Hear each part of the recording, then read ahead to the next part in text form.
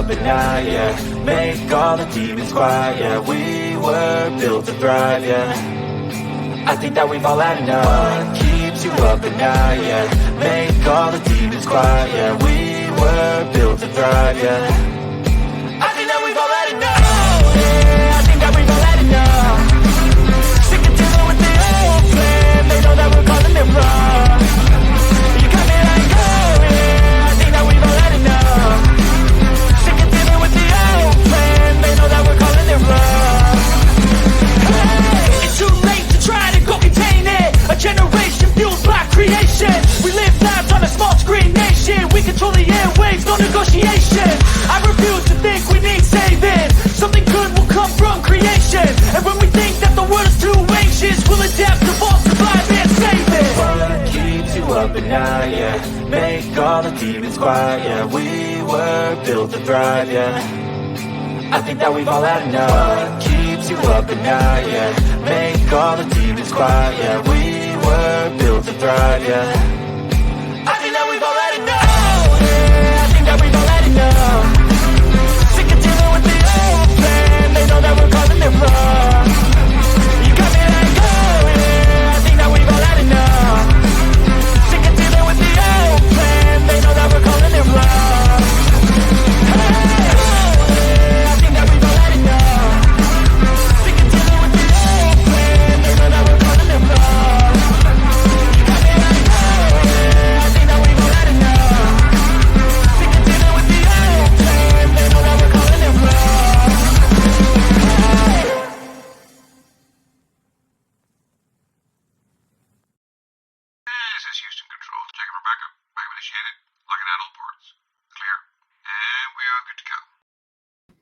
Roger, Houston, we have it from here. Everything is nominal.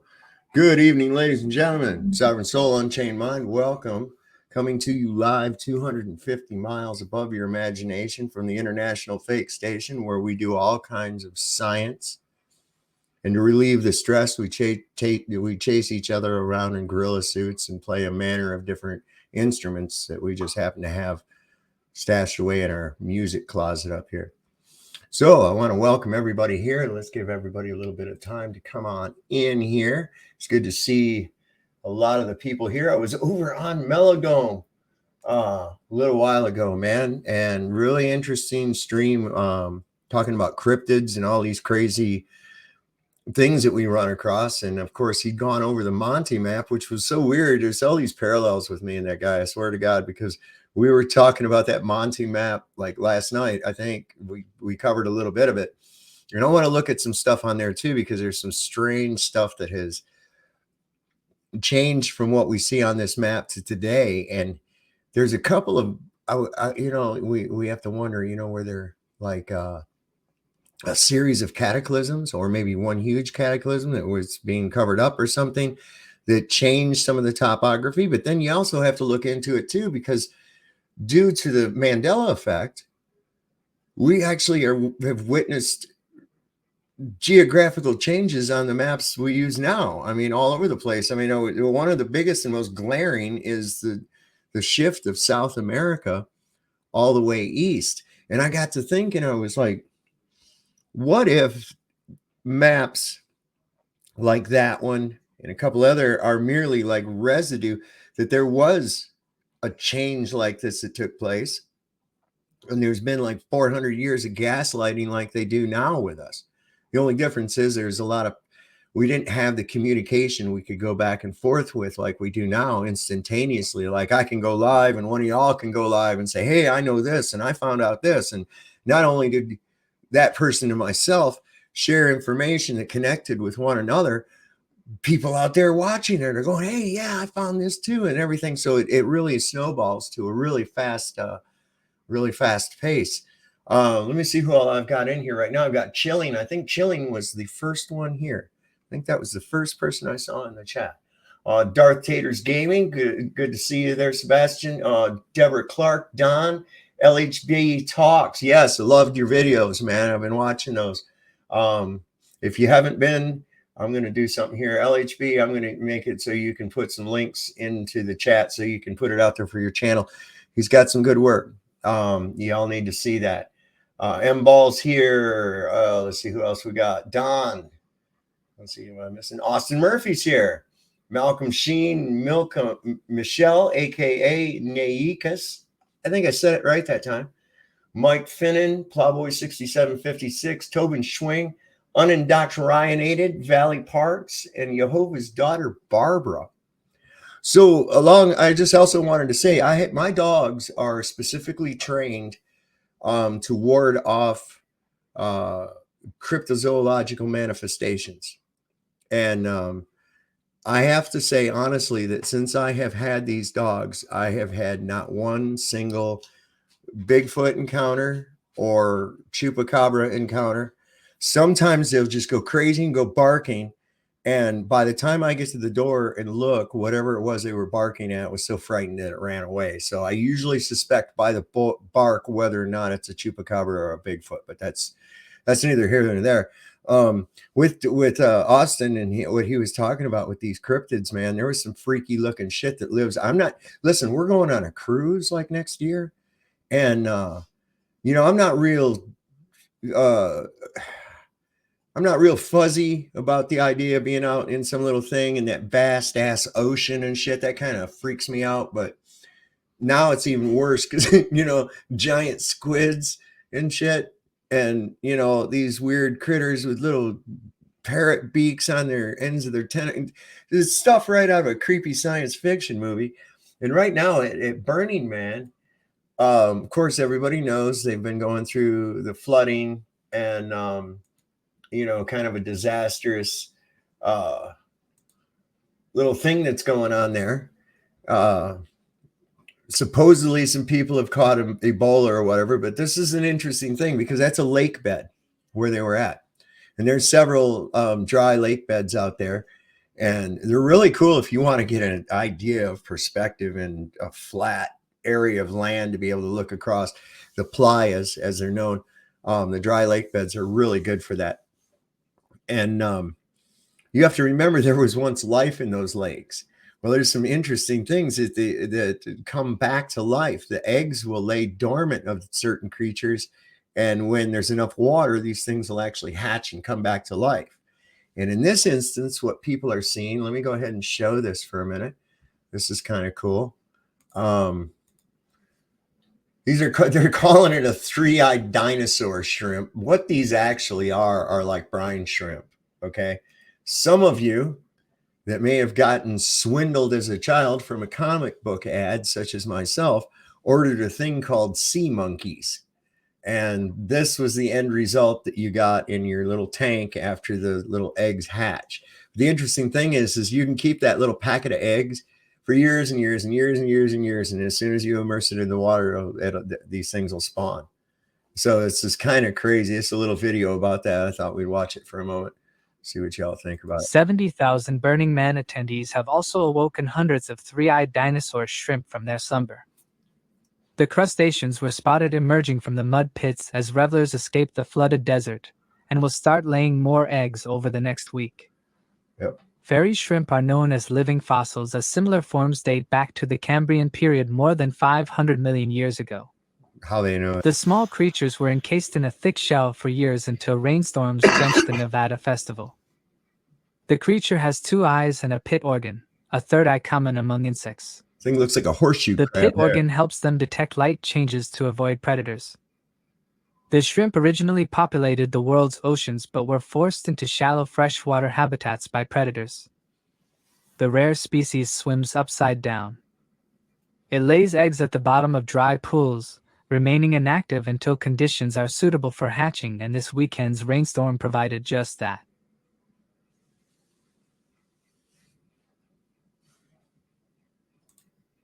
So That's what's going on there. And they're not really a cryptid, and they're kind of making out about more, it being actually more than what they are. I've witnessed this as well. I'm trying to remember when that was. 2013, I think. I think it was 2013. We had major monsoon in Death Valley, and I was at Panamint Springs when that happened.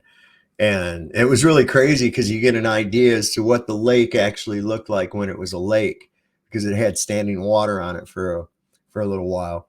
It stayed here for a good amount of time. Fuck, the road's up pretty damn good though. So now I've got a good amount of people in here. I wanted to Austin, if you're still here, I gave you moderator status if you want to be able to share anything. So I wanted to talk to people about that tonight, just real quick, before I get into this map. And I'd like to bring some of you on, and see what you think about some of these ideas. So this fighting and shit that goes on in the chat has got to stop, man. Okay? It's driving people away. And we don't want that. Now, this is the way I thought I talked about this before, but apparently people didn't get it. There is no need. You kind of, as a moderator, when you're operating in my chat, represent me. Okay? And there's Brian Stavely. And when you act a fool, that reflects back. And especially when you guys start fighting with each other over shit. Look, nobody's a boss over anybody. And the reason you have the wrench is not so you have a badge that you can be like a cop.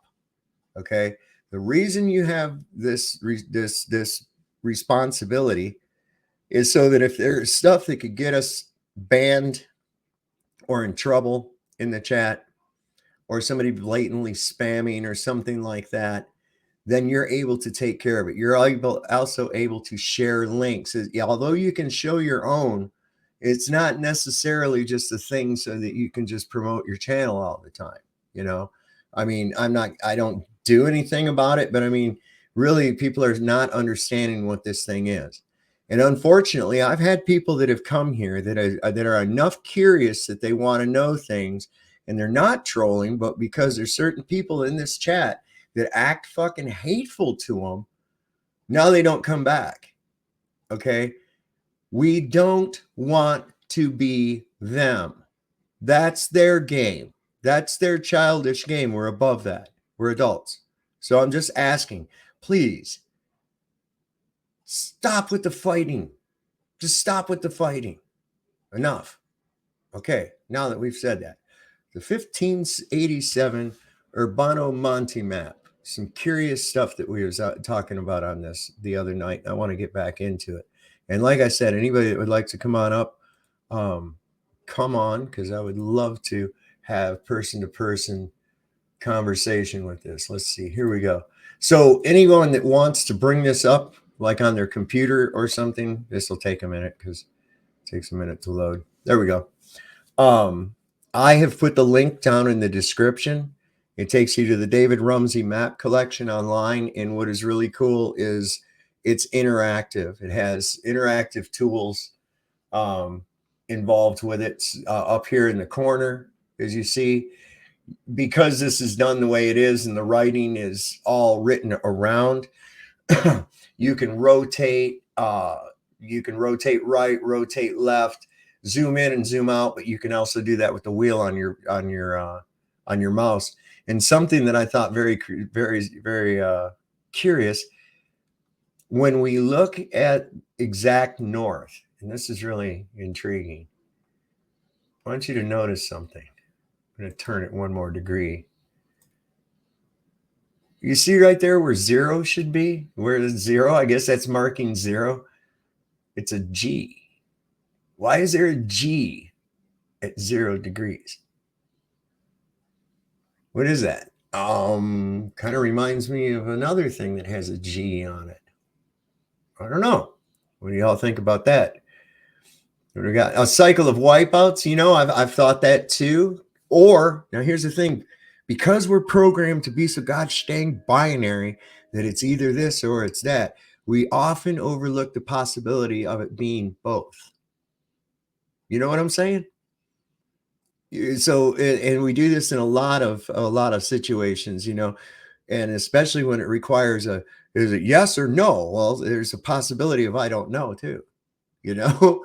So there's always that third option. What did Rush say? If you choose not to decide, you've still made a choice, right? But I thought that was really interesting that that's represented. Now, I kind of sat back a little bit and I was thinking about what I was saying the other night. And let me turn this map so that it's like how we're used to seeing it. It should be about like that. Okay, so here we have the Americas and South America, which means Australia would be like around where? Like around over in this area here, right? And I had this idea that part of what they now call Australia may be what's left of some of this, you know, and it points to this idea of cataclysm, because look how far out this extends. Look at how wide they have this, which is really crazy. And of course, we've got the camels and all kinds of manner of strange flora and fauna involved in here, you know, even up to including, let me turn that one more time. Can we, whoops, wait, go back. Let me flip this just one more time. If I go, what, that way? Yeah. All right. So this thing right here, look at some of these crazy looking things that they have drawn on here. And there's a lot of painstaking effort that looks like was gone into this. If any of you don't know, the original to this map is actually 10 foot by 10 foot. 10 foot by 10 foot. So, you know, I have to wonder, is it like maybe part of these lands here that actually broke off and became what we call now New Zealand and Australia? I mean, yeah, the way I'm figuring this is just based on where the tropics lie. Here's this here, of course, is the Tropic of Cancer or Capricorn. And you can see it's marked by Capricorn. So sometimes you have to look at, sometimes this isn't just depicting some kind of a crazy animal or whatever, that they are actually representing something else. And in this case, you can see that it's the ram, so it's Capricorn. And then, of course, up here is your Tropic of Cancer. And I think that they even actually have the little crab or whatever on it somewhere along the line. Let me see. I know I saw it one time. But anyway, so a lot of these things is what, you know, I have to compare to what we see in, for instance, a modern day map in an AE projection. Now, another thing that I found very intriguing too is that, of course, this shows that there's no ice. Where is the ice? There's no depictions of ice. There's animals, plants, lakes, settlements even in some of these areas. And what is this? It says Terra of Nova Guinea. So this is the land of New Guinea is what they're calling this right here. But look where it lays. So I might be kind of onto something about that with the Australia. But what was really intriguing to me was the fact that there's these detailed inlets through Antarctica and detailed coastline on the other side, indicating that, you know, there was much known well beyond the inside of the Antarctic interior. And this is 1587. You know, we got to get off this idea of what academia is telling us, that we're just a bunch of retarded, you know, everybody in the past was a bunch of retarded people, you know, and they didn't know anything and they just walked around all superstitious with robes and sandals and shit, right? No, they were not. In fact, people have been pretty smart for a really long time. And I would have to say they're a lot smarter in the past than they are today. And I would point to a thing that I put in the over on Melodome today. And I also put it in the description of the video. on this of the PDF for the Inventio Fortunate, which is a what is left of a book that was missing by the time of Mercator. And it's some accounts of Arctic expedition going back as far as 500 BC. And it's quite remarkable, some of these accounts. So, and they talk about Mount Meru, everything. So if you can actually click on, you can download that or just view it through the link that I've included in the description of this video tonight. So, what's you guys' thoughts on this map? I'd like to actually, is there an area that somebody would want to specifically look at that would be of interest? Let's spitball this. Why is this happen? Why does this look this way? Why is South America, Argentina? And as we found the other night, let's turn this around because this is really cool. Let's put that the normal way we look. And see, even on this map too, look, even on this map here too, South America is shifted way to the right. Even on this map here, it's as odd as it looks to your current map now. But I mean, still, boom, way far east. And what do we got? Look, Cuba's even huge here too. Look at it.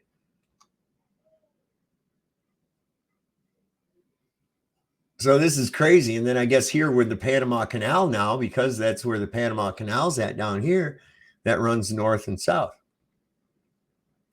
That was the narrowest way through, actually northeast and southwest, if that's any indication. But I mean, holy sheep shit, what caused this? But here's the thing that is really cool. We go down here and we look, and Region de Gigante, Region de Gigante. Okay, so giants. This is the region of giants. All right, and we also know that by the time Cook, wasn't that 1760, when he did his expedition and actually interacted with people of Patagonia that were like the sailors from the ship, and Captain Cook only came up about to their waistline. You know, their nose was like where their belly button was at. And these were just like giant, huge people. Where did they go? I mean, did something happen and things go south and other things went north? I mean, it's hard to say, but this is obviously way too detailed for it to be speculation. And as I've pointed out before, you don't just, cartographers were commissioned to make maps for very powerful people. Okay. Merchants, militaries, leaders, that kind of thing, very powerful people, and they were paid a handsome sum for their work. And although they do incorporate artistic flair to the maps, it makes it a little enjoyable to look at. You also don't just go making up shit to put on there, because if you know, here they send out an armada, right? Let's send out this armada. Interesting, it has these crosses on it too, the Templar crosses. But you send out an armada and they're going to go to, let's see, they're going to go down here to this, say, hey, we want to go down here and get one of these really crazy looking critters that you saw, that you showed us over here in this land. And they go there and they find out that, hey, you fuckers lied to us. We sank 3 ships trying to get there because there's all this ice. And there wasn't anything at all where you told us it was. I mean, your head's going to go on a stick. I mean, that's for real. That's how that shit's going to happen. And so we don't have that. And we have actual named fleets that were going around. What's this? The Murata. This is an armada from, what is it? I'm trying to read it upside down. Sopai? And I don't know. They have a sun. So can anybody translate what that may mean? Let's see. I want to flip it upside down and look at it. Hold on. Because I don't want to make my brain have to do shit like that tonight. All right. Wait a second. Here he is still. And wait, we want to go which way? This way? No, this way. All right. So is that the one? Yeah, with the suns on. Okay, so this is the Armada of Sophie. So what would that be? What's happening, dude? What's up, brother? What's going on, man? So let's see if we can. Let me see. Armada of Sophie. Let's see what they see. What kind of thing we get on there? ARMAD Del SOP. How was that spelled again? PHI. Right. PHI. See if I get anything on that. Okay, he was an admiral. He was a Spanish general. Armada del Sophie. Okay, and he was admiral, also called general. Admiral is a 4-star rank. Okay, that's the thing. Let's see. So that was the guy's name. He headed up who is Sophia Armada. Okay, that was his name. So that's an actual headed up military group, a naval group. They apparently had their own emblems of that sun. Here we see Templar ships and Flota. I don't know what that says. Can you I y'all can't read read that? it. God, who knows? Something's So you have to sit down with this and translate some of this shit out. It's crazy. And look, oh, we have some gay mermen. Look at there. What's going on there? That's nasty. Well, they just want to make sure they don't go extinct. This is the Bay of Mermaid Love. That's what that is. It's the Bay of Mermaid Love is what they got. Who's these guys down here? There's a whole nother group, and they got their own insignia. What's this one going? Armada of Graham Turco. That's what it looks Graham like. Turco. So yeah, so they actually, who's patrolling what waters. They even have these listed out. And it looks like Spain was just about all over the world, man. So who's this group over here? Oh, that's not a group. Those are islands. Maybe that's that looked like maybe that 1,000 islands that they just discovered or something near Japan or something, right? Just discovered. Oh, that's a bunch of islands too. Good Lord. Yeah, it is. Look at all those islands, man. Is this supposed to represent like the Philippines? I guess. So Let's see you're what all the way. Yeah. the Sea of Lanchedal. What was the say? Isle de Bandon. That's okay. Isle of San Lazaro. Or Lararo or Lazaro, I think. See, when you start running into stuff that you recognize through the name, and it starts helping you out because, like right here, you've got China. So this kind of gives you an idea. And I think, though, Japan, this is how they depicted Japan, though. Right there. Giappone Iola, that's Japan. Good Lord, what's that fleet right there under that? That's called the the thing's moving around on me now.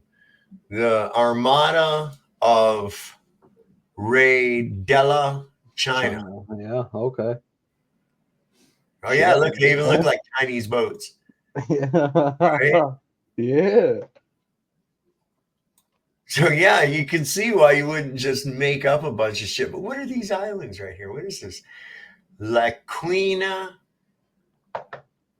Izol. So the La Quina Islands, whatever the hell that is.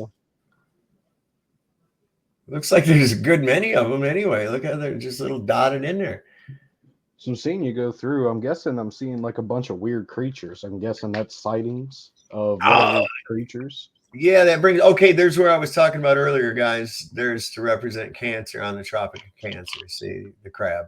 All right. Oh. So that's what I was saying. Some of these aren't really creatures, but some of them are. People have seen these things or whatever. They report them. I mean, look at this thing right here. Who the hell is that? It's a cyclops, for crying out loud. It's Bigfoot. Yes. I mean, that's a cyclops that they're showing, and he's wearing some kind of an animal fur around him, carrying a Like club. possum. That's a big fucking possum. I know, right? It's a Oh. ferret. It's a ferret, man. It's a ferret. That's what I'm wondering, is like part of Australia, what's left over of this shit here, like something broke away, or I don't know, man. It's really weird because they've really got detail going through Antarctica and off into more ocean as it appears here. And Austin today brought up an interesting idea, and I want to try playing with it and overlay it, that these orbits that we do, when you lay out these orbits of like Jupiter and Venus and shit on a flat Earth map, it looks like a design from a spirograph, perfect, like flowers, right? Yeah. And these could be representing where these celestial bodies actually roll at, like we're part of the outline of their traversing around in that spirograph pattern. I also noticed that in the little banner around them are stars. So I'm like, I don't know. And then I kind of That's an interesting theory. Yeah. I don't know what to think about that video. You saw the video of the two different videos the other night where they said that there were these big steel things every 53 kilometers, and that they the arches shot those like balls of energy up out of them. Yeah, man. Yeah. And then I'm thinking about these stars in the banner around this thing that's going around the map too. So I don't know. Were you here earlier when I showed what was it exactly zero? Oh yeah. I've been here since before it started. It's a G. And I'm thinking of the Masons compass and symbol, compass and square. They have the G inside there, and I think that compass and square have a lot to do with the sun and the moon, and also just tied in with the idea of the two pillars, one being the sun, one being the moon. It could also, I mean, theoretically, if you look at it, I mean, with it being the center point, that could be like whoever made the map, like their representation of their god, the center of all. Maybe. I thought maybe it was a fucked up zero, but then I got to looking at the rest of their numbers, and it was like, well, they didn't fuck up any of their other zeros, so that would be like the most prominent zero. You'd at least fix it or something, right? Yeah, so it's purposely a G. That kind of blows my mind right there. But this is really cool. You can, I urge you to go to this site and play with this map and just look around. And if you actually know geography or have a little bit of understanding and knowledge about geography, you'll love this. You'll love this. Their entire collection is phenomenal. And I was thinking too, you remember, did you see that piece of paneling that I got left over in my hallway? I think I'm going to cut that and just make my own frame for mine. Yep, and put one of those in there. Yeah, it's got a custom. Yeah, I have to custom frame it, but it's to get a sheet of like Mylar, or some plastic that's big enough to cover that. That shit ain't cheap either. They have it over at the co-op, but it's not cheap, man. Oh, definitely not. Yeah. Yeah, I mean, that would work. You'd have to get it. You have to probably order this to get it printed off that big enough. Well, I have the map. The map I have is 30 inches by 30 inches, but go to the store and see if you can find a 30 by 30 frame. It's next to near impossible, man. Yeah, good luck. It really is. I thought about getting one that's at least 30 inches wide and maybe a little taller, and then maybe matting it inside there and putting some pages from the or maybe some information on the map down in the bottom, in the leftover sections. That would be a good thing. So little table of contents. Yeah. So this is really some and even detailed information about these people, like this guy here. looks like the something Rey de Portugallo. So this is somebody from Portugal, some leader of Portugal. I guess he's got control over this land or something. I'd have to get in there and decipher what the hell what all this writing is. But this is so detailed. And the beauty of the David Rumsey collection is that you can interact with and look at the map this way, or it's also done in like an atlas form, like just one section blowed up. Oh, And then, okay. yeah, like the north part of Africa, then the south part of Africa, and that kind of shit. And it's like broke up into different pieces, because this is originally, until put together into this 10-foot by 10-foot huge map, it was done like in an atlas form, and they put these pages all together to form this thing. So it was actually done like a puzzle. Yeah. Yeah. Yeah. Dude, it's crazy, man. Like looking at it, it's like I'm seeing this. Everyone wants to go back to the back in the day with about the wall thing there. There's a whole ring all the way around it. Might be the wall they was talking about, because I mean, like you said, right there with the stars around the edge of that. I mean, it could be where you were talking about the arcs and stuff. That's the edge. Yeah. I think I have some pictures. I'll have to look for them. I'll look for them here in just a second while we're talking. Brian Stavely was asking who was on panel with me right now. And this is Darth Tater Gaming Inc. Yeah. He's a friend of mine and my wife's. He lives over in the next town over. And his wife, I've known her now, too long. Way too long. I remember when she went to prom with Corey. So that's wow. Yeah. That's going back a ways. Ago. Yeah. Oh, you better not let her hear you talking. She's liable to come in here and bump you up in the head. I tell her all the time, I'm like, you can't hang. You're getting too old, woman. Getting too old. That's it. But yeah. Do you want to type something in the chat? I'll give you a wrench and you can put your channel name down. You can put your channel link in the chat and people can find it that way if you want to. Oh, okay. Well, hold on here. That's how we roll in this joint, man. I appreciate it. Let me see. Oh, you see what I did there? Roll, joint, get it? Right? Yeah, we're just kind of taking it a little easy tonight, man. It's like, we've had a really cool day, I think. We've had a lot of heat. It's been pretty bad. There he is. It's been awful. It's like, I mean, they put a whole new AC unit and everything in our house, and it's still been pumping like 79 a day, and we keep it on like 70. It's the humidity, man. It's crazy. All right, there you go. Now you can just put that in the chat. People can find your channel. And what do you mostly what you do on channel is just video games and shit, right? As of right now, yes. I plan on eventually, once I get different equipment, I'm going to be doing different things with like guitars and things like that and different sections. I'll either take that to a sub channel or do it on a different playlist on this. But as of right now, I'm doing a lot of content with Daisy and things like that.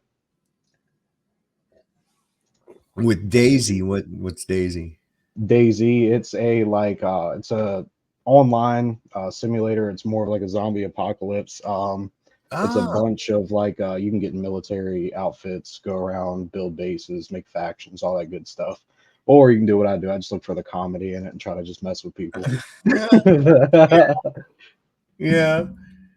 Well, the things that they try to make us believe, okay, in the level of gaslighting that goes on in this whole community. And this is why I say, man, it angers me when I see people that are awake acting the same way as the normies do. You know what I'm saying? They start acting all shitty toward them the way that they do toward us. We're better than that shit. I understand why they get shitty. You're taking their whole fucking belief system away. Take a little kid and try to take away his ball. What are they going to do? They're going to scream and holler. Let them. Fuck them, And unless they're doing something that's actually harmful, don't bother fucking dealing with them, you know? And then the worst part is I got people that are all on the same side fighting with each other too. And I'm like, what in the fuck, y'all? Smoke a goddamn joint and relax a little bit, goddamn it. Hell yeah, chill. God damn, man. I can't get it's almost like I don't know. I hate it. I really do. I hate it. And I'm like, you guys got to just stop this shit. I mean, I get enough of that throughout the day. And like I said, Twitter cracks me up. This is such a social experiment I do with that. To watch these people melt down. It's so simple. I'll just say something. I make a blanket fucking absolute fact statement. And I'll go make a cup of coffee. I come back and I look, and that little bell has 20 plus on it. And I pull it up, and it's the same old fucking group of people saying the same old circular fucking shit. Circular logic all the way around every way. Calling the cause and the effect as the same thing. Right? Well, how do you know there's gravity? Well, just drop something. Yeah, I'm not disputing that. But what's this fucking gravity you're talking about? Right? What is it? We're talking about the cause. I'm saying that it's because it's denser than the stuff that it's in. Right? So what's their answer to that? Oh, well, let's take away so that there's not in anything. Then what happens? Why do they go at the same rate to the ground? Well, because something is always denser than nothing. That's why. It's a no-brainer. You want to see the actual test? You want to really test this thing out? You have to do it with various mediums and see what kind of reactions you get.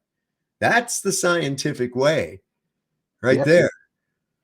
Yep. A lot of people just want to hop on the bandwagon like we've talked before and just roll with it. But I mean, really, in all reality, you can test it yourself on most things any day, just in your backyard or in your kitchen.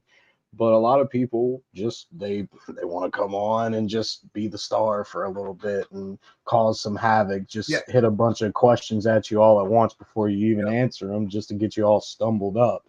Right. It's like, well, let's break it down. Let's go. We can dissect this. Well, I'll show you something. And I want to, kind of discuss some of these things about maps and stuff too, because another interesting thing, and then I'm going to get into some stuff about gravity that I think is kind of cool. But on this map, whoops, got to add it. I got to go here. Okay. So one of the interesting things too is, as I was showing, the North Pole, or what we call the North Pole. Look at me trying to do it on the wrong goddamn thing. All right. So what we call the North Pole, there again, with the 4 rivers as described in the Bible out of Eden, Mount Meru in the middle. Of course, this is covering Mount Meru. I think that's quite curious, but they have the directional, maybe even taking that it was a given. Everybody knows this, But as of today, when you pull up anything, Google Earth, a map, a globe, anything, it shows nothing at this 0 point. There is nothing there. Gotten to the point to where it is in our children's school books. They are taking everything away that we learned. Yeah. Because they took that. I mean, what is it? And it's over a period of time, because you can actually see who's these del Indy of Spain, Flotilla de la India per Spagna. So it was like a Indian division of the Spanish Armada. That's pretty crazy. But what you see is a progression of a slow erasure of that area over a period of time, because I can show you maps from like the 40s and the 50s that where the North Pole is depicted.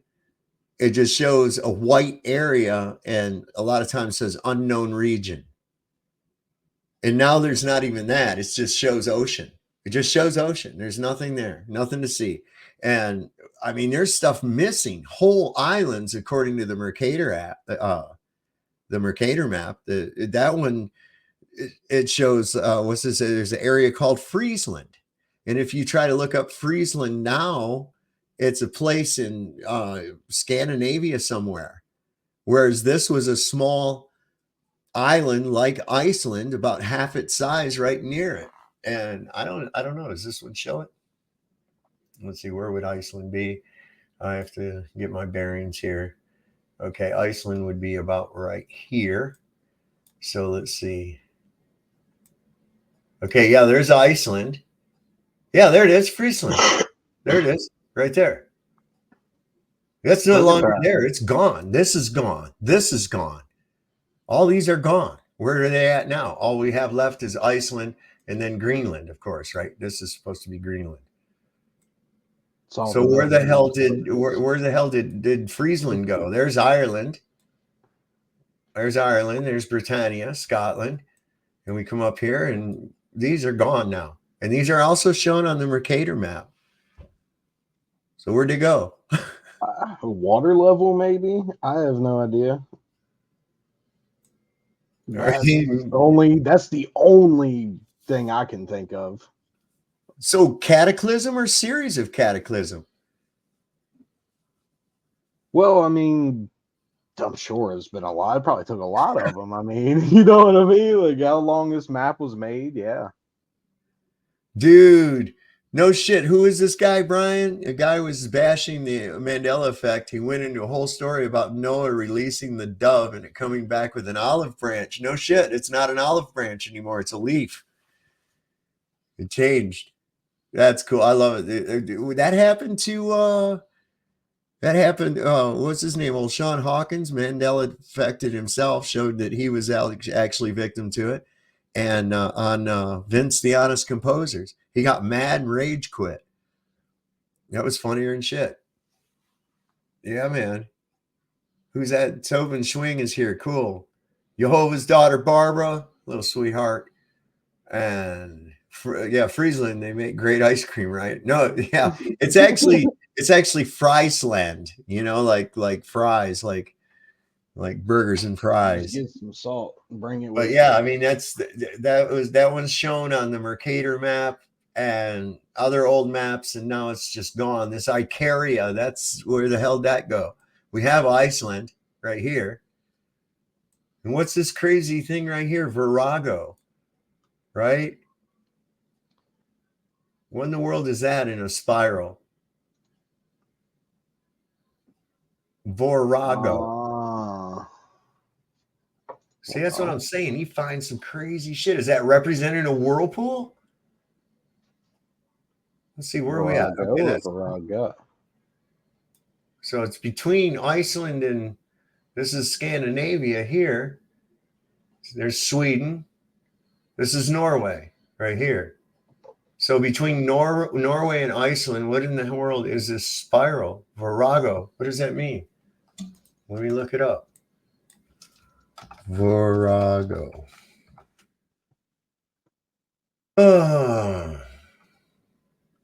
English word derived from Latin meaning abyss, chasm, or gulf. So maybe I'm right. Maybe it is like representing there's a whirlpool or something there. Because I mean, there are whirlpools in the ocean. So it says here, it says viragois, an English word derived from Latin, which that was in, virago, meaning abyss, chasm, or gulf. And here we have virago depicted with a spiral. Might have been just like underwater sinkhole making a funnel. Yeah. Like dude, I think that's what causes the tides, because in the Inventia Fortunatae and other accounts of around Mount Meru in the very center north, talks of a whirlpool that happens twice a day that nothing can escape. Shit. Yeah. Wow. Okay. And I'm thinking, whole thing, I'm thinking like the entire system, you know, has kind of like how you would have, I don't know, a hydroponic system work, or even a terrarium or something like that. You want to filter through and change the water and shit or whatever. It's got to cycle or circulate through for whatever reason. I mean, this whole thing works like a machine. Otherwise, why would that be any different? You know? See, yeah, and we were pointing on that. I feel like it works like a machine. But we're more of like human species, we're more of like the parasites to it. We just keep taking. We really don't do much good for it. So that's why I'm saying like there could have been multiple problems that happened for some of these to get flooded, or it could have been just several whirlpools, sinkholes, something like that. I mean, they possibilities Well, are endless from what we I'm seeing. also had a lot of people, and many of them known to now, that were practicing dark alchemic. They were doing dark alchemic things, like John Dee and others, creating homunculus, really messing with magic or the actual fundamental powers of nature. And what did that cause? By screwing with nature that way, did it cause some kind of a, I don't know, man, a disruption in the toroidal field of how the earth works? Or, I don't I know mean, how that's what you I mess wonder, with the bull, because you get the horn. So that's probably, I mean, it's possible. somewhere between now and the time that this map was created, this froze. Okay. This all turned to ice for some reason between the time this map was out and today. Ragnarok. And we know that at least since the 1700s, it's been ice. So somewhere between Cook's expedition and the time that this map was created, something happened to this region that caused it to turn to ice.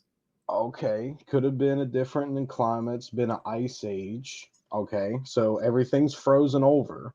And then after the ice age, everything got so hot, we developed more deserts, things like that. And when it got hot, everything melted and the levels rose. With, salt water and fresh water don't really mix well, it'll bounce to the top. We had that ice age because of global warming, those goddamn cave women Yeah. and their hairspray and shit, destroying the ozone layer. Bastards. So, that's really, that's crazy, because that's about a 250-year period or so, give or take. Because this is 1587. Cook did an exploration in 1760. So, what are we talking about? We're talking about roughly around in a 250-year span, something happened to cause this to freeze over from when it wasn't froze over. And I mean, we're seeing a lot of depiction of animals, plants, and this thing here with these passages with known coastline on the other side. Here's a whole nother little island of some kind, right? And there's more stuff beyond that. So I'm starting to look at that, and in conjunction with some information that we found out recently, where they've used this ship tracker. And how far did they find that thing? They tracked a ship that was like 1,000 miles or 700 miles into the Antarctic interior. And that would mean, if what we're told is true, that was up at a seriously high elevation too. How the fuck does a cargo ship, a container ship, do that? Or we're being lied to. And they're all tracked back to this little tiny sandbar island in the Pacific called Kiribati. And these manifests never have a destination for these ship routes or anything. I mean, it's some really crazy shit. They're like outrageously overfunded. In fact, I'll show you. I'll bring up Google Earth and show you. And one of these ships, and it's like one of the most massive ships that you could ever imagine, was way inside the interior of Antarctica. Now, did they go in a tunnel, or is there a passage through there? I know damn sure nobody lifted up a goddamn container ship, took it up on land, and drug it 700 miles uphill into the interior of Antarctica. That's ridiculous, man. That's 100% ridiculous. So let me see. I got to get that off of this screen. And let me see if I can find where he is. All right, we'll let that come up and load. Oh, where's my guy? Here we are. All right, we can close this. And we're going to stop this screen. We're going to go to here. And ooh, look, we're in space. The final frontier. So let me see. I think it's Kirabato. Kiribati. There it is, Kiribati. I'm gonna hate for people later in life to see our map, dude. Because I literally today I was looking and heard something about around on the East Coast or something like that. There's an island called PP Island. You see this? Currently. You see this? That little dot right there? Okay, yeah, that one, yeah.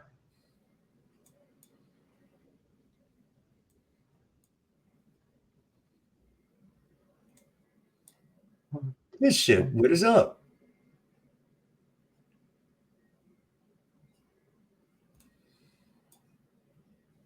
And this is where all these ships are coming from, man. These big ass ships. There's Cassidy International Airport here. Here's the Captain Cook Hotel. Look at this. Who is going to this place to use a hotel or stay or anything? Who would even know about this place? That's insane. Fucking crazy, right? It's got a hospital. There's a place on here called London.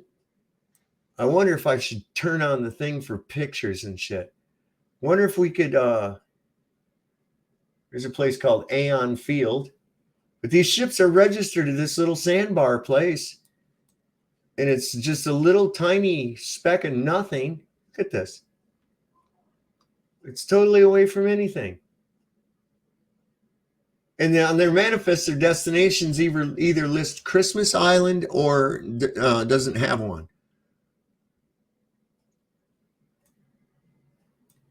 Let's see if we can get it down on the ground. Let's see if I'll take my little dude and I'll put him right there. Let me look around at all.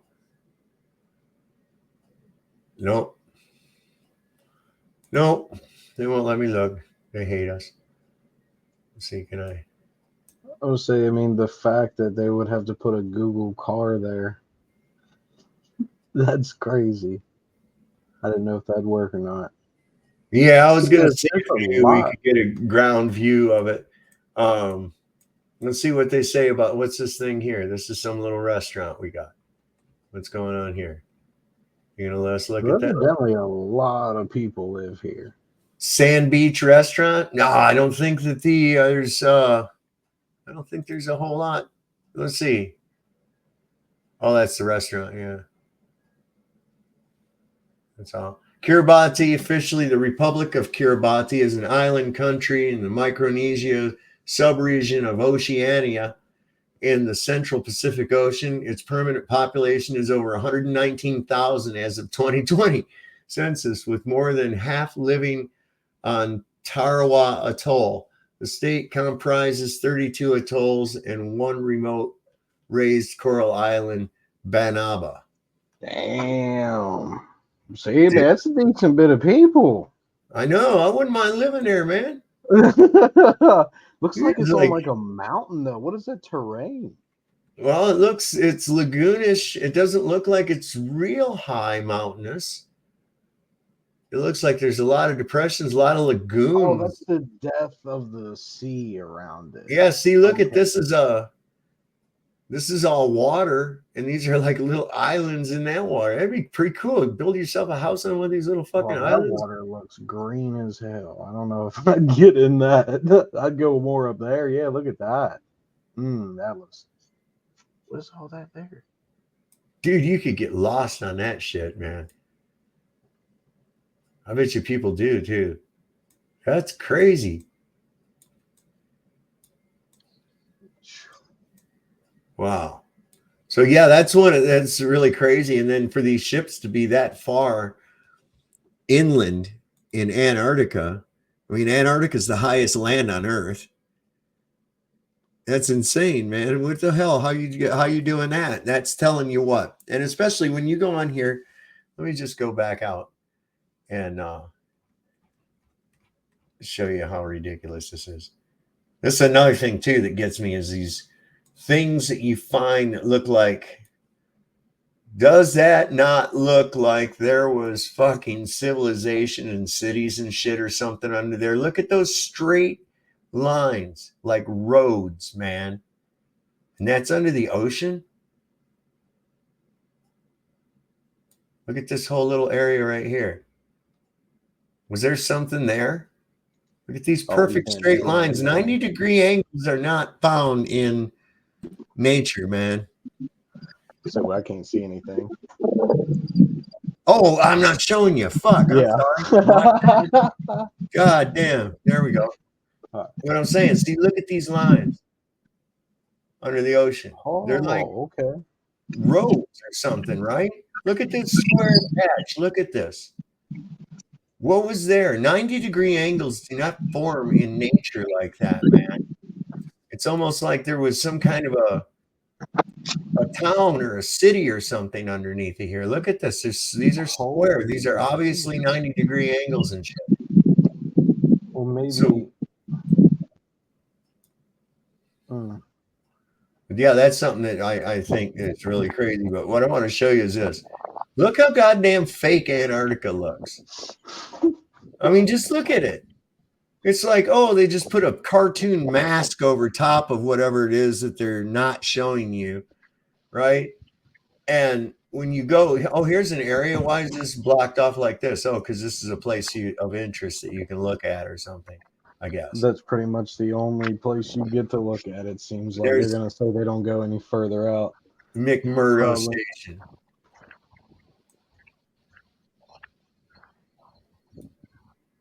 You see, this is supposedly McMurdo. Stops. See, and there's so much masking going on. Look at this crap down here. This is their research base at McMurdo. Okay, so you definitely can't do a street view of that then. I don't know. Maybe. I don't know. Let's try it. Let's see if we can. If we can, we'll walk around downtown McMurdo. Ooh, I've seen some blue. No, you don't get to see nothing. You don't get to see shit, bro. That's insane. You don't get to see nothing, man. And I was trying to see downtown McMurdo. I want to see what the nightlife is like in that joint. You know what I'm saying? Yeah, see, there's just so much suspect to everything that they show. I mean, look at this. Why do they have to have this? What's this here? What is all this? You know how in a game when you ain't discovered the whole map yet? Right. Pretty much. Yeah, they're not going to let you discover. That's in a further DLC. That's insane, dude. But I mean, this whole thing is a joke to You at look least at. get to see a ridge of mountains, at least. Look at that. What's this line?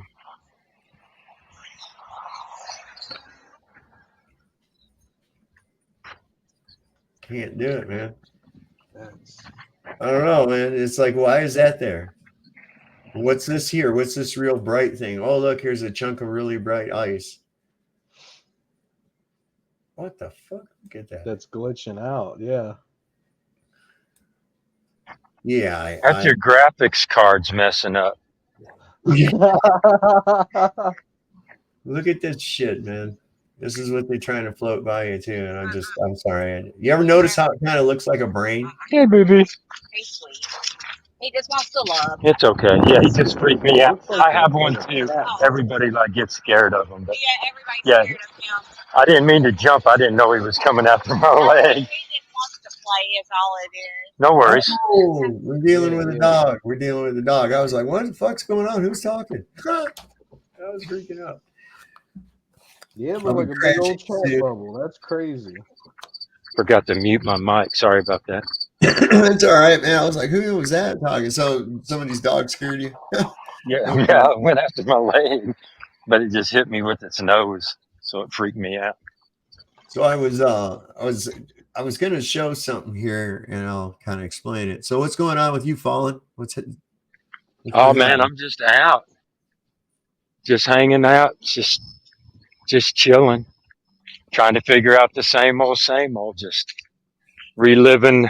Uh, I guess in some ways like that, just reliving them days of thinking I was walking around on a globe. I know, I know, I know, I know. It's insane, man. And when you go back and like I've said 1,000 times, you can't unsee it. This is why when I run across, like there was a guy here a few nights ago, he came in, he said, I used to be a flirt, but then I got better, or whatever he said. And I was like, yeah, that's a lie. Nobody ever fucking goes, oh, I used to believe in flat earth, but now I don't. I believe in globe and all this impossible shit again. I'm sorry, babe, because that's never happened.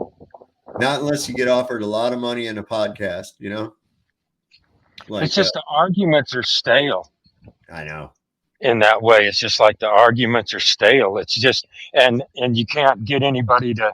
Well, you can get people. I shouldn't say you can't because that's wrong. But it's just like for them to understand. It's regurgitation. Absolutely.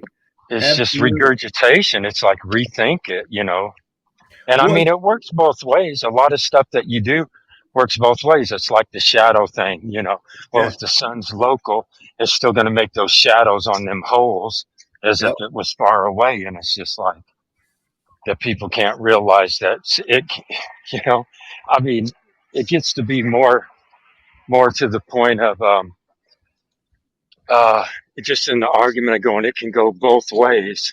But then there still comes that line where that's not going to work. It's Right. not, because if space is a vacuum, it just it doesn't matter to argue gravity, and then that's disproven, just like relativity's been disproven. Yep. It's like, and yeah, Well, it's just, this is the thing. It's like at this point in time, I'm able to as soon as I make a declaration, I automatically know what the refutation is going to be. I automatically know what it is because they're trained to go there. When I make the statement, which is irrefutable, okay, and I don't have to I don't have to prove something that's irrefutable. For instance, if I were to say it is impossible for Sebastian to turn into a chicken, we all know that that's true, right? And Sebastian knows it true. Even if Sebastian believes that he could turn into a chicken, it doesn't matter. We know that this is not true. So when I say it is impossible to have a gas pressure system within a vacuum without containment, right? The next thing that they tell me, and I know every time, is the gradient. Okay, well, problem. The gradient could not exist without containment. Okay, the gradient is just nothing more than an expression of relative density of the various gas mixtures within the container. Newsflash: if you filled a gas pressure cylinder with a combination in ratio of all the gases found on Earth, you would get a gradient inside of that pressure cylinder. But guess what? If you turn that valve or put a hole in the side of it, the equalization process doesn't give a flying shit about your gradient at all. The gradient is nothing. It's just gone. It's going to equalize with everything outside. So this is demonstrable. If anybody's got propane grills, which most people do now, because I guess charcoal is bad for the environment. I was thinking Oh, about that definitely. today. I don't really mean to interrupt you, but I'm just going to expand on your thought. I was thinking about that today. It's like, man, as much air conditioners as people do, and as much propane, is these people ain't buying propane in a plastic bag. You know what I mean? It's like you're not getting Freon in a plastic bag. You walk in there and they like give it to you in a plastic bag. That's just Right, the right. pressure system itself is like, it's just like, in the way that people think is like, yeah, it's all of that same thing as gravity. And then all that you end up doing yourself too is like end up in that same kind of trap of just regurgitating the same information, like about the grass. the gas pressure system. I mean, we find ourselves doing it just as much as, when they regurgitate the globe stuff in 93 million miles, and we know it's the globe, and it's like, you don't know nothing. And then now you got to prove that it's flat, which you don't have to prove it, but everybody's just going, there's more scientific evidence when you can go out there and let's just go out there and lay our eyes on it and do certain things. I mean, nothing ever Yeah. works out totally in an experiment. That's why you have to continue to do it. You have to continue, different ways. Just like CERN, they built all that stuff for a reason. They want to smash Right. some atoms that nobody's really. When do you think the first time they actually laid eyes, on a physical atom where they were able to separate it to run it into another one and cause an accident? Right. So I just wanted to this will maybe help some people understand what's going on when something falls within a medium, if it falls at all. Okay. And I'm just going to try to do this using just a little diagram. So bear with me. All right. So this square thing I have here, that's going to represent an object that's in free fall in the air. Okay. Now what happens is that you've got this air around it, right? And what happens to that air is this thing pushes it out of the way, but as it goes, it's displacing the air, right? And so then what happens is that air rushes around the object. It comes up around the object, around this back like this, on all sides of it. And it's going rapidly, trying to fill the space behind the block that's falling. All around. Okay. So as this drops in a downward direction, we then have all of this air that's rushing in where it was displaced, coming up around. Let me see if I can just do like free drawing. But what it's doing is it's coming up and rushing around. I don't want that. God damn it. I had the wrong thing picked. It's rushing around this. Let me just do a pencil. So the air is coming up around this, being displaced out of the way, right? And then it's rushing back to fill this void, much like how an airplane wing works, okay? An airplane wing is arched on the top and either flat or curved underneath. And what this does is as the air passes over, the air going over the top of the wing has to go faster than the air underneath of the wing in order to fill the void. And this is what creates the lift. Okay, it causes a lift upward because the air traveling over the top of the wing has to go a further distance in the same amount of time, which means that it's going faster and thereby causes lift. Well, the same thing is causing a push with the dense object, with the downward attraction being just a weak electric charge. That's what determines the direction. But everything else is all just buoyancy and density based on relative medium. So all this air around this box is rushing up around and trying to fill back in right here. And as it does this, it is assisting in pushing that in that direction in which it was already attracted to, minorly attracted to in the first place. Does that make sense? Well, what you're describing is aerodynamics. Right. Oh, here's a great one. My son gets the best gas mileage traveling across country than anybody I've ever known. And it's not because of his car. It's because he drafts behind semis. Okay. What's going on is the same thing. As that air rushes around that square trailer of that semi, it's trying to fill in behind that trailer. It's trying to fill in behind that trailer where that void is at. And if you get close enough to it, you can get caught in that current that's pulling to fill in that empty space behind the trailer, and it assists in pulling your car along as you're going. It's Right. amazing. That's the real NASCAR effect when that other guy talks about, oh, the cars being on the track on the other side, they look like they're going slower or faster. It's like, that drafting's like the real NASCAR effect. That's exactly what they use in NASCAR. It saves your gas. You do that, and you're not having to go into the pit. See, it's real simple. And these people that claim physics, and then when you ask them about gravity, then they say they say the cause and the effect are the same thing. But it's nothing more than equilibrium, relative density, with a electrostatic attraction.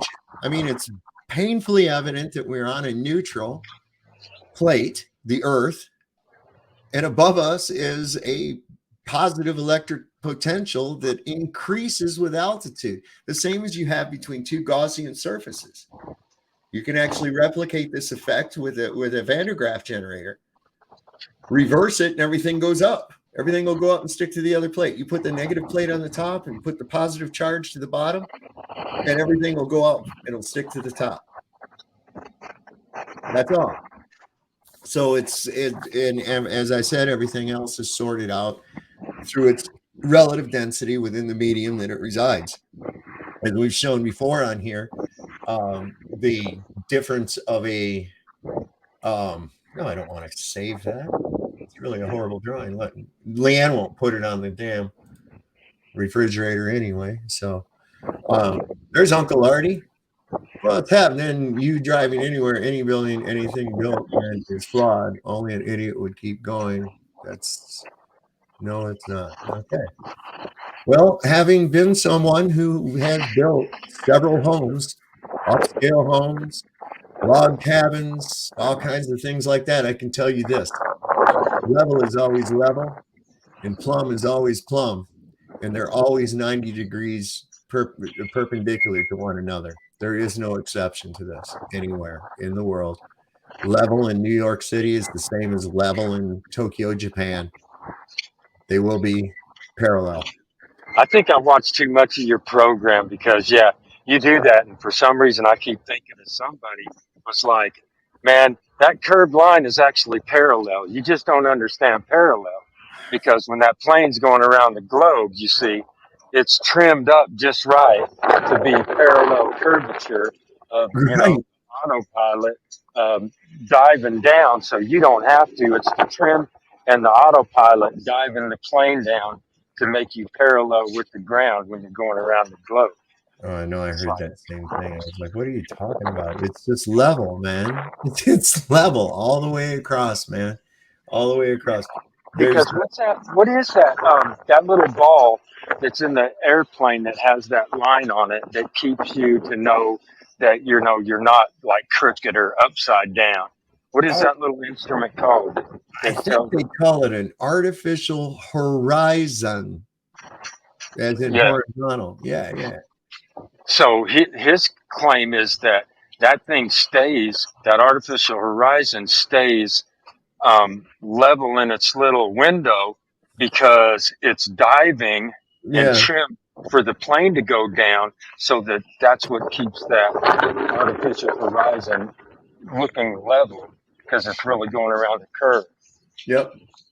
It's like, because what even operates that in the first place? What makes that? Is it like just the plane? Is the gyroscope inside the plane? It's a gyroscope. I mean, it's a gyroscope. It's not going to work. A gyroscope doesn't work on a ball, man. It's always going to spin with the plane the inertial plane is going to be parallel with the Earth, man. That's all.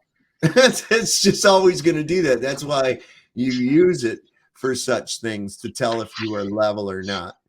Is because it's going to remain level. You can't do it. You spin a bicycle tire and try to turn that son of a bitch. Spin it sideways and try to hold on to that thing. Try to manipulate it. Right, because the way you do shit with it. Right, because the way he was talking, it was like that thing was ran and could understand where the surface of the Earth was on a globe. That it was understanding that the globe was down there. So as that thing was diving over the Earth, it was staying the same distance from the globe, which kept that level in the window. It's like, but that's not the surface of the globe or the surface of the earth isn't what keeps that artificial horizon level in its window. It's No, got to be a gyroscope or something that it lets is. the plane know.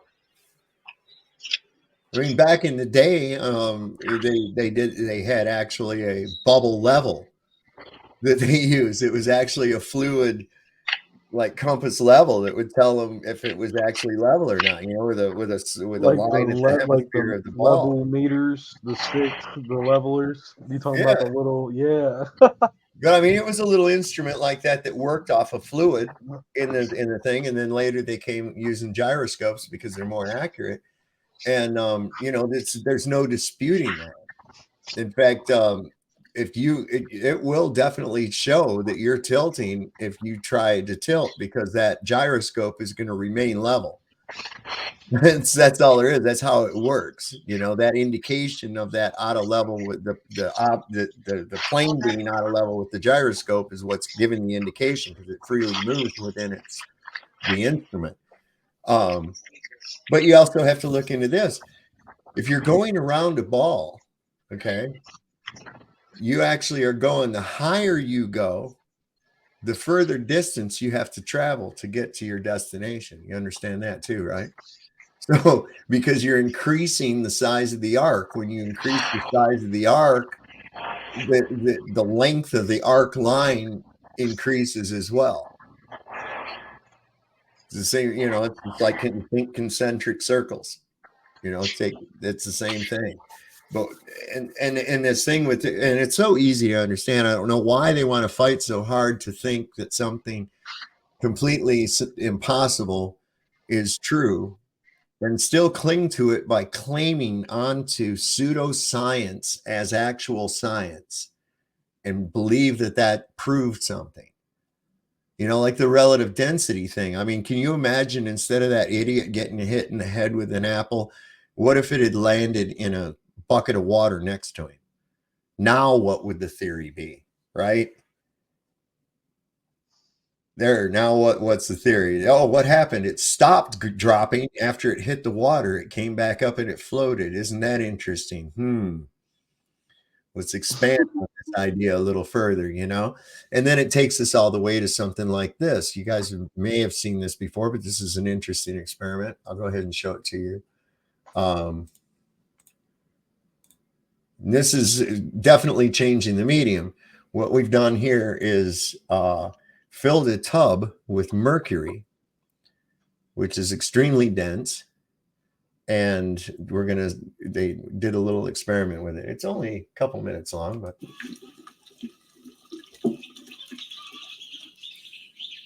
I'll say, yeah, it's just the silver. Nice little breeze today. It's perfect weather for this. It's not too hot. Sun's pretty bright. Shit, I've got Hey, some in a little. Welcome back to Cody's Lab. So a little while ago over on the second channel, I posted a video of me trying to float an anvil in mercury. Despite it getting lots of views, it didn't actually work. So I wanted to try again. So I got a much smaller anvil here.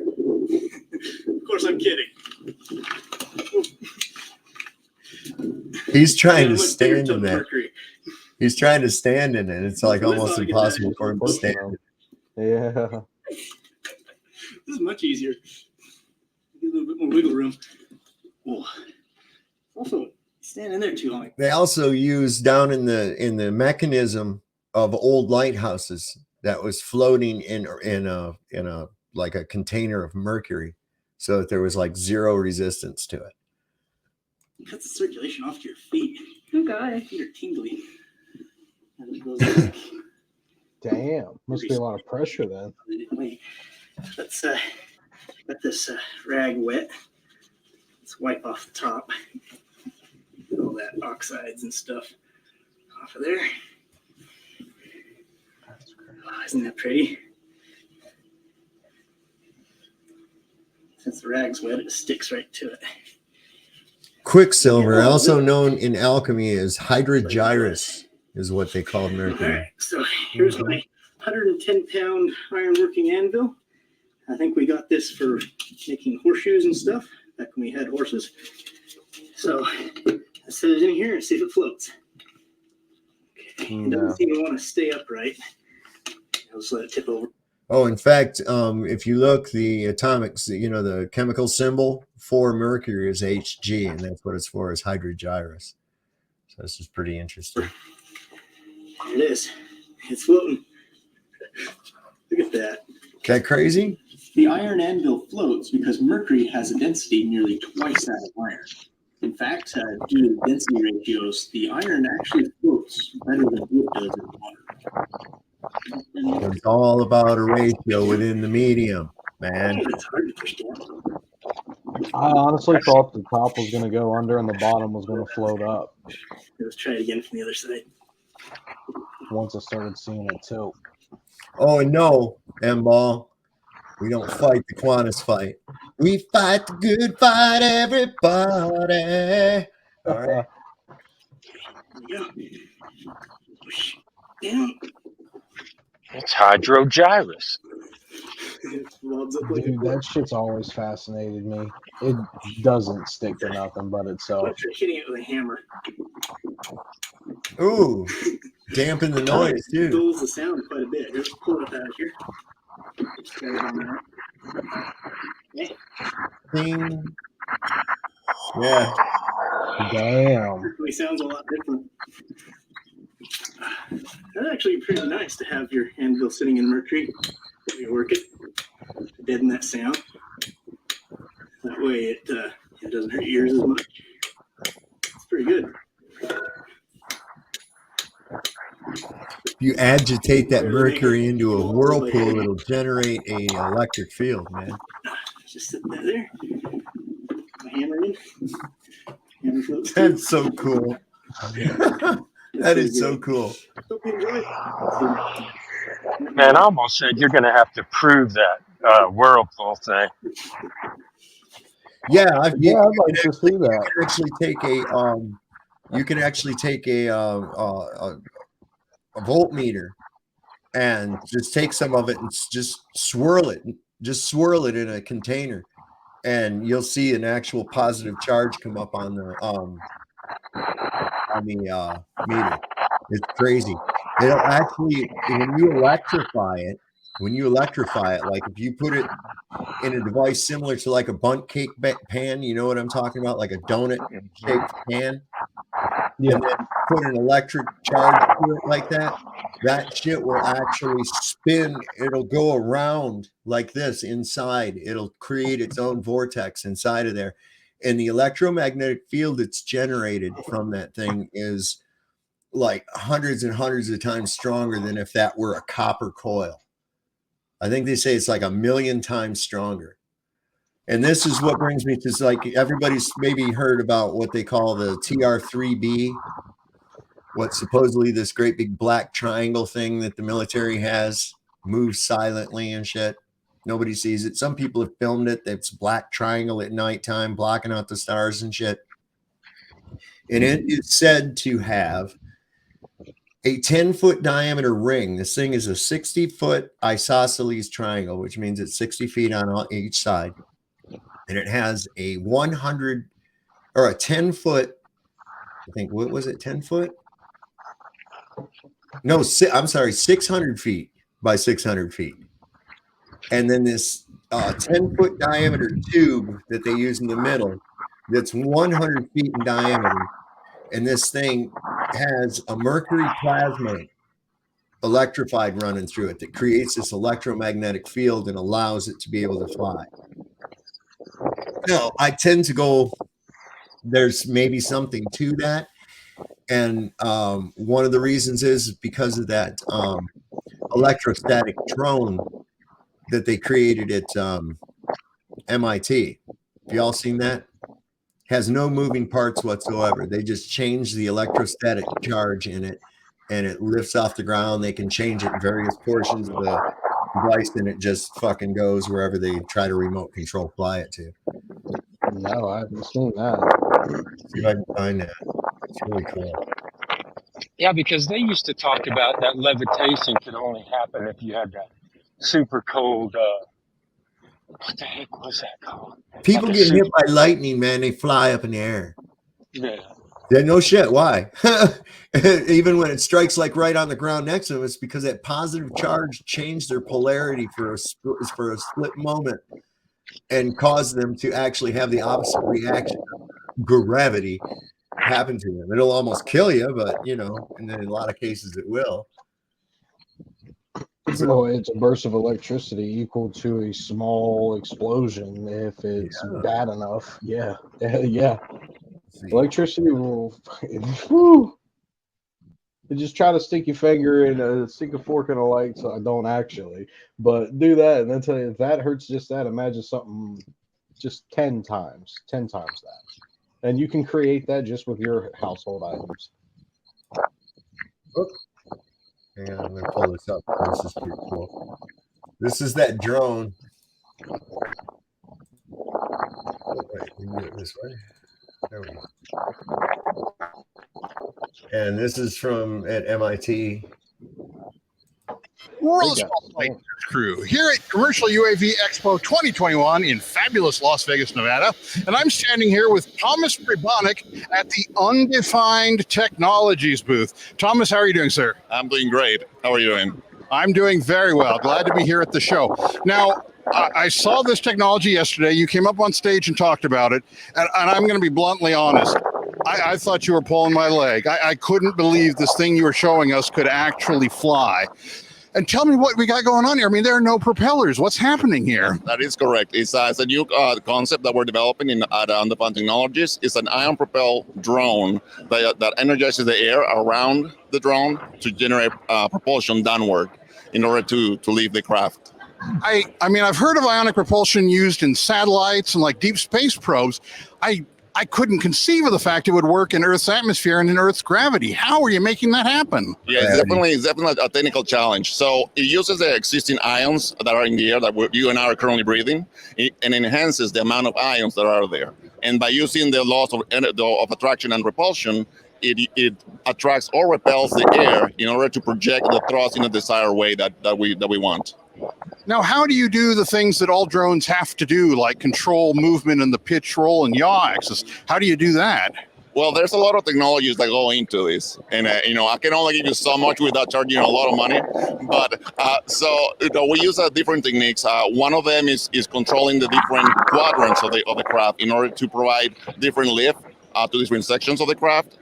That's to provide left, right, and pitch as well. The yaw is a little more tricky. You have to go into the different levels and generate different levels of ionic thrust just to get the type of flight dynamics that you want to get. Tell us a little bit about this aircraft that you're using right now. What does it weigh? What payload can it carry? How long can it fly? Kind of the basics. Okay, so we're starting off as a very young startup, correct? So the current craft that we have measures 5 by 5 feet in length and has a height of about 18 inches. All right, it can fly up to 15 minutes carrying 2 pounds of payload. I mean, for a propeller-driven drone of that size, that's not great.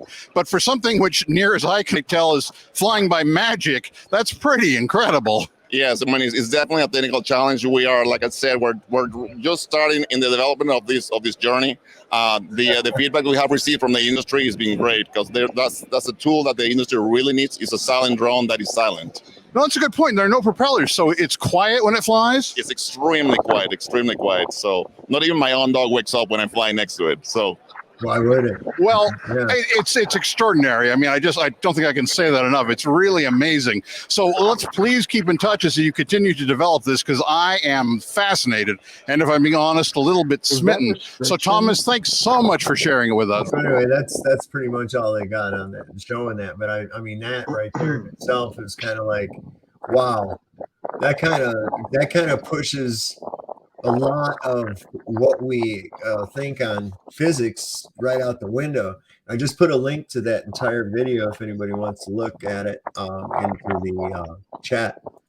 So yeah, that's kind of strange. And so when we're talking about this this theory of gravity, the reason it's still called a theory is because, well, since it was developed in 1666, they've had to cover their ass a few times. They brought in Einstein because Newton got his shit was being trashed, and so they had to cover up shit with Einstein. And Now they come in with some other kind of crap now. Anything other than what it really is. You know, that's what they want, because without this stupid gravity, then they can't have their planatia, which is where the word planet comes from, which is actually means a wandering star. They assume that these wandering stars are terra firma. They also make assumptions about where they live that they also ascribe to these planatia that they see through telescopes, and just assume that these things must have those same properties about them. It's so much assumption, and they can't have their little space aliens and their Star Trek and their other fucking horseshit without gravity. Okay, that's one of their key fundamental things that they have to have. It's like I believe that maybe because without it, the whole thing falls apart. No pun intended. You know? When in doubt, gravity it out. When you run out of answers, just say it's gravity. It is gravity parallax or refraction. And I've even tried to help them out by giving them, some combination of those, like graviparallaxical refractory functions and shit like that. It's like, it doesn't have to make sense. It just has to sound really cool. Like, you don't say we measured the stars, you say astrometry. You say, which means the exact same thing, but you sound like way cooler and shit. And then maybe all the chicks will want you to take them over to your house and show them your bug collection. There you go. Yeah, well, it's a real girl, Mom. I swear to God, it's a real girl this time. I show him my meteorite. What is it, Fallen? You got some scraping going on your mic, bro. I said I show him my meteorite collection. There you go. Yeah. Yeah, there you go. Want to come over and see my balls? Huh? But Mom, I don't know why the girls don't like me. I try to show them my bug collection, and they just call me names and hit me. Like, I was watching some of these Twitter twats, man, and it's like, I like to go in and just rile them up and then just leave. I know it's sick. It's sick. Plant the chaos seed and then just let it play out. Yeah. And then I go back and look, and if nobody's been responding to them for a little while, these globies, if nobody's been responding to them for a little while, you go back and look, and they're just talking to each other about different math papers that they've read and equations, and like, they're just, I don't know, man. It's like, what in the fuck are you guys even talking about? Why are you even wasting your time with all this bullshit? It's like I said, quit jacking off over the math books and go outside and get some real experience with the world, I just don't get why these people don't do that. It's like, I actually had somebody want me to draw them a diagram of how shadows work. And it's like, hey, the sun is out today. Go in your yard, man, and look.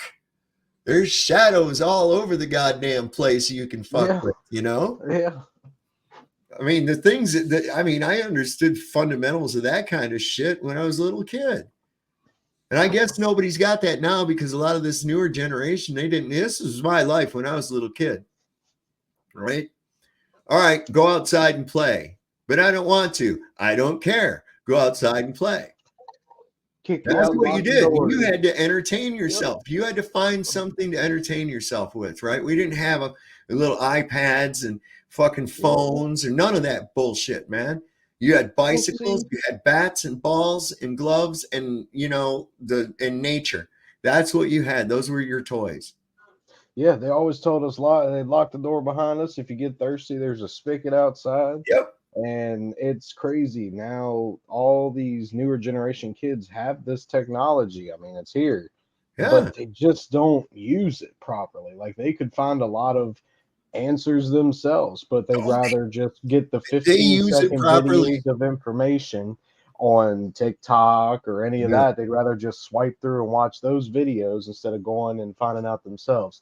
They'll listen to what Sarah 97 says on TikTok about something, but they won't look up the facts themselves. Right. Well, they use it all right, because if mom says get outside and locks the door and says don't come back till lunchtime, they'll call social services on them, and mom will go to fucking jail now, because that's what they do. Every one of them little fuckers got child services on speed dial and shit.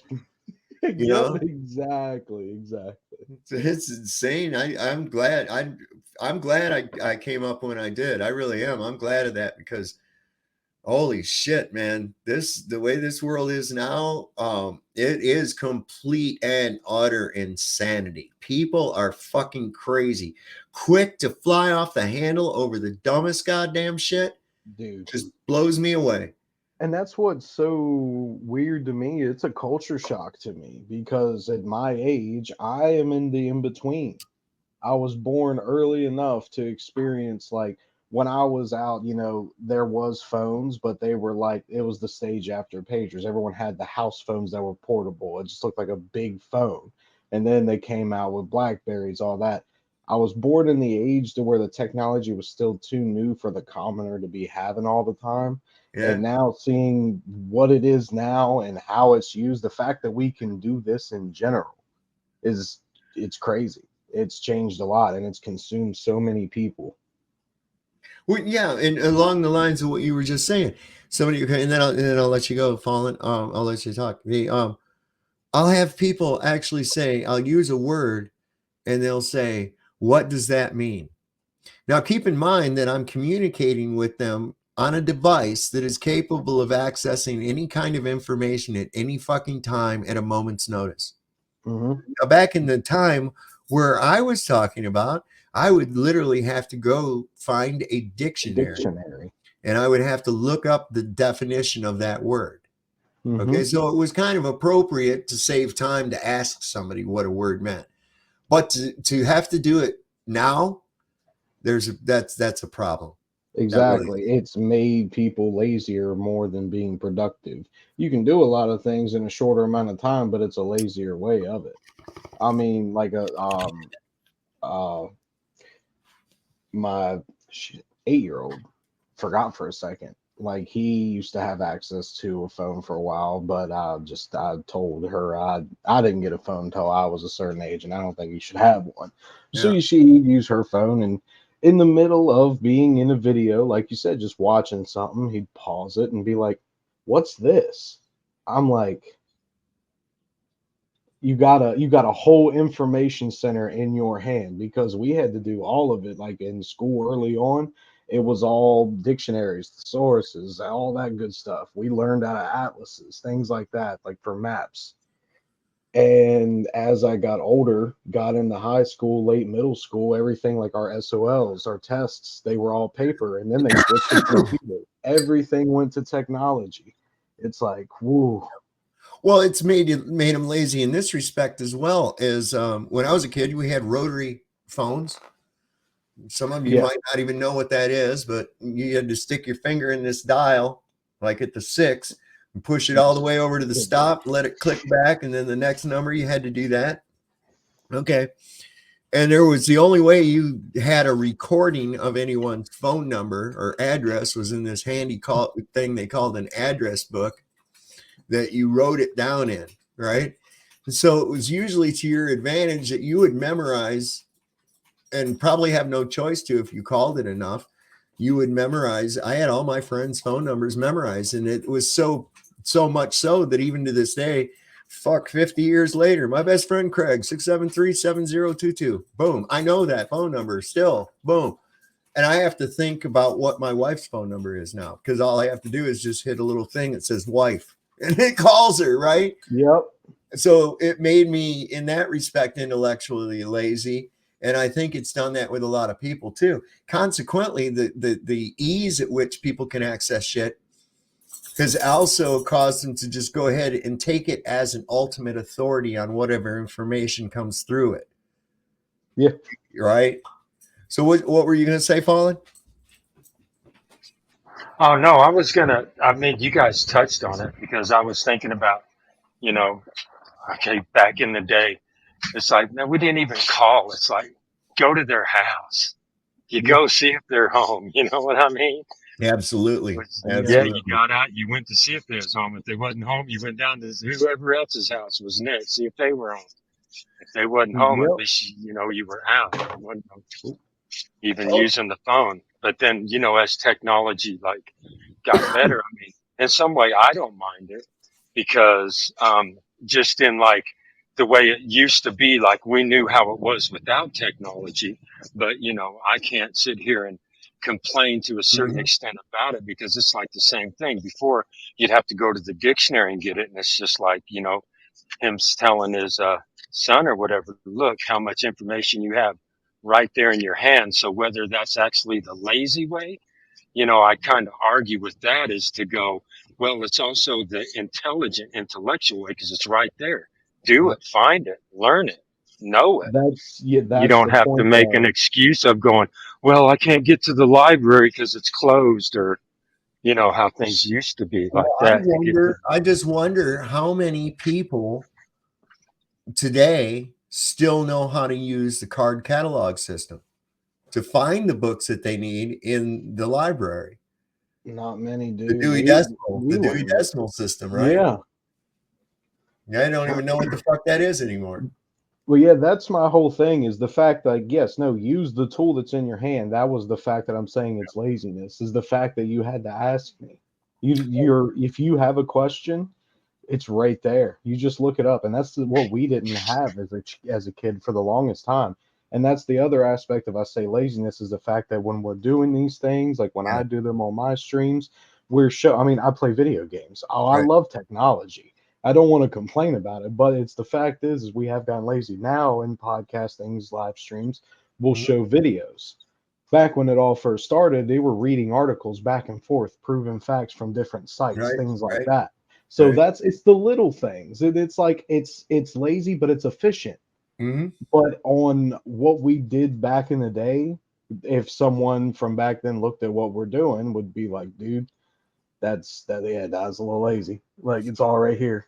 Real quick, Roseanne Massman, really good to see you, sweetheart. I haven't seen you in a little bit.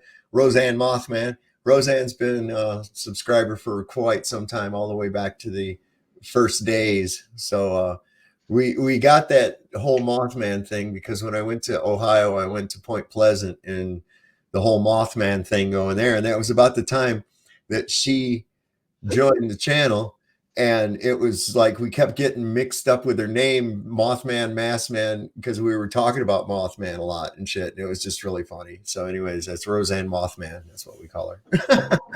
Good to see you, love. Let me just give a shout out to people that have showed up in the chat here since I last saw. It looks like I see Blunticus is here. Little M39, good to see you too. She says that in the 70s, if I asked my mom about something, she directed me to my encyclopedia set. Yes, absolutely. The same thing with me. In 1969 at Christmas, or actually 1968 Christmas, I got a brand new set of World Book 1969 encyclopedia with the Childcraft, right? Because I was a very inquisitive kid. And so I was all the time asking questions. So what I do is when I'd ask a question, my mom or dad would say, well, I'll tell you what, let's look it up. Instead of just telling me, let's go look it up. And then sometimes it pissed me off because I was like, fuck, can't you just tell me? That's what I'm thinking. Yeah. So, and I'm glad that they didn't, because they'd say, all right, so what does that start with? We want to know about the moon, right? Okay, so that starts with an M. So go get the M volume, and taught me how to look it up. And we'd look it up together and then read the definitions, read all about it in the thing. And then it went from let's look it up to go look it up. And it went from go look it up to why are you asking me? You have an encyclopedia. And it was a neat progression because it really showed me to be self-sufficient in my quest for knowledge. And also the importance as I've gotten older of just taking the information for granted because the source that it came from you perceive as authoritative. For instance, somebody will say, well, the Smithsonian Institution, as it's known now, it used to be the Smithsonian Institute, but apparently it was never that. That's another Mandela change. But they'll take that as a credible organization. When we have countless, we have numerous amounts of accounts of the Smithsonian covering up and hiding evidence that has to do with our history. It has to do with certain types of bones that were found, like giants, and the Kincaid expedition. The one guy that went to what's the island of Catalina Island and uncovered 2 9-foot skeletons. And in the early 1900s, it was in the newspaper. And in fact, there was a place there that actually had a picture of the guy with the skeletons and all this shit and everything. And now they've got that all covered up, man. You know what gets me is, I mean, see, you're talking about 9 feet. 9 feet, I'm saying this, that's tall, but have you seen those buildings that have those gigantic doors on them? It's almost like you'd have to think that there was people even taller than 9 feet, because what's the purpose of having a door that big? I'm trying to remember, but the one of the apocryphic texts has Adam described it as being 60 cubit, which is a cubit is about 18 inches. So that would have put him at about 99 to 100 feet tall. And I'm like, whoa. What? That's a little much. I don't know. I don't know, man. We have evidence of, even in the Old Testament, as Moses sent his spies out to find the land of Israel, they came across the Rephaim, which means long neck, and they described, their report was that we were but grasshoppers in their sight. And the ruins there in that region do reflect, like we see, the giant doorways, huge steps, things like that, man. Yeah, Because that had to mean something. I mean, grasshoppers, that they would consider themselves grasshoppers to these people they spied out in that land. I thought that they made the structures and things like that big to show royalty, to show wealth, to show dominance. Well, that's a good cover story. But if you want to do that, looked at it. Spend the money on some gold ornaments and not a great big fucking useless door that you have to put a human-sized door within. I mean, have you seen some of those big ass doors, and then there's a regular sized door right in the door? Yeah, I'm on Shrek and things like that, but I've never seen a real picture of it. Yeah, they have those. I was thinking, I was like, is that the pet door for your little pet humans? Your enslaved people? Is that like your doggy door? That is a fair assessment. I mean, it does say that they ruled over the mighty men of old, and they ruled over man, and that when man could no longer sustain them, that they started eating people. And this is in the Bible as well. They actually took out one of the books, was the book of giants in the Bible. That's interesting too. You got to look, when these guys were fighting against a lot of these tribes, the Israelites, these tribes weren't just other people. A lot of them were these Nephilim. You got even the account of David and Goliath, right? Goliath had 2 brothers there, just as big as he was. Okay. You see, he wasn't just like some lone giant that they had. And when he killed Goliath, that fucking scared the shit out of him, I guess. This little shepherd boy comes out there, the most unlikely, and defeats the biggest nemesis of the Israelites. I mean, that's some pretty big shit. But there again, it's all accounts of giants everywhere, and they all have these same attributes, that they accumulate and hoard great wealth, and they always eat people.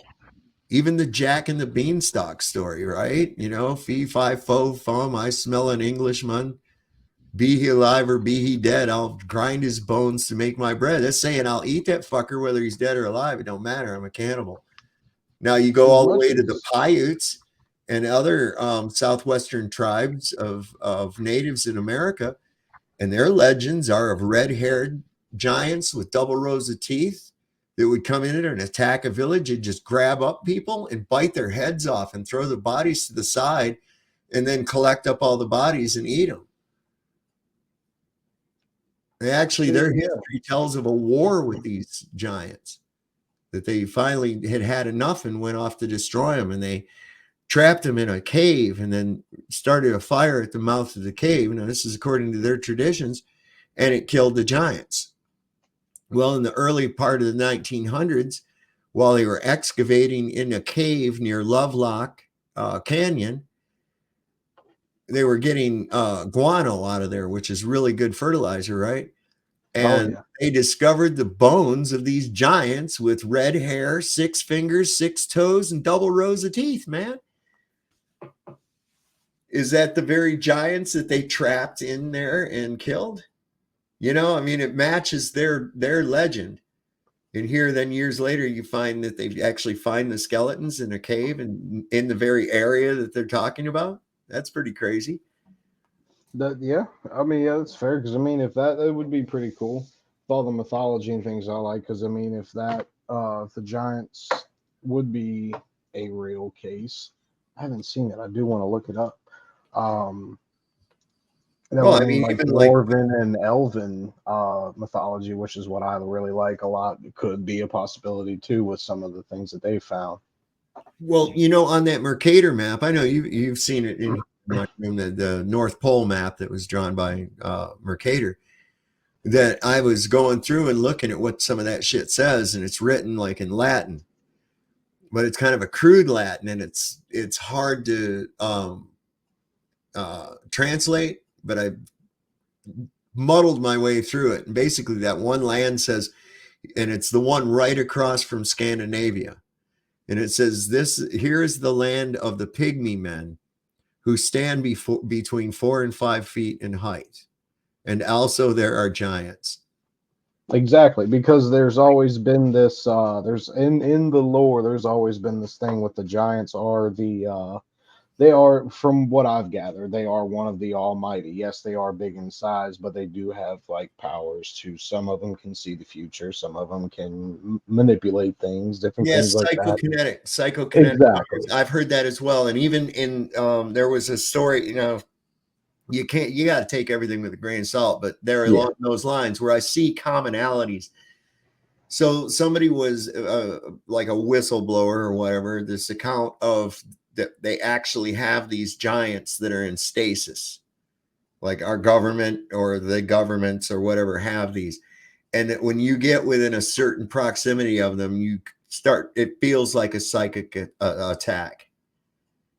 And you can only stay near them within for a certain period of time before it starts fucking driving you crazy. Yeah, you're going mad. Yeah, exactly. Yep. And then I well, the almost thing said though, women. oh, go ahead.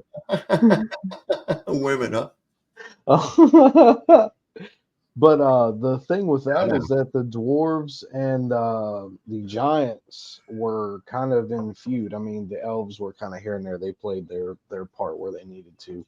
But dwarves and the giants kind of did have a feud. They both made a lot of different material. As you know, dwarven material that is made that they found, if you've looked into it, is the type of I can't remember what type of material it is, but it's a certain steel that's just unbeatable. Like you'll know it when you see it. It's unmatchable. You can't do it. Kind of like the legend of Mithra in the Lord of the Rings. Yeah, that's a good example too. Yes. Okay. So, Tolkien, when he was writing the Silmarillion, he claimed that was an actual true account of the ancient history of Europe. Yes, that's what it was said. Yes. So we kind of I look at this too as also this thing being like a ring, and maybe there's more rings beyond this ring, and who would be the Lord of the Rings? The all-seeing, the one ring to rule them all. You know what I'm saying? Well, that would go deep into your horsemen too. I'm sure you have 5 to 7 horsemen. It's something like that. The shadows. It's the tied with wraiths. it. Yeah. There you go. Well, wraiths. Yeah.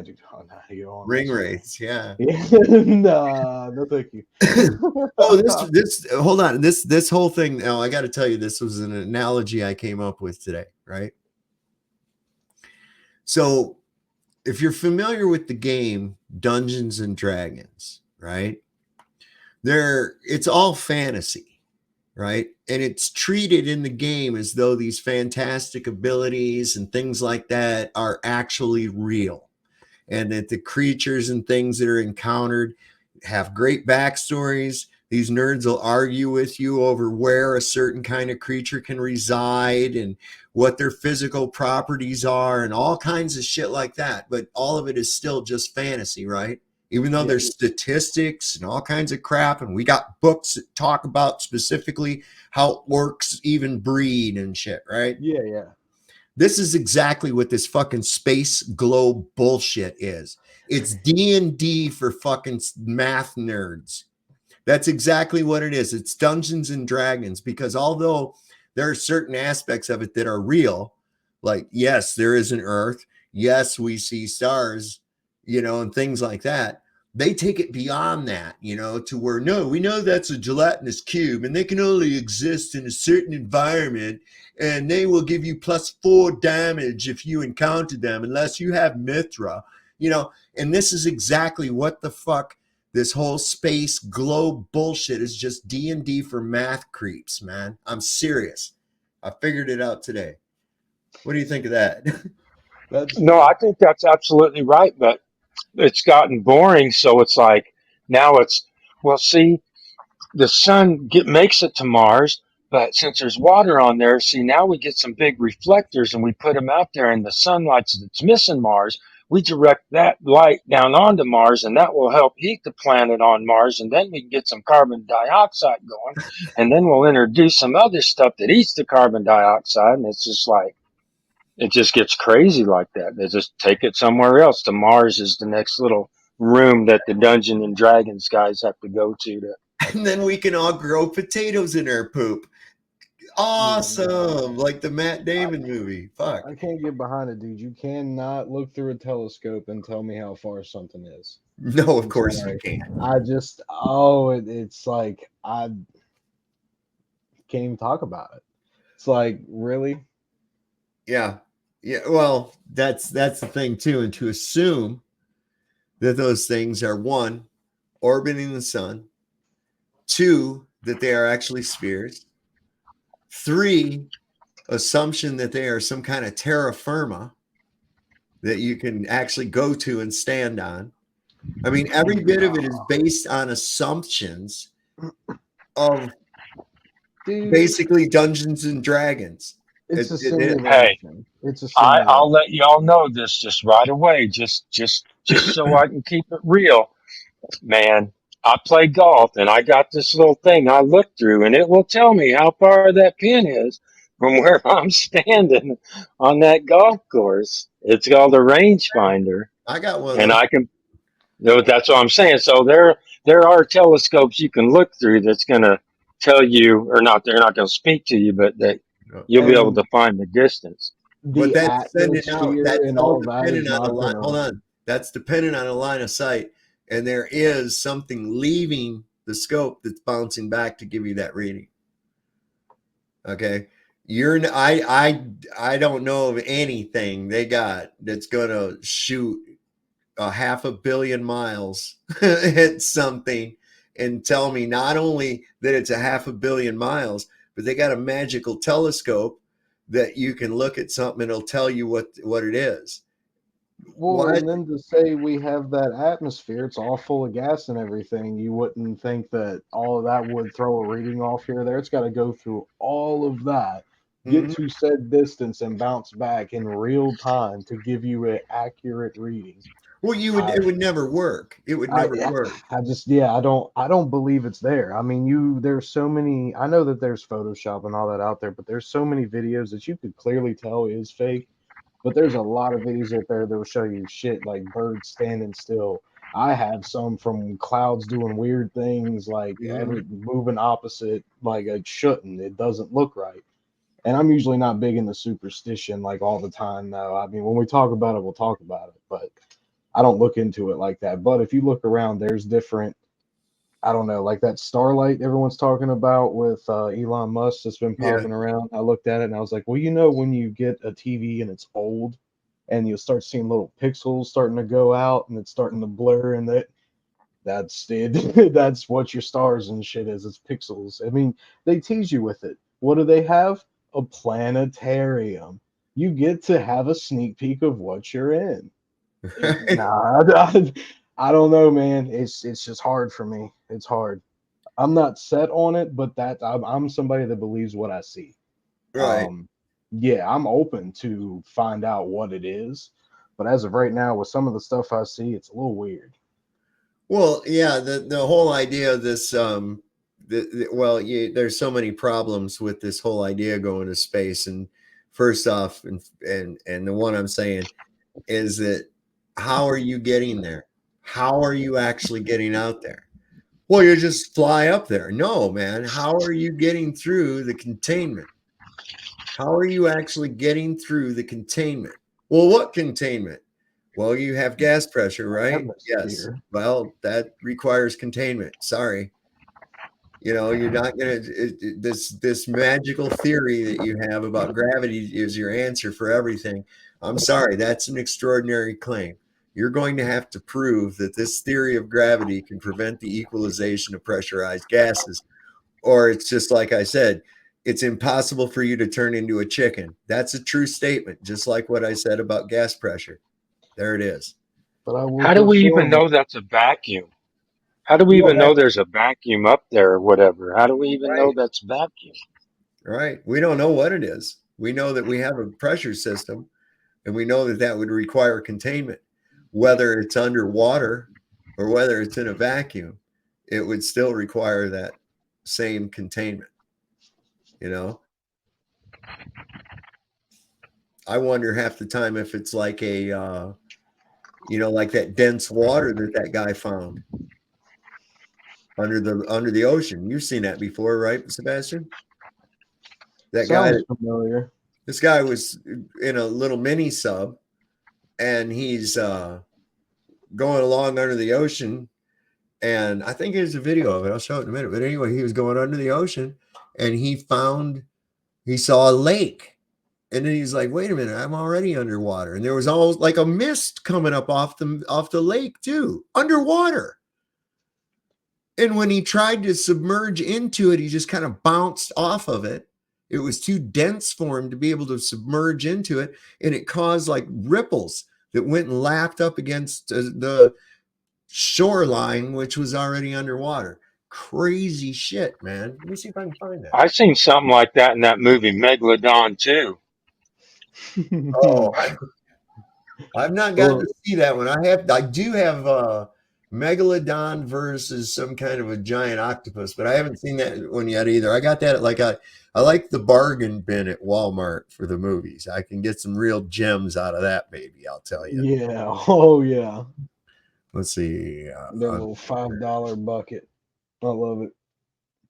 Underwater lake. See, would it be maybe we just watch something about mercury? It could be something mixed with that, or that it's a fresh water, but I don't know. This guy actually, When we start clean, the possibilities are. this guy actually, he was killed or he died after this discovery, and because they took a sample, and I don't know. So let me just put this on for you. This is pretty cool. If you haven't seen this, Sebastian, this is a treat. Okay, so during this portion of the stream is what got me a copyright strike. It was approximately 2 minutes from the 2-hour 8-minute mark to the 2-hour 10-minute mark, just a little bit less, give or take a few seconds, about 4 seconds difference of that, because we used the awful, shittiest broadcasting company in the world's footage to show this underground lake where an eel actually penetrates into it, comes back out, penetrates into this substance, comes back out, and literally turns himself into a knot, luckily surviving the toxicity of the underground lake. So I highly urge you, just boycott BBC. It is probably one of the worst broadcasting companies in the world. And Discovery Channel, Blue Planet, all a bunch of gatekeeper horse shit. It's important to note too that this guy that went down and found this died mysteriously after talking about this, and they showed this shit, and he actually had taken samples of the water and was trying to get it tested, and he mysteriously died. This is what we always find out about quote unquote real whistleblowers. So that's what we're filling in this little 2 minutes with, because YouTube cut an entire 6-hour fucking stream and took it down because of this stupid shit. Okay. Great Britain sucks. The Queen sucks. King Charles is a fucking Mad Magazine character. And the BBC really stands for big black, you know what. So there you go. Now on with the rest of the stream. You miss me with the ocean. I've been out on the bay one time, threw up like a dog. Nope. I don't like the ocean. Dude, there's some weird stuff down there. Some of that fish didn't look natural. So this yeah, here's the guy. I got him now. Is that the same guy? Yeah, Mike DeGry. I'll pull this one up here next, but oh shit, I forgot what I was gonna say. Oh, Austin was talking today on his show about the cryptids and everything on Mellowdome. Oh my god, man, some of the shit he was showing that they've pulled up off fishing boats and shit they found, man, little things with tentacles that have like parrot fucking beaks on the ends of their goddamn tentacles and shit. Yep. I mean, I ain't want nothing to do with going in where that shit's at. Well, see, what a lot of people don't understand, I can't remember, is it only 10 to 20% of the ocean that we know? Oh yeah, less than that, I would say. Yeah, man, so that means there's so much that's untouched by us. The only thing they probably get is some of the trash that we get. That's probably what they got going on with them. But the evolution process with them down there is probably something different than what we have up here. Like you said, you're seeing fish with talons and shit like that. Dude, no, that's what I'm saying. Like, there's some weird shit down there. Like you said, giant, what was it in the beginning? You're talking about the cruise, giant squids, things like that. Yeah, little krakens, man. No, thank you. No, right? Oh, I don't want nothing to do with that shit, man. No. And then I heard about like these people down in South America and Central America talking about these gigantic fucking like eagles. These things perch on a telephone pole and dominate it. I mean, they come down and pick fucking people up, man. It's in South America? Yeah, and in Central America, these giant birds, man. But this is pretty crazy. This is more of that guy. This is more of that guy with that thing. Where he went. That's not him drinking beer on the moon. No. One of the strangest places on the ocean's floor was only just discovered in the 1990s. And my degree is one of a handful of people to ever see it in person. Without a doubt, one of the most amazing things that I have ever seen in the bottom of the ocean. And it was while filming for Blue Planet. It was in the Gulf of Mexico. And I noticed there's something out in the distance. Couldn't tell exactly what, but it looked like a dark band. And as we approached it, the dark band became a donut. I saw this donut that was black in the center. What the heck is that? And so as we get closer and closer to it, I noticed that the black band had what appeared to be kind of steam over it. And then I looked, and there was water lapping against the shoreline. This band was a ring of mussels. And inside the ring of mussels was a lake. And it's like, wait a minute, I'm already underwater.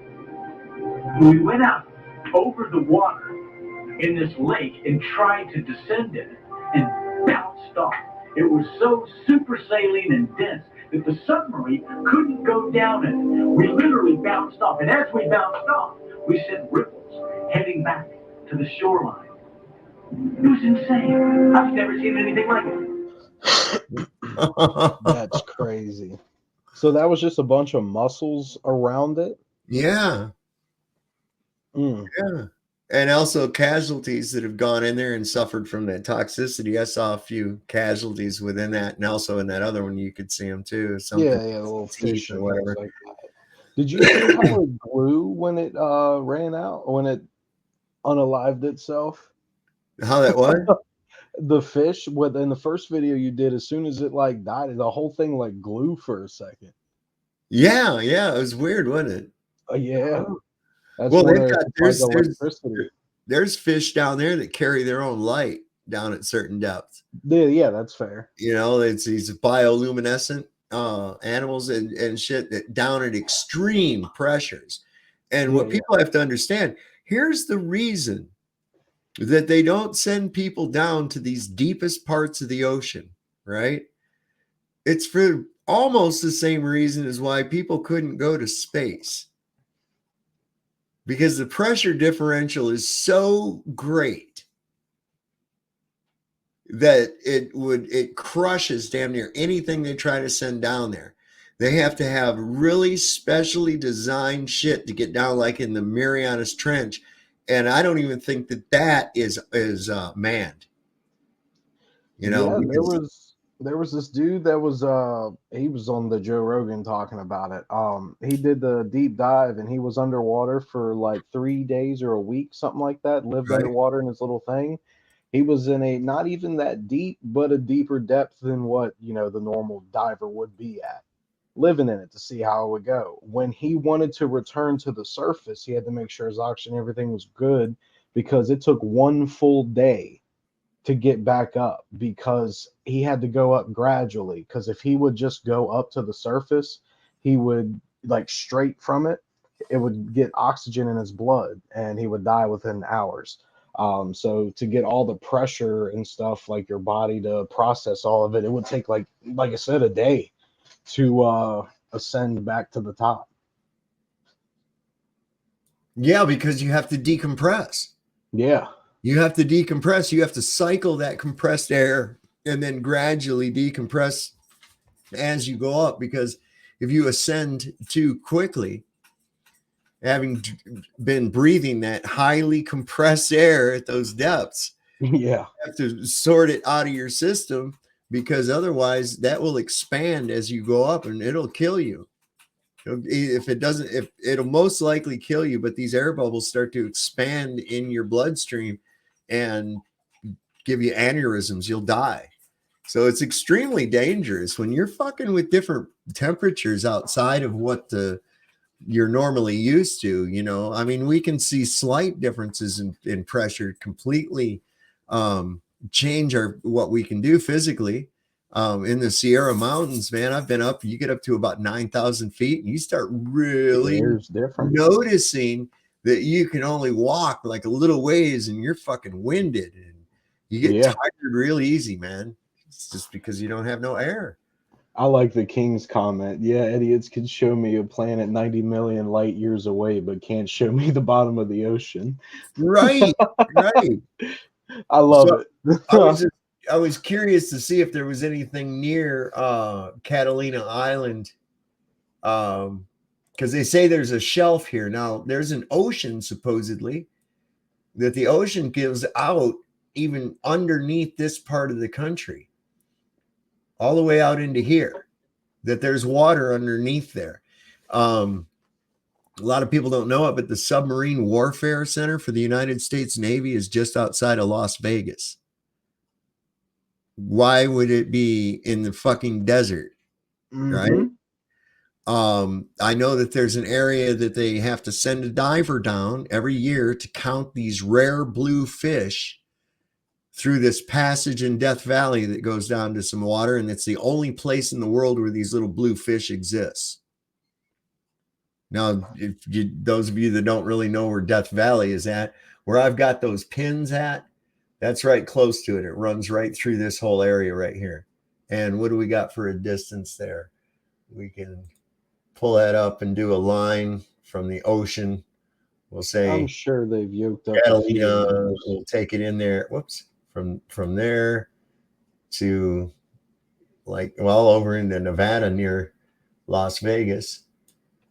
You got about 354 miles. Oh, wait, there's Las Vegas down there. My bad. I did it wrong. There's Las Vegas. All right. So just outside of Las Vegas. And that gives us, well, close to 300 miles. So that would indicate that, you know, there's at least 300 miles worth underneath of there. And God knows what else. God knows what else. But what really intrigues me is when you start seeing shit like this. You see these lines? How they're straight? Yeah. And they cross over each other. Where do you ever see anything like that in real life? I mean, in nature. You know what I'm saying? And you come to these little areas, and this is why I think it's interesting. Let's see, it's not hard usually to find one. I mean, root systems don't even do that. Look here off of south of Australia. Look at that. And that's natural. Look at this zigzaggy shit right here. What is that? Yeah, that's insane. Okay, so we can see what relation that has to the Antarctic coast. And you remember, right? And you remember what I was talking about it being possible that Australia is actually a broken off piece of this land that was shown on that 1587? Yeah. Perhaps that's it right there underwater. Look at that. That is definitely done with purpose. It's Atlantis. You know? Well, you know, you wonder, but it's in the wrong place. Yeah. What would Atlantis be? Let's see. According to their legends, let's see. We'll go around here. There's Spain. It should be out here, hence its name, Atlantis. So let's see. Do we see any of this kind of thing here? Okay, there's Iceland. There's Ireland and England. I only seen like one.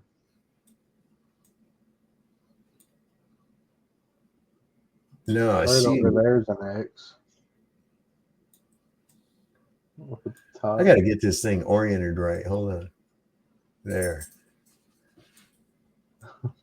So then it's like, no, it just looks like, boy, it's really some rough terrain as compared to other places. But yeah, we run into it down here. Yeah, it goes all the way. Straight lines going. Yeah.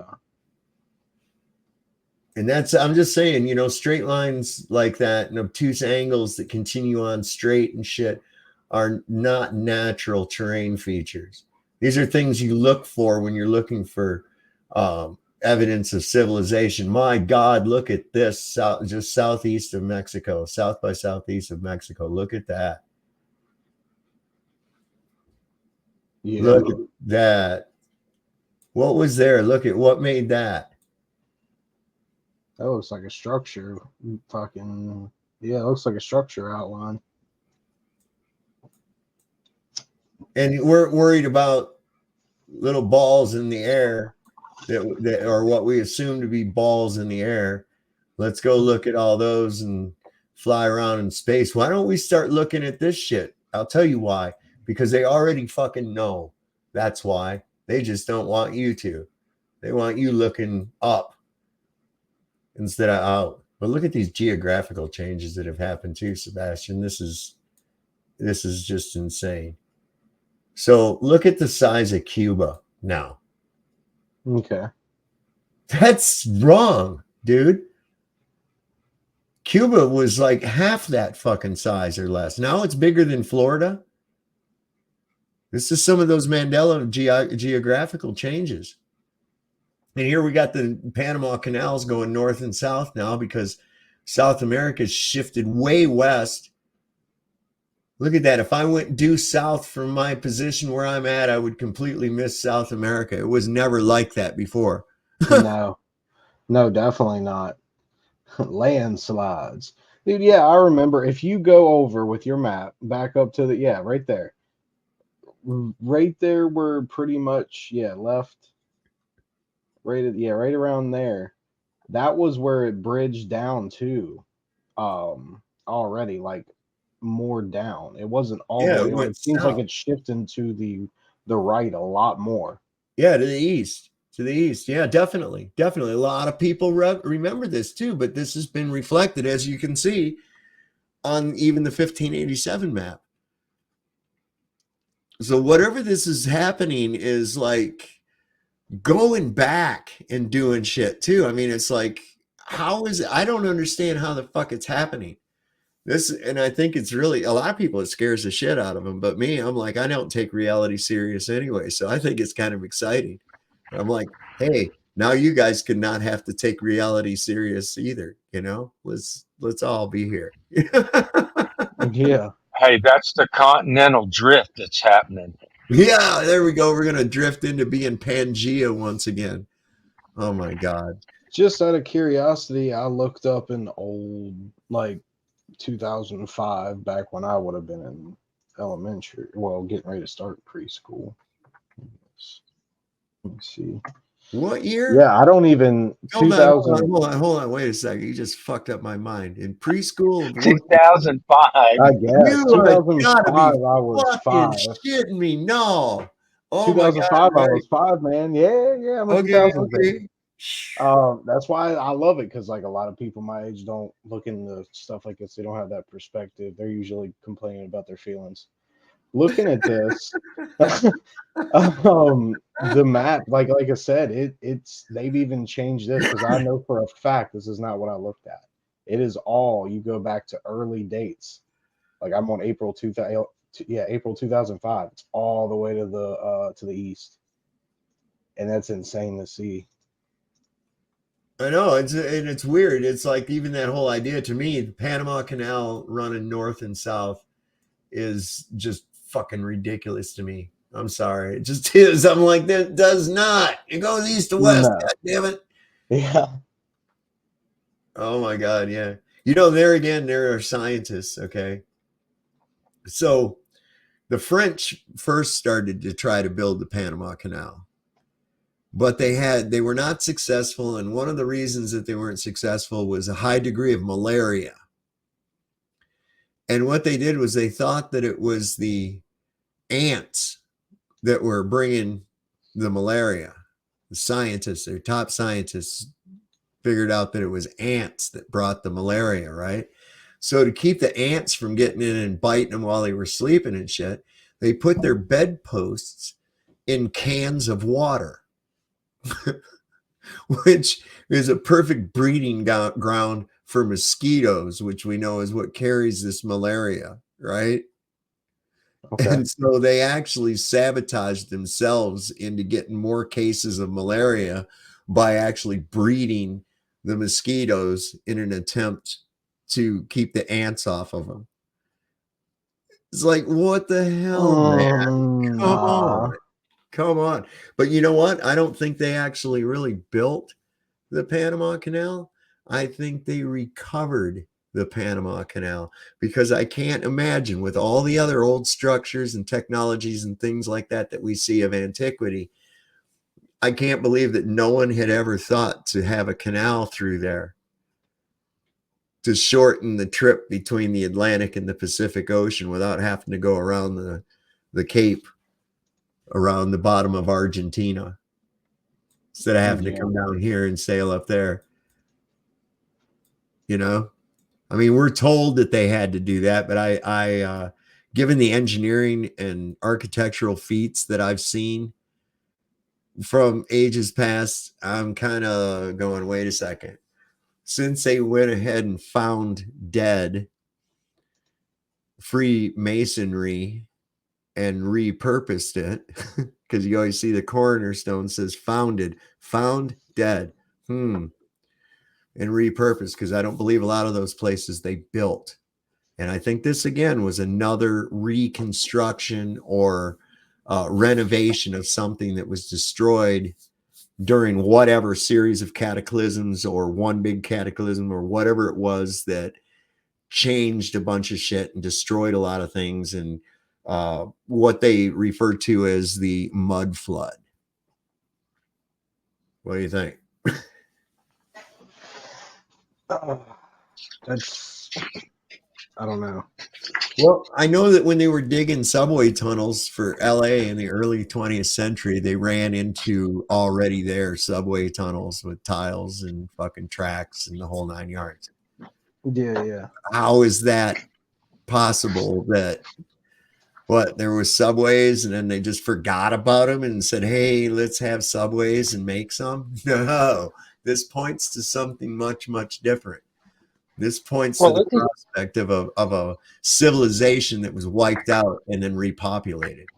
Exactly. Right, but it depends on what their mode of transportation was, because when you were talking about the Panama Canal and stuff like that, there can become a thing of like laziness, how some people just they cut the corners so they go around it, or for like fuel purposes or whatever to cut costs. But it would all depend on what the mode of transportation was back in those days to go, well, why wouldn't somebody else think to cut across there to make it shorter? But that's only if the transportation were like sea vessels or whatever instead of airships.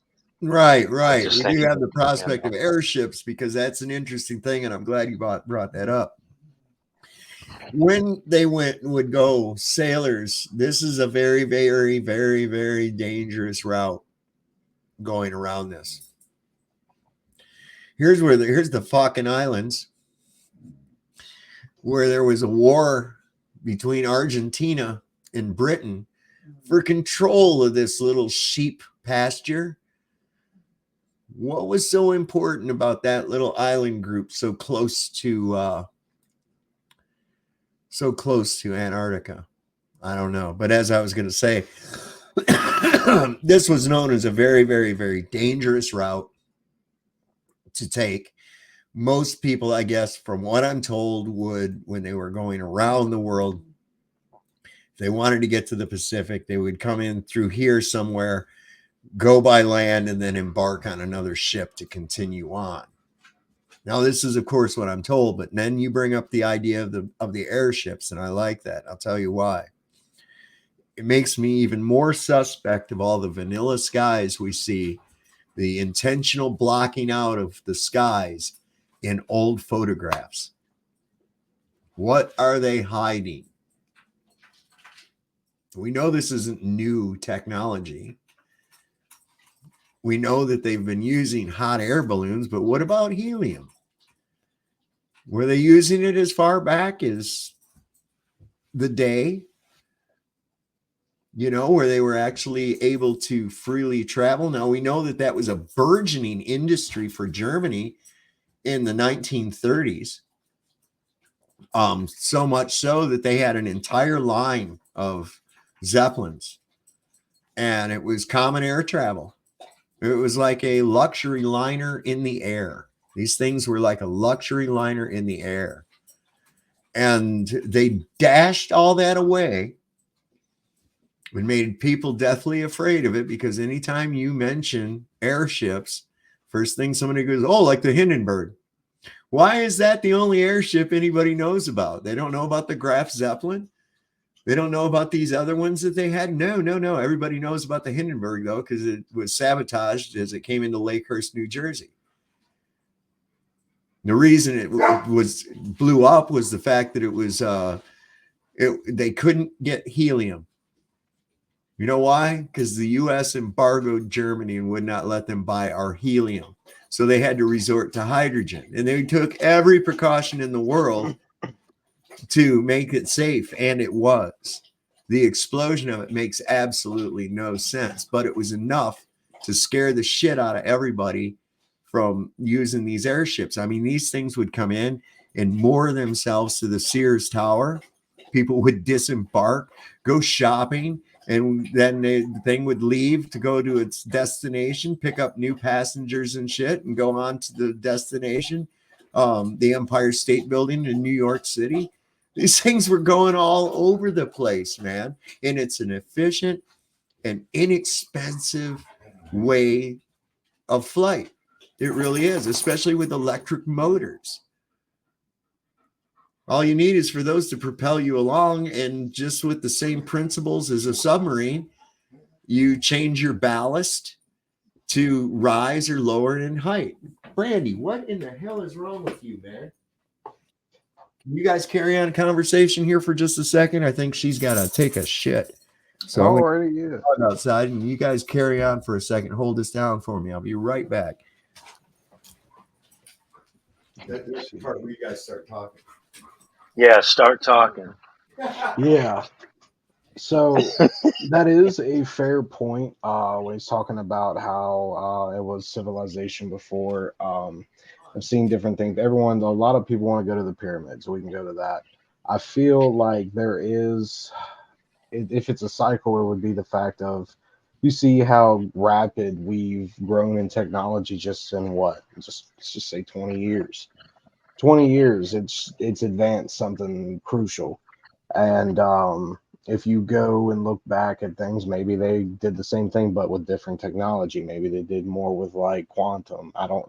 You don't know, but they probably got to a point to where they got so advanced to where they either blew their whole civilization up, or they got to a point of a war between communities, whatever it was back then, and then we had to restart. Right. I mean, because he was bringing up the mud floods and stuff like that, and it's like, um, well, it's almost like I've seen some pictures and some other things about like computer motherboards, and that you look at some of the old ruins and the way that they're shaped, and then people will put like a computer motherboard down there and go, well, look at how these old, I guess you'd say, with the way people were, the buildings they built, or the civilizations, the way they were laid out is like the same as the depiction of a computer motherboard, to wonder, what were they harnessing, or what was the purpose of their like place being laid out that way. The buildings Exactly. are like the pyramids, like some of those places had pyramids, which would be like in the way that they're located, and you put the computer motherboard there and go, well, look, that's exactly the same place on the motherboard where these components are. Exactly. And I mean, there goes another answer for your assumption earlier, the whole thing of the past world getting too advanced too quick and causing something catastrophical. There has Yeah. already been evidence of things being underwater, of the elevation has risen. Maybe those things have wiped the world to what it is now. I mean, we're here restarting yet again. Like I said, in 20 years, we've grown very, very fast, in my opinion. That's Too dude, fast. VRs, like AIs. Come on, man. AI scare the hell out of me. Here's what gets me about it is that there's like these huge illogical jumps. And this is what I think why I think we get like technology is being fed to us. Because we went from vacuum tubes to solid state circuitry, transistors, from vacuum tubes to transistors like that, all of a sudden. And then went to the microcircuitry like that. These things are taking too big of jumps, in my opinion. I was thinking this the other day too about that Kiribati place. And I mean, it receives a serious shitload of funding. You wouldn't believe it. There's a whole bunch on this place, man. It's crazy. And we've heard these things. What if what they're doing now were like the last reset, right? And they've already got they've taken these kids, and yeah, they're trafficking a bunch of them. But what if a lot of these missing kids, they're taking them off somewhere and just raising them up with a whole narrative of their own, and then getting it ready so that they've got like a new crew of people to come in and repopulate with a whole new thought system after they get rid of us. Yep, for like the they did game last nerds, it's like the Institute in Fallout. It's behind the scenes. They're technically advanced. Yeah. They're unknown. Yeah, I can see it. I'm a, Stop being a conspiracy theorist. yeah, really. Hey, I have an open mind. That's the way I Well, look at it. here's my thing. I explore all kinds of ideas, and run them through logic. I'm all the time war gaming shit in my head too, like Mhm. actually playing out how something would happen in my head. Yeah. So I don't like really the term conspiracy theorist. Conspiracy is not, that people act like, oh, that means weird. No, it doesn't. And it is certainly not out of the realm to think that perhaps very powerful people would collude in secret and hatch a plan that was nefarious to their advantage and to my demise. This is not unheard of, right? So there's your theory. Now I've come to the conclusion that it is no longer a theory. Okay, it's not a theory. So now what I am is a conspiracy analyst, which is a much better term because we have facts that ultimately show that yes, there is a concentrated effort to fuck us and kill us. So, what does that entail? That's where we're at. Okay. I mean, it's not like there's a theory about it. Anybody that thinks that their goddamn government is there to help them, anyone that thinks that the power structure is there for their benefit, has been fucking sleeping or had an IV drip of Robitussin their entire goddamn life. Okay. Yep. I mean, I don't Say know what hi to everybody the else agent. is so grateful about America. All America's ever tried to do me is fuck me at every turn. So I don't know what everybody's all clamoring about. And they actually think that there's people in government that's going to come and save them from government. I mean, do you realize how ridiculous that whole idea is? What was it what was it Reagan that said it? The scariest 5 words you'll ever hear is "I'm from the government and I'm here to help." Well, he was getting us also seated ready. See, I'm seeing that whole thing cycle through again. Okay, when the Reagan era, what we ended up with was this thing called yuppies and Nancy Reagan's big just say no shit and this really over push toward wholesomeness, right? And even in one of the hit songs by Huey Lewis and the News was "It's hip to be square." And that was the whole thing. And I'm seeing that coming about now because despite what you may or may not think, and I don't know how anybody could generalize an opinion of 70,000 people that went to attend the Burning Man festival and got trapped there. I was watching Matt Walsh and he was acting like all those people are just filthy dirt bags and they almost deserve what they're getting and this, that, and the other. And I'm like, why are you even going there with that? Because of the assumption that everybody there is on drugs. And even if they were, so fucking what? How does that make them bad people? People that want to listen to music, look at art, and get stoned, who gives a fuck, man? Is that any different than you drinking beer? Is that any different than the same asshole drinking beer, getting drunk, and watching football? No, it's not. Come on.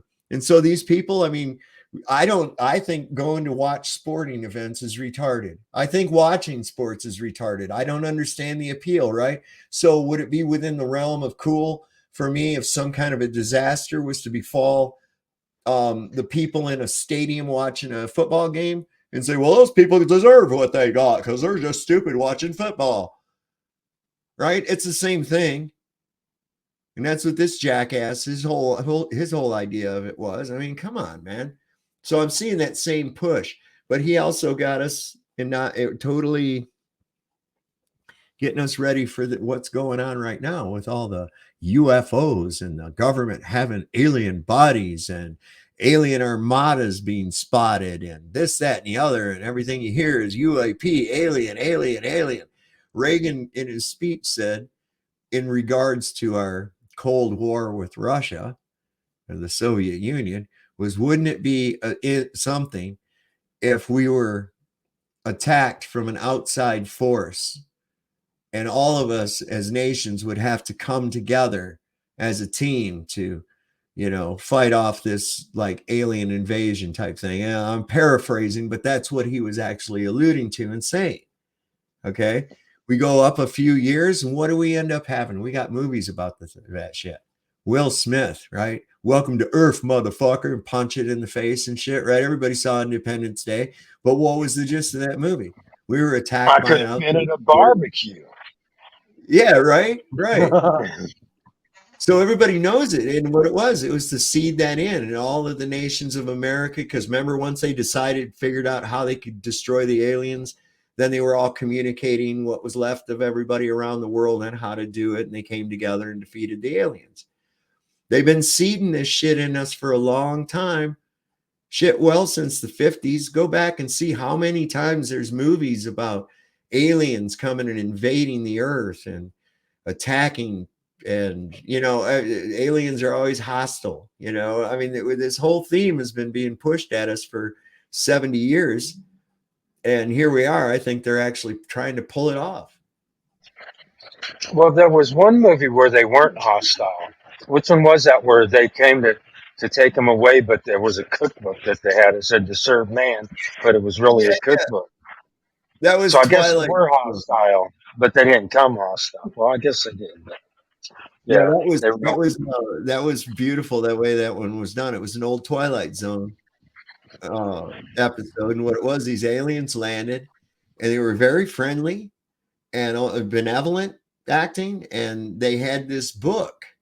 This guy got a hold of it, and he was trying to decipher it. He was like an expert in languages and shit.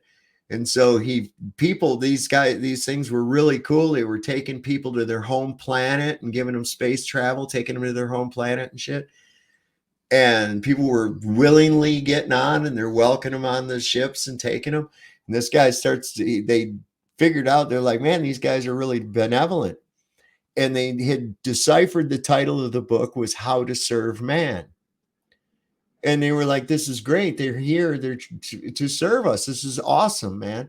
Well, he translated it further, but by this time it was too late. There'd already a bunch of people going to this people's planet. He figured out that whole book was a cookbook. And it was entitled How to Serve Man, like as a meal. Oh, okay. Yeah, I love that. I never missed a Twilight Zone episode ever, man. I love that shit.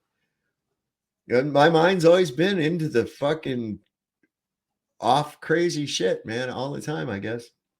See, I don't know, like aliens, I don't believe in them to be in the green glob or the big head. No, I believe they're shapeshifters, if anything. Okay, so then Jehovah's Daughter Barbara says then they decide to implement Soylent Green. I think they're already doing that, man.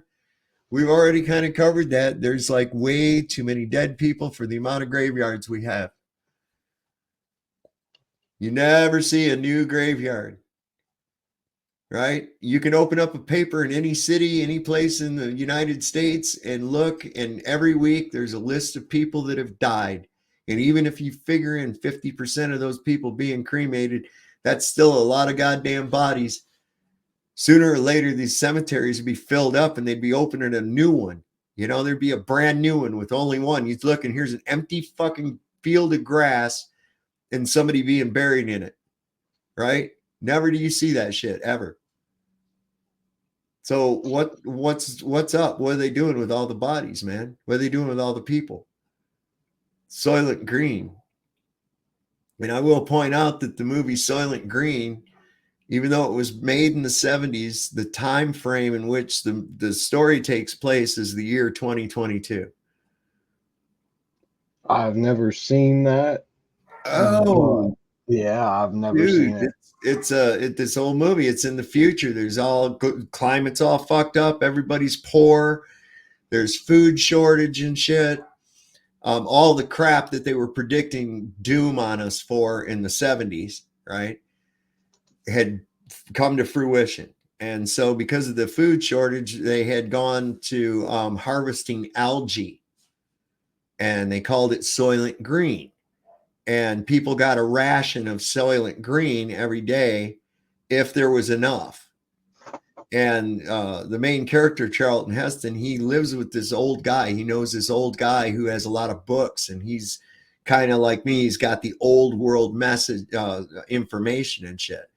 So he starts doing the calculations on how much of this blue algae there is, or this algae, and how many people there are, and how much it would take for it. And he figures out that there's not nearly enough of this stuff to be making this Soylent Green out of. So where are they getting it from, right?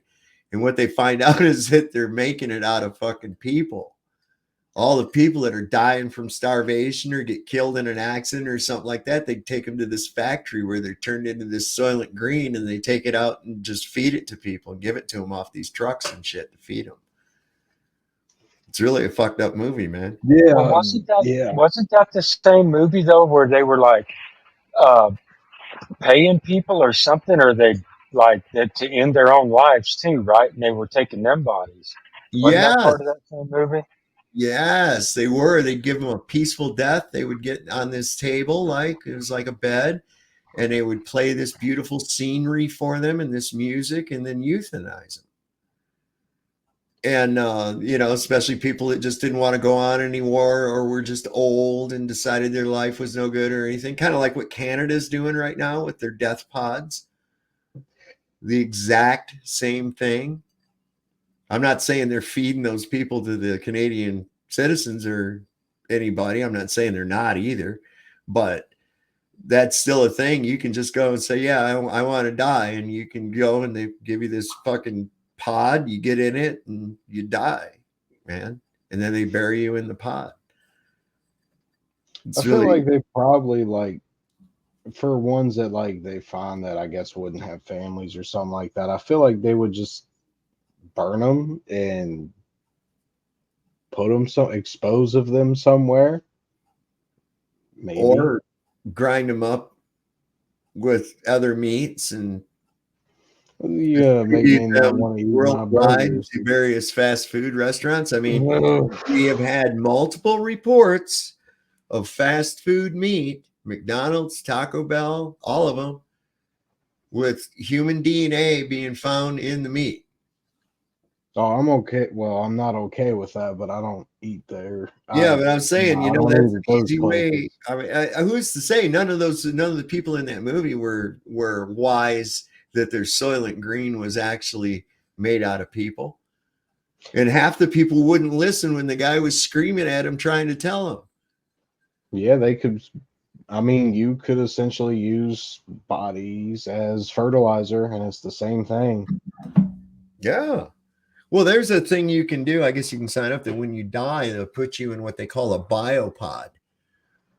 And a tree grows from the biopod. Oh, and you act as a fertilizer along with it and become the tree, I guess, is the idea. And that's an actual thing. You can do this, man. Oh, I've seen that. Yeah, that was a big thing when I was growing up. It started coming out. Let's see. PayPal me says when the movie Inception came out, I went to the movie theater to watch it. Until this day, the movie has affected my life kind of in a confused way, but I understood the movie. Feels like it trapped. Yeah, man, that was really a trippy ass movie too. And did you ever see the Rick and Morty take on that one? Where they kept going into the dream, and then they were going into the dreams of dream characters and shit. It was crazy as hell, man. I remember the one where it was like they did a knockoff of Freddy Krueger. Yeah, that's the one. Yeah, that's the one. Okay, yeah, that's the one. Yeah, I watched that a lot when I was on some extremities. So some of I love that. I like that. It's such a great one. I like Rick and Morty anyways, man. They just I don't know what it is. It just cracks me up. Who hasn't found a small bone or something in their McDonald's burger?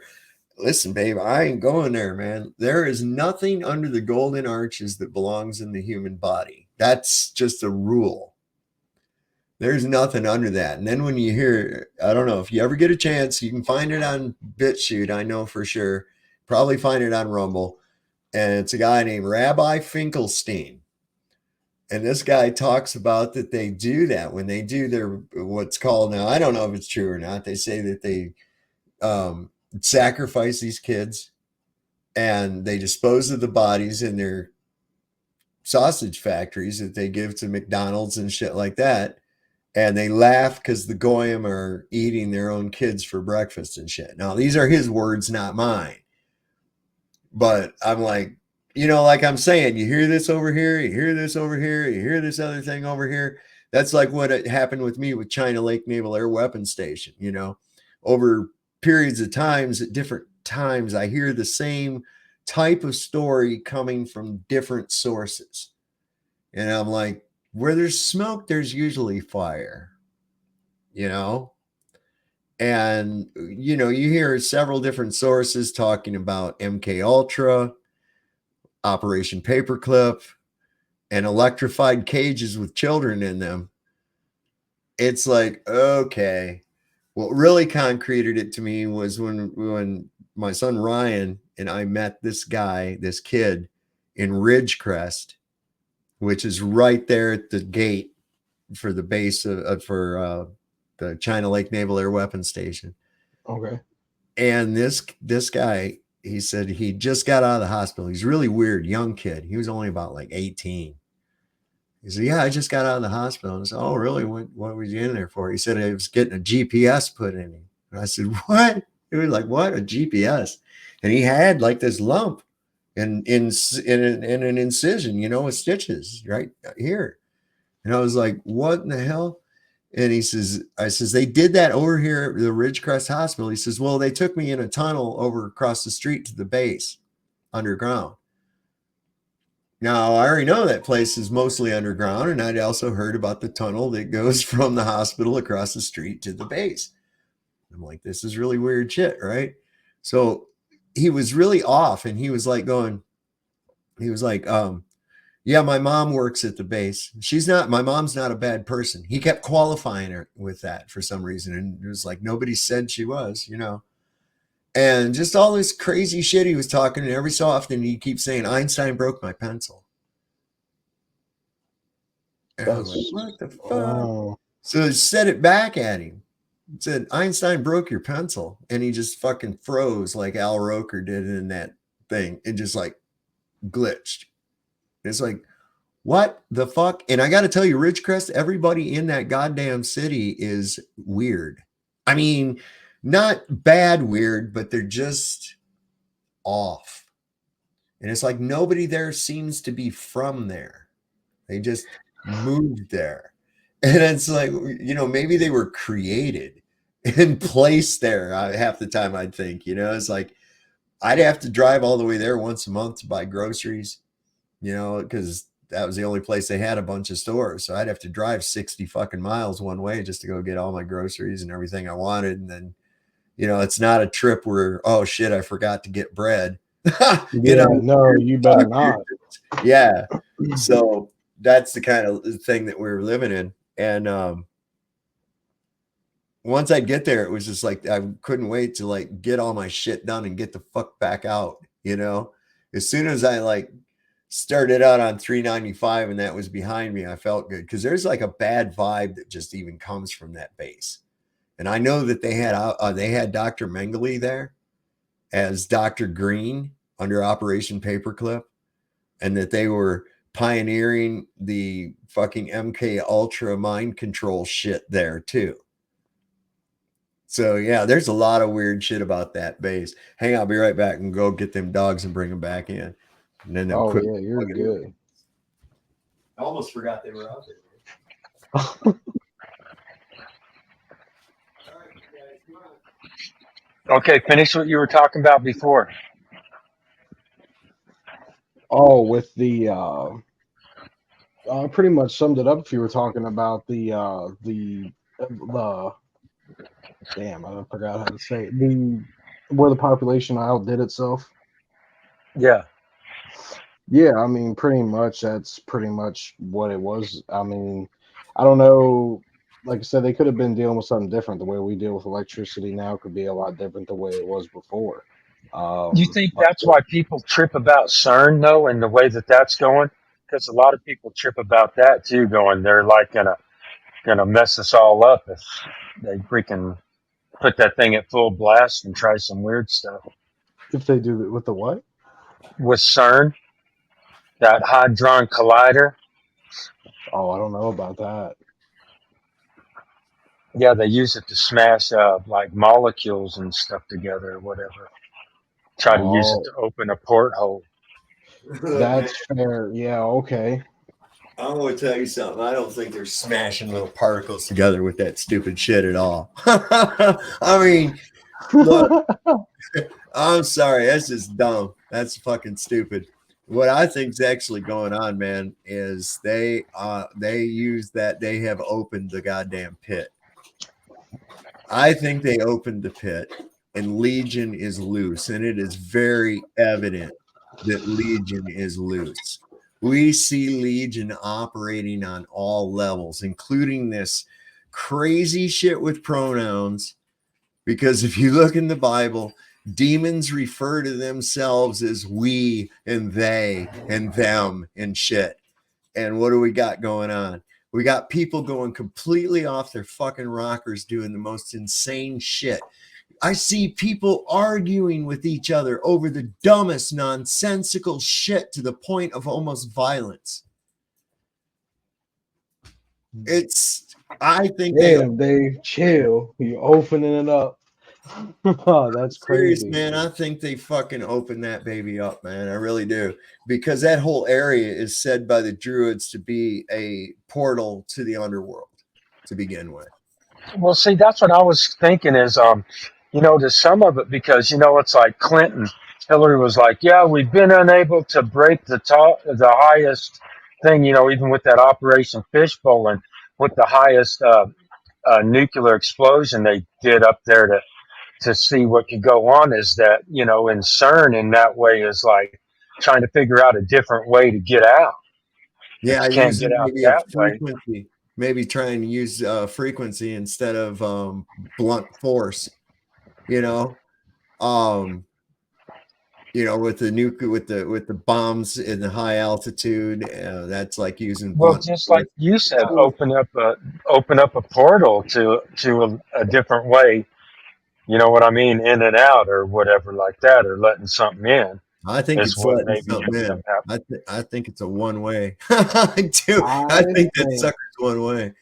I think that it's more dramatic. It's got to be for a TV series, but I think Stranger Things kind of dips into that a lot. Yeah, man. It's one of those things that the upside down kind of makes sense.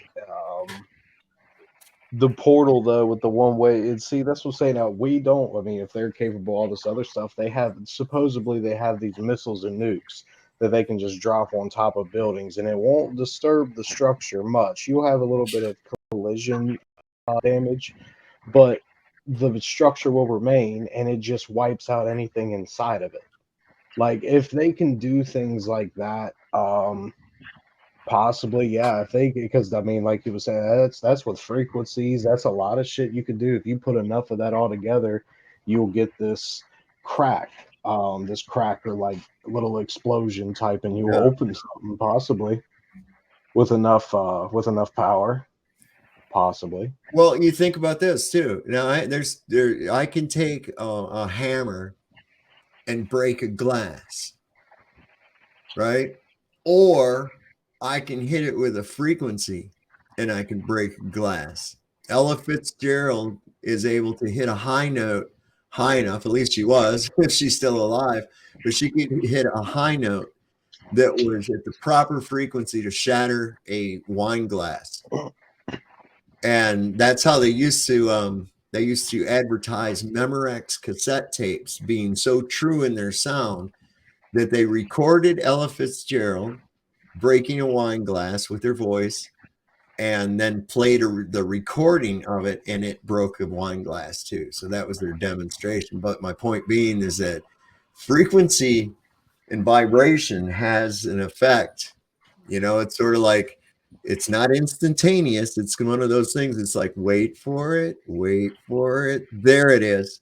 You see? Well, all of that ties into that drone we were just looking at. I mean, enough of it, you can do a lot. Right. Just little simple things. Yes. Well, look at what they're doing. I mean, look at what vibration and sound and things can do. What we call an ultrasound, which is common now, where they can actually use sound waves to look inside of a woman and see the fetus in there and look inside your body and see things, right? Yeah. That's it. That's wild. I mean, that in itself is just nuts. That wow, with sound, I'm actually doing this, and it's all about the frequencies. But I also kind of like, I don't know if I would, if these days, if I had a wife that was pregnant, I don't think I'd be real crazy about an ultrasound. Because what the fuck is that doing to the baby's structure? Because I know that frequency affects structure. And if you're hitting my baby with some kind of frequency that's able to penetrate the mother, what is that actually doing in the long run to the child? How is it not going through the child as well? Right. And especially, I mean, the child is going to be really susceptible to frequency vibration. He's immersed in liquid, for crying out loud. Exactly. Oh, you're probably jarring him all around. He's probably in there like a massage chair. But it has to be. It's all based on, like you said, but it's residency.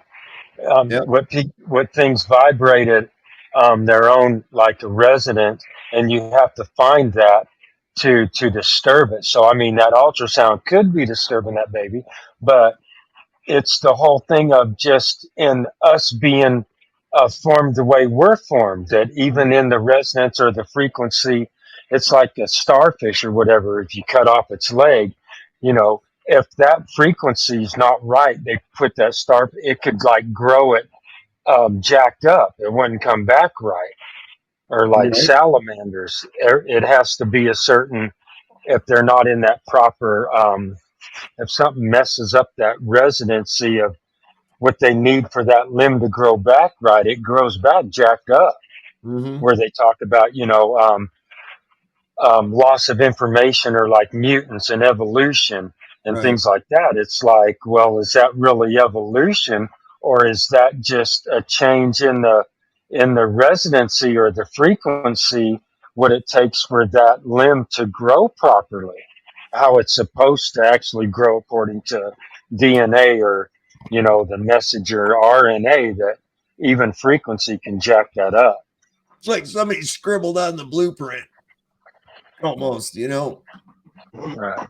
You're building a building and somebody came in there and drew some shit that wasn't supposed to be there. I agree. Well, you go all the way back to a guy named Royal Rife. And sadly, many don't know about this guy, Royal Rife. They had a banquet for him by the AMA, put a banquet out, a tribute to the end of all disease. And what he had done is found a way to take a sample of your blood, isolate the pathogen that was affecting you, and then find its resonant sound frequency, and then bombard it with the antithesis of that sound frequency, of that resonant frequency, canceling it out and making it just go away. Okay. It's the same thing as how noise canceling headphones work. Okay. That same type of thing going on there. So you have a resonant frequency, you bomb that resonant frequency with the antithesis of that frequency and cancel it out. And this was seen as a miracle. Then all of a sudden, boom, don't hear anything about it. You can find some shit online about it, some people that sell Rife machines, but no, that's not profitable for the medical industry whatsoever. Because, I mean, real quick, real easy. I mean, it doesn't require a bunch of drugs. That's a problem for them, because most of the whole reason they exist really is to support the pharmaceutical industry. Their main way of taking care of any problem these days is either give you a pill or cut it out. That's all they have. That's it. Give you a pill or cut it out. You know, and the pill route always ends up, is what I've seen, in my opinion, is just a whack-a-mole game of combating symptoms that keep arising with more pills, right? So you take some pill that they make you get, and then it has this side effect. So the doctor gives you another fucking pill to counter that side effect, but it has side effects too. So he ended up having to get another pill that takes care of the side effects of that one, and it builds like that. And you find out that you were probably way better off if you wouldn't have took the first one in the first fucking place, you know? Yeah. But, you know, there's so much programming in us to put so much faith in people with white coats or people with pocket protectors. You know, somebody with horn rimmed glasses and a pocket protector, if he came on and told you some shit, some scientism, you're going to believe him well over if somebody that like me or Sebastian could, right? Why? Because look, he's the stereotype of a nerd that knows that shit. That's why. And that's it. That's a perception. It's all about how you view the presenter and not evaluate the information. And that's the way we've been programmed to do. We will believe something based on the person that presented it to us rather than a critical analysis of what we've been told. You know, we see that a lot of times. You know, it always surprises somebody when a child says something profound or wise, right? And it's like, whoa, that's not typical of a child. Well, that's because we have this fixed idea of what a child is supposed to be. Now, in my instance, I was never spoken to like a little child. Nobody said, well, do you want wah-wah? You want milky milk or anything else like that? I was spoken to just like anybody else. David, would you like some milk? Yes, please. And so consequently, I learned right off to speak normal. I didn't have to go through a transition of baby talk into regular talk. My learning to talk came from being spoken to normally. You know, hey, there's my man Lucky Haskins. What's happening, my brother from another mother? How you doing tonight, man? Oh, I got to tell you, I thought I was backstage. Oh no, I saw you pop up. I clicked you. Yeah. Well, hey, I hate to do it. I gotta get up early for work. Dave, appreciate you having me on. Yeah, you got to mute the YouTube side and then just have the StreamYard open. What the hell? Yeah. How the hell do I do that? On YouTube, over where the volume control, if you just click on the little speaker, it'll mute it. So what's going on? So you say you're going to roll? You got to work tomorrow? Yeah, I got to work in the morning, so I'm going to go ahead and hop off here, talk to the woman a little bit, take a shower, and get to bed, hit the hay. Got to babysit the crew, don't you? Yeah, got to check on the domain. Yeah, right, man. Yeah, like I said, man, I appreciate you having me on. Appreciate all y'all. Y'all take it easy. All right, man. Well, hey, we'll catch you on the next one, buddy. All right, good night, man. See you. Tell Amanda I love her. Good night. All right, definitely. See you. All right. Did you get it figured out, Lucky? Your mic's muted. All right. No, I got this big echo. I can't figure out how to mute my YouTube volume here. Oh shit! Yeah, it should be like here. I'm going to show you on mine. Although you're clean now. Do you hear me? Yeah, I hear you fine. Everything good? Everything okay now? Yeah, you're a technographical genius like me. Wow, hell! Push buttons and click shit till it stops. I'm like Hong Kong fucking Phooey, man. You know, like hey, I worked it out. The cat must have snuck in and fixed it. The cat did it. I didn't do shit. Oh man.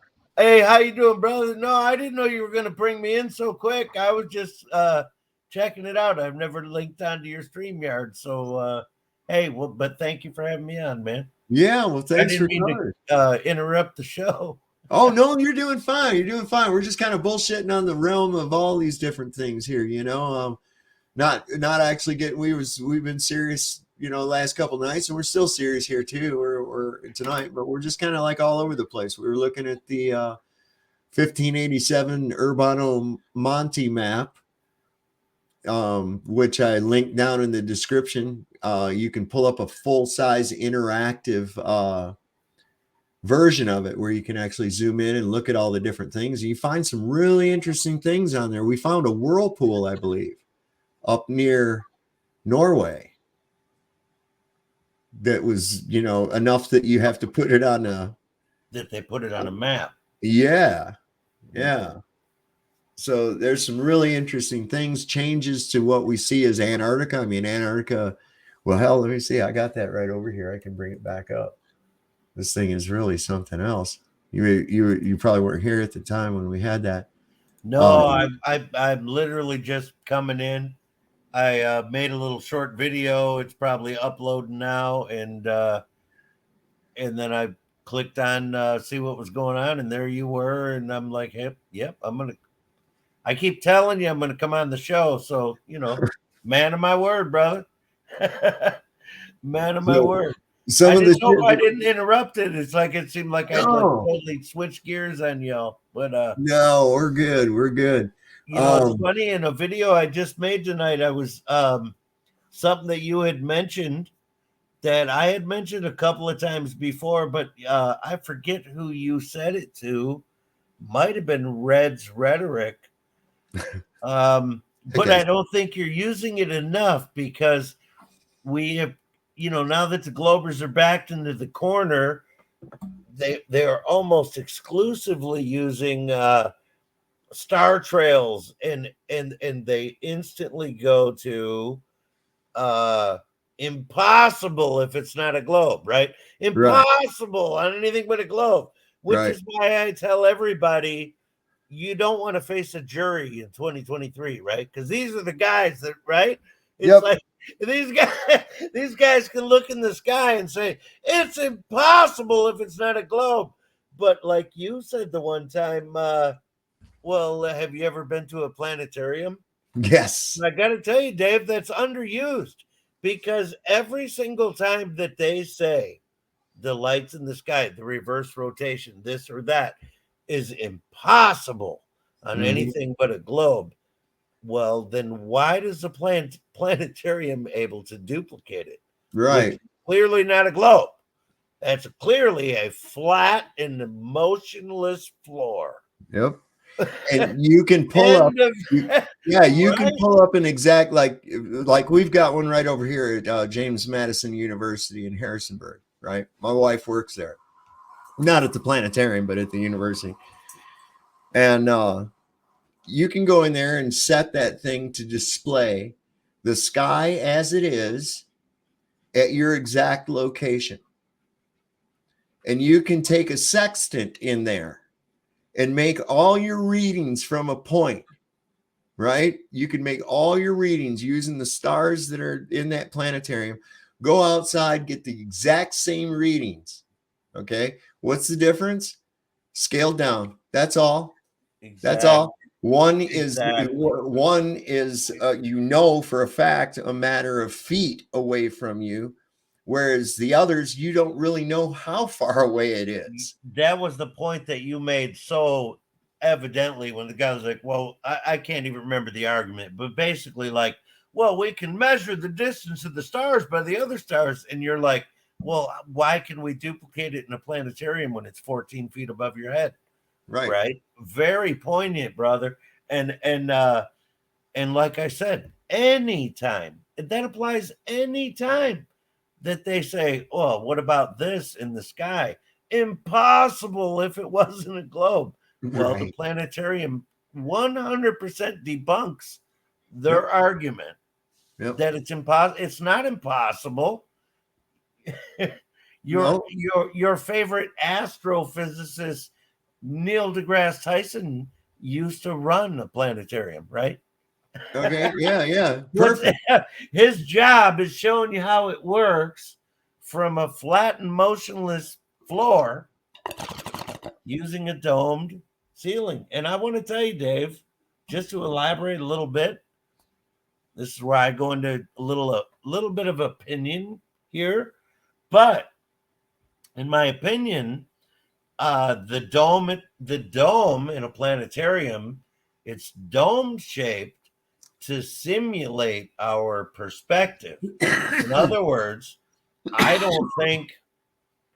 think that if we have the firmament is likely not necessarily domed, or that at least we should not assume that it's domed, right? The Right. dome shape is required in a planetarium because it's trying to simulate our perception in a smaller space, right? Your azimuthal grid of view. Exactly. You're following me, right? Yeah. So a lot of people, when they talk about the firmament, they immediately go dome. And I go, well, I don't know. Are we falling for something there? Are we falling for the same thing, the same trick, which is always say, see what you see? This is what you see. Isn't that always the same trick? Yep. And if we absolutely keep our boots on the ground and say, wait a minute, we have now realized that you're consistently using our perception against us and lying about, right? That's the trick. So then I'm just saying maybe we shouldn't be so eager to jump into saying the firmament is a dome, and that in fact the stars may appear to be placed upon a dome simply because of our, as you said, our azimuth, our grid of vision, right? Yeah, the follow my point? azimuthal grid So- of vision. I'm looking Yeah. right now. I've got a demonstration of it. I'm trying to see if I can find it. It's on the Flat Earth app. I'll have to look for it later. You know, in that video Baldy made about me, one of the things that he said, I only watched it once because, you know, them guys are so toxic, man. I just I don't want know. to go back and watch it, right? But one thing I remember him clearly saying was, he specifically said, Lucky, the sun, moon, and stars are not subject to perception.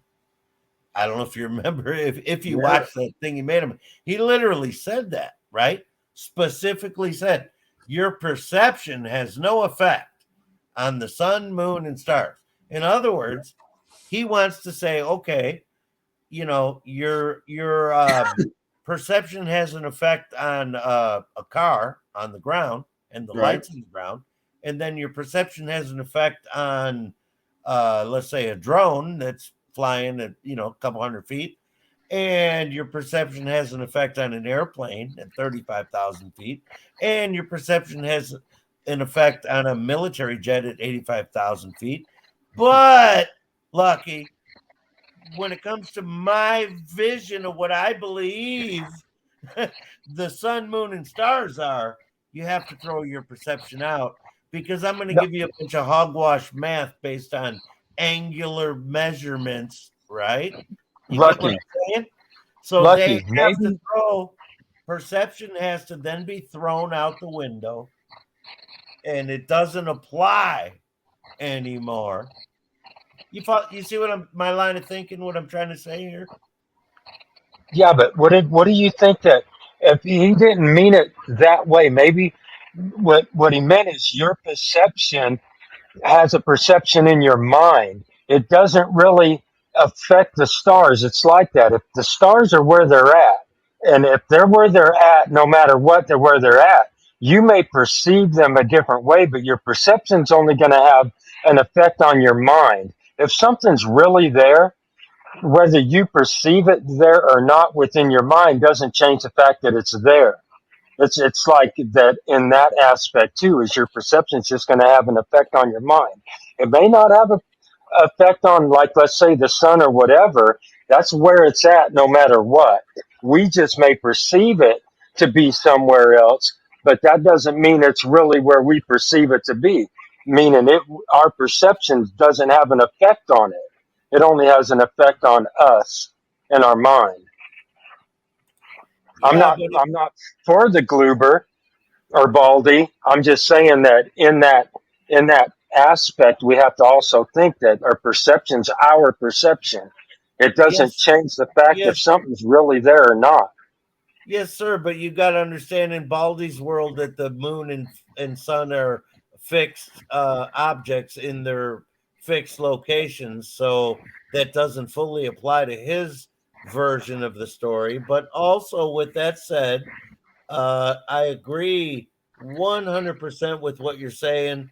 In fact, my son, I'm telling you from the mouth of babes, when my son was about 7, because I'm always showing him daylight moons and we always stare at the moon.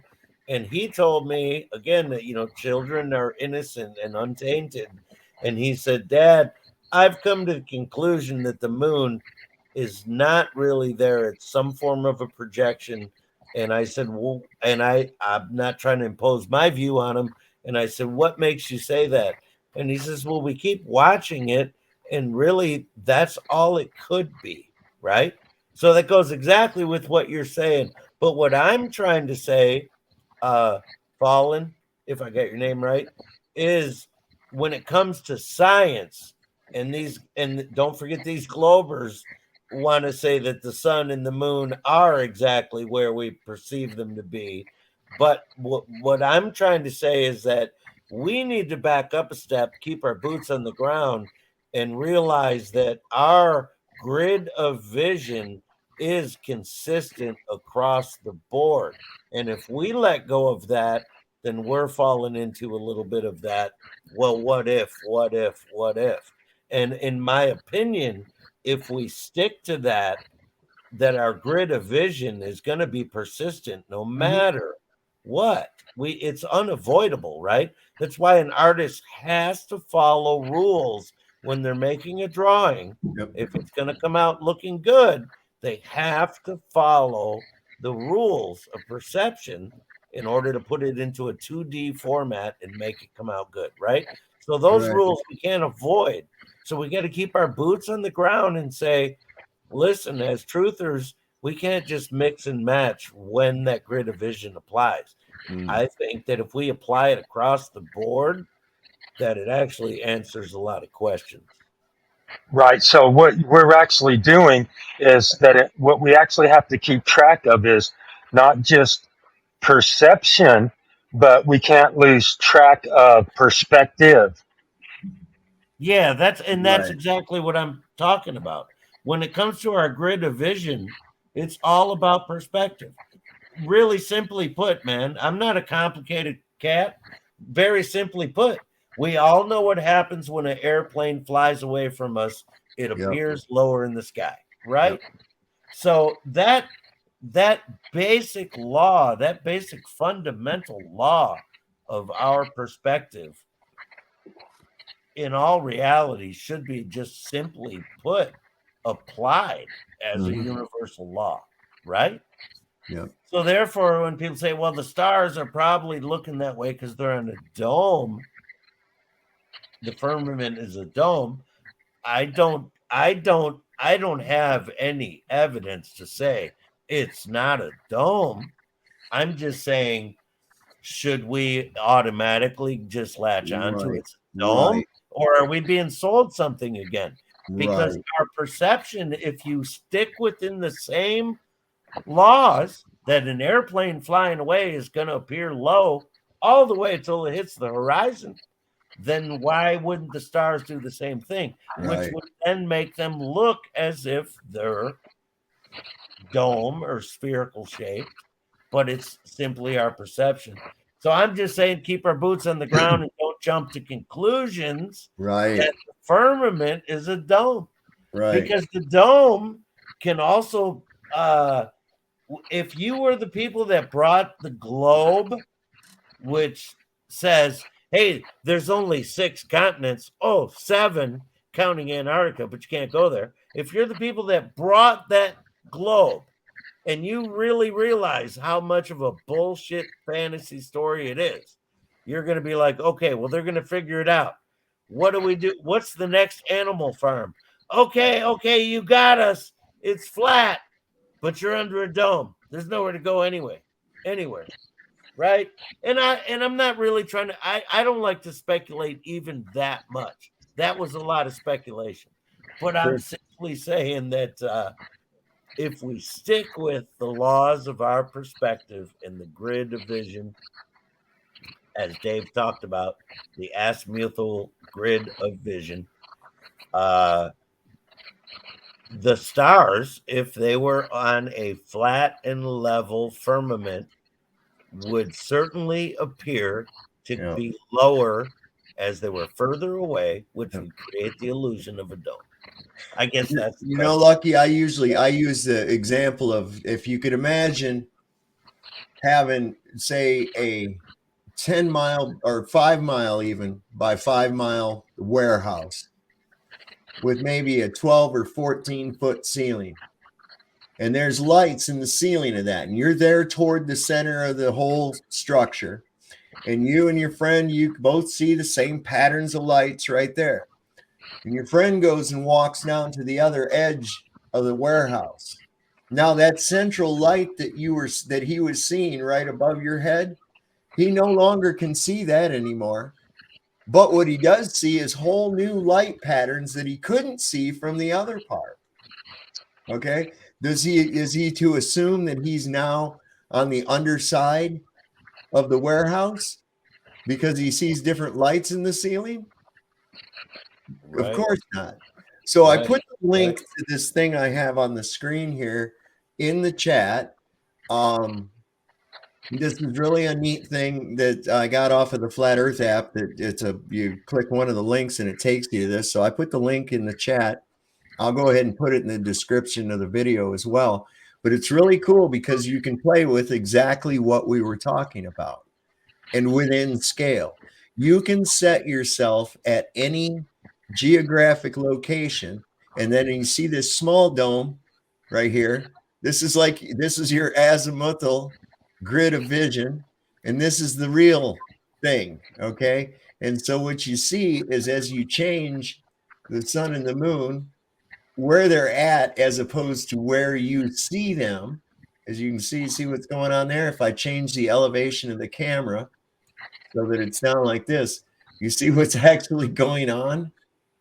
This is how your vision actually works. So I encourage you play with it, and it'll get you an idea as to what you actually see as opposed to what is reality when it comes to that limited angular vision of human eyesight. I love it when somebody comes on and says, if the earth is flat, how come I can't see the Eiffel Tower from New York? And my answer is always because you're not Superman. That's why. Okay. That's ridiculous. We have this really Atmos opacity. That was very weird that you said you urged me to play with it because it's been 92 degrees in the UP for like 4 days. Yeah. And so there's an ongoing argument between me and my wife that she wants me to get her in that air conditioner. Yeah, she wants me to get her an air conditioner.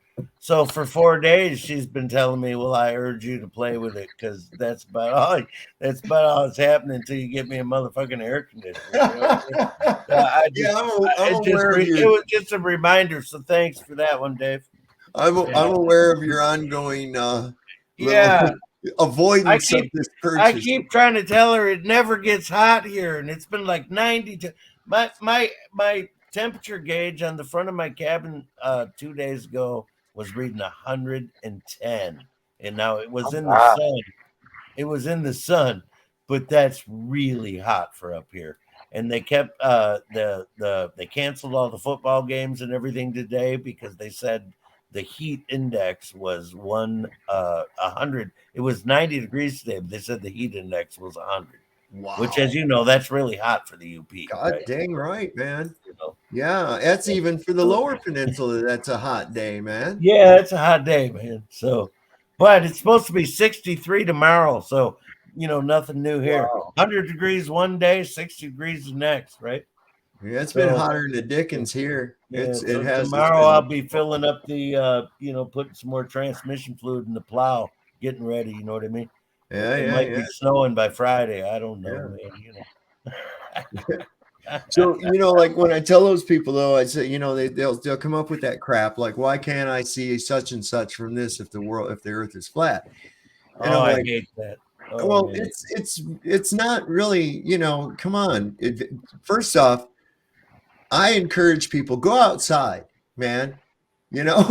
Actually Yeah. really go outside and look around you, observe. Don't just see, observe, man. I don't know how people have done this their whole life and never known this. Okay, so to explain it to people for on that. If I'm sitting at one end of an Olympic-sized swimming pool with the cleanest water in it, it don't matter. I can through the air, I can see people all the way down at the other end of the pool clearly. But if I submerge myself under the water at that end of the pool and try to see or discern people at that other end, I won't even be aware that they're there because I'm looking through the density of the medium. Okay. Now, at the lower altitudes where we reside, there are mixtures of gases that are much denser than the ones above us. They've come there through through relative density and the process of equilibrium. And Well, so and all we the are trying to gases are look produced. through a Yeah. shitload of stuff. It's the difference between looking through a window pane and then turning the glass on the edge and trying to see through it. Well, and all the gases are produced here on Earth on the ground level, and nothing in the air produces gases, right? Not nearly at the level of what's being No, produced on the ground level. So, of no, course, the gases are dense down here, right? A lot of people overlook that. right. The gases don't reproduce themselves, man. It's, Right. they're They're not. all produced here at the ground level. Yep. That's why all these people that always want to say, well, gravity creates, okay, the old argument, gas pressure without containment. They all go, gravity, and look at the gradient. Well, listen, it's really common sense. Obviously, it's a very big contained system, and Mhm. all of the gases are being produced here at our level. Mhm. What is it above us that produces gases, right? All Right. the gases are produced here. So what they're saying every time they want to go, oh, your theory of gas equalizing doesn't make any sense because we see a gradient. Well, what you're seeing is gas pressure equalizing at a slower rate because it's a bigger container, right? Well, you can actually recreate that gradient. If you were to take all of the gases found, a sample of all of the gases found in our atmos, and percentage wise, compress that into a cylinder. You let that cylinder sit there and it will have that same gradient inside of it. We see a gradient in a cylinder when we use even just a specific gas like liquid propane, the kind that you can tell how much propane you've got in the tank by pouring cold water on the side, and a frost line will appear where the liquid is, which we know liquid is much denser than gas. And above that liquid, which is denser and has more pressure, there's a gas which doesn't have as much pressure, but an overall pressure to the system. This is why we call it a gas pressure system. Okay. Once containment is breached, gravity doesn't give a flying rat's ass about any gradient or any other thing. The second thing about that whole excuse is it's just like with their gravity. The cause cannot be the effect. Right. I know. Okay. The Right. very definition of pressure is to press upon something. Okay. Press. That's the root word, pressing. So what is it that overall is pressing? And if you're telling me it's gravity, I'll just sit there and pop a soda open and show you, because where's the gas in that can? Why didn't gravity keep that gas inside the can? Right. I mean, I don't know. It's like you really got to stretch your brain to make believe. And like I was saying earlier, I don't know if you caught my analogy to it. It's just like that game Dungeons and Dragons.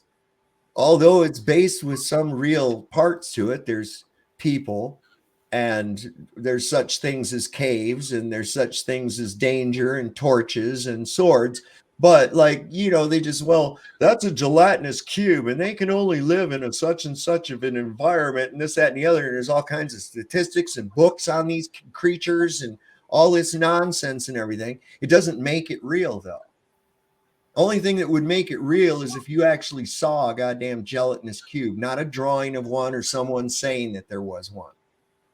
These are just, and this is what pseudoscience is. It's assumptions based upon assumptions based upon assumptions. The very first assumption being that the sun is a huge thing very far away. Right. Then another assumption is that there's convexity to the earth, that it's a globe. That's an assumption as well. This is something that's never been proven. The assumption of axial rotation. Right.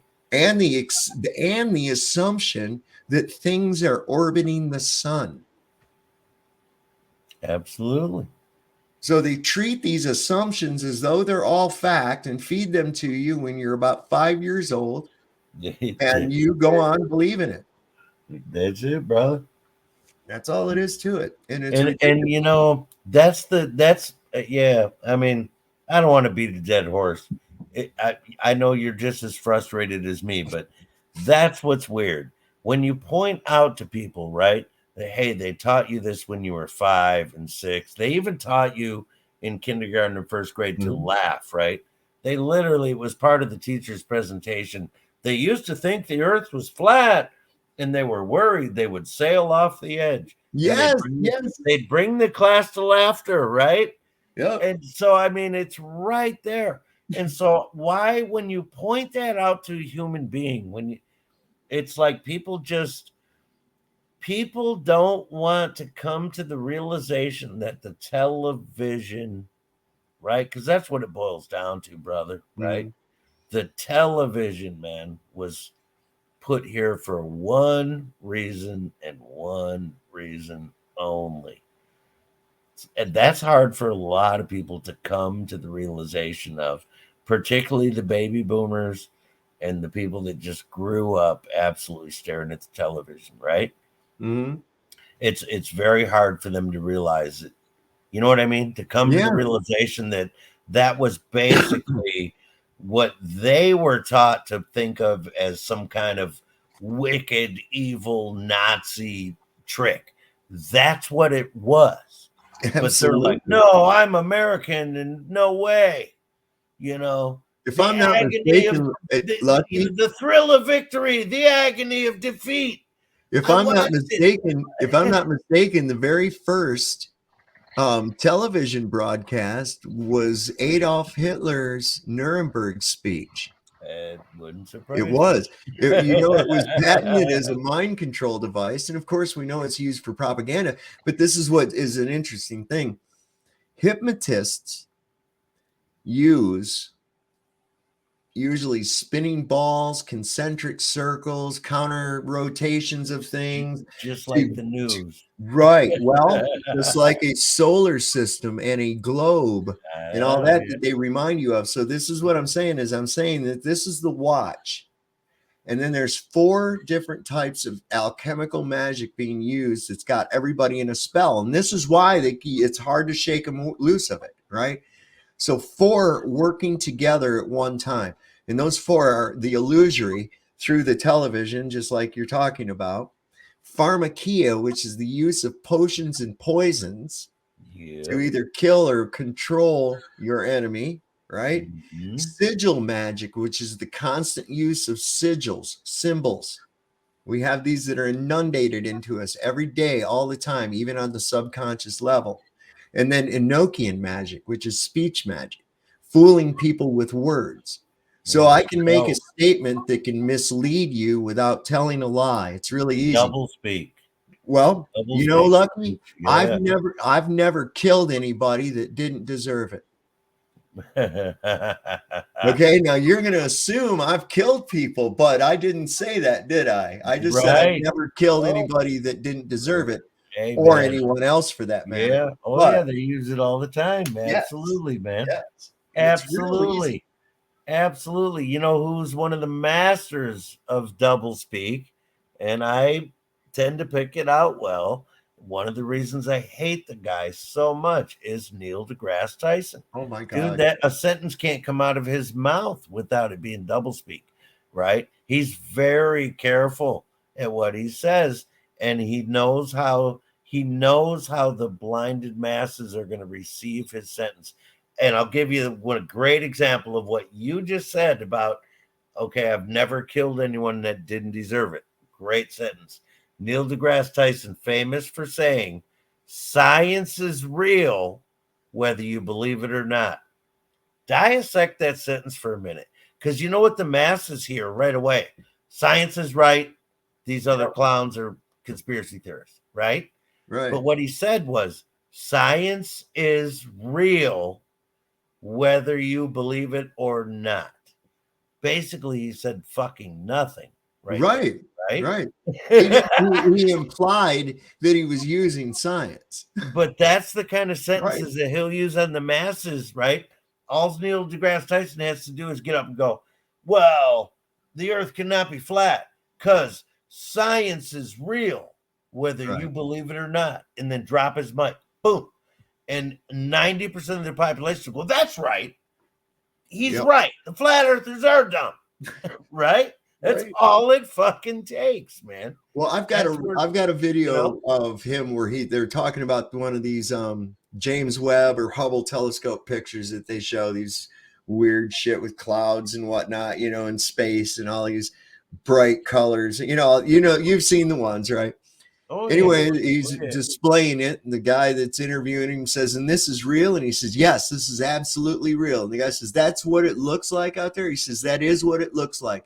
Now, these are taken from infrared cameras, and if you could see infrared, this is what it would look like to you.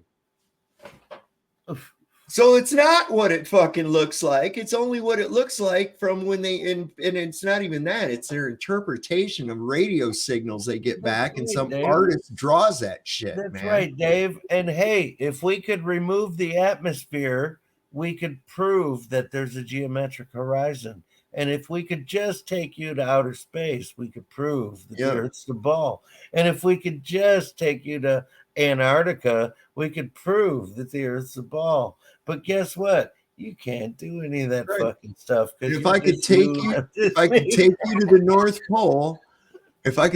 North Pole, then we could visit Santa Claus, David. But we can't go there. So, in the meantime, they do worse than that. They say, if we took you to the space station and showed you the Earth was round, you still wouldn't believe it. That's how far they go. Yep, and that's when you say, well, no, because I already know you're not going to take me to the fucking space station and show me the Earth is round. Listen, this is as close to the fucking space station as I'm getting right here. Yep. And you know what? Yours is more realistic than NASA's, to be honest. Well, it's not like it's it's pretty fucking comparable. And I know you didn't spend $60 million a day doing that, so that's my point. That's my point here, right? It's like it's pretty fucking close for a couple bucks, Dave. Hey, well, all right, watch this. Watch this. Watch this. I can pretend like I can actually. I've been practicing this, man. I can do weightless. Watch, I'm doing weightless right now. It's like sometimes I start leaning over a little too far, and then I have to push myself back over the other way. I saw the wire. See, there's the wire, y'all. Oh, wait, I'm going back a little bit too far. Let me pull myself forward a little bit here. Use your discernment, folks. Take what you want, leave the rest. And all I did was download a picture. All I did was download a picture and then choose it for my virtual background. Yeah. Oh, and that's absolutely enough to fool them. That's what I mean, dude. If you were just in a suit, they'd be fooled, right? It's enough. That's what I mean. But it's $60 million a day. Yeah, no doubt, right? For them to fake it, and we couldn't, like you said, it didn't cost you $1. No. Hey, I got one beer left. I'm gonna go grab it real quick. All right, go for it, man. I'll be right back. So yeah, he's absolutely right on all points. I like Lucky, man. I vibe exactly where he's at with All right, that. that's even cooler. I lied. There's 2 beers left. Oh my God, that's like a That's bonus. always a bonus. Yeah, man. I always think like Uh, that too.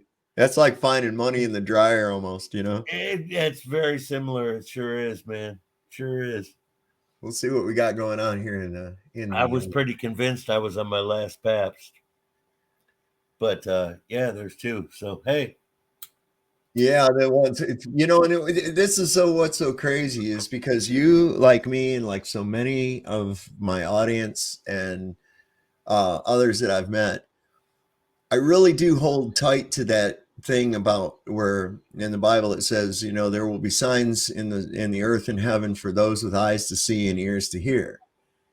And I'm like, I also know that God always picks the most unlikely messengers. And I'm like, of all the people, me, right? Come on, you know, I'm like, I have to wonder why me, you know, and it's like, I've always been like one of the most, I'm not bad. I never hurt anybody, but I'm very irreverent in my humor and shit. I love to pick, I love to tease, as long as I can just make somebody laugh. That's what I love to do. That's one of my favorite things to do, is to make people laugh. Yeah, and man. Amen, brother. You know, and I'll say some things that people say, well, that's just awful. You shouldn't say things like that, you know? And it's like, well, why? You know, I mean, it's truth. You got to hear it. That's all.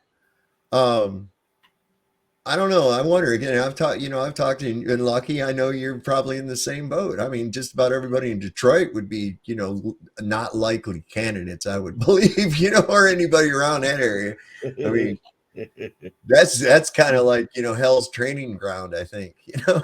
Yeah, well, you know, I'm a long ways from there. You're probably almost as close to Detroit as I am, brother. Oh yeah, now. Where are you at now, brother? I live in the Shenandoah Valley of Virginia. Oh, that's beautiful, man. Oh Very yeah, nice. I love it. I love it. Very it's beautiful, nice. beautiful. Yeah, but And, you're probably about 12 hours from Detroit, and I can make Pontiac in 9 hours. Oh, see, you're closer than I am, then, brother. I'm 6 hours from the Mackinac Bridge, so you know. Well, I had to stop because I if I had gone any further, if you go any further south, you start hearing dueling banjos, and well, I saw that movie. I know what happens. No, that was just propaganda, man.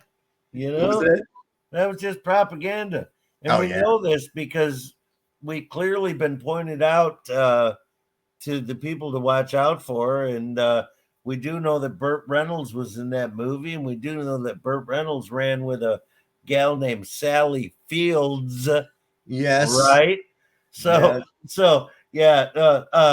listen, all I got to say, man, the deeper I went into the South, this is straight from the heart, brother. The deeper I went into the South, the places that other people were afraid to go, the hollers where people told me, you're not allowed in there. Don't go fucking down there, right? They don't like, okay.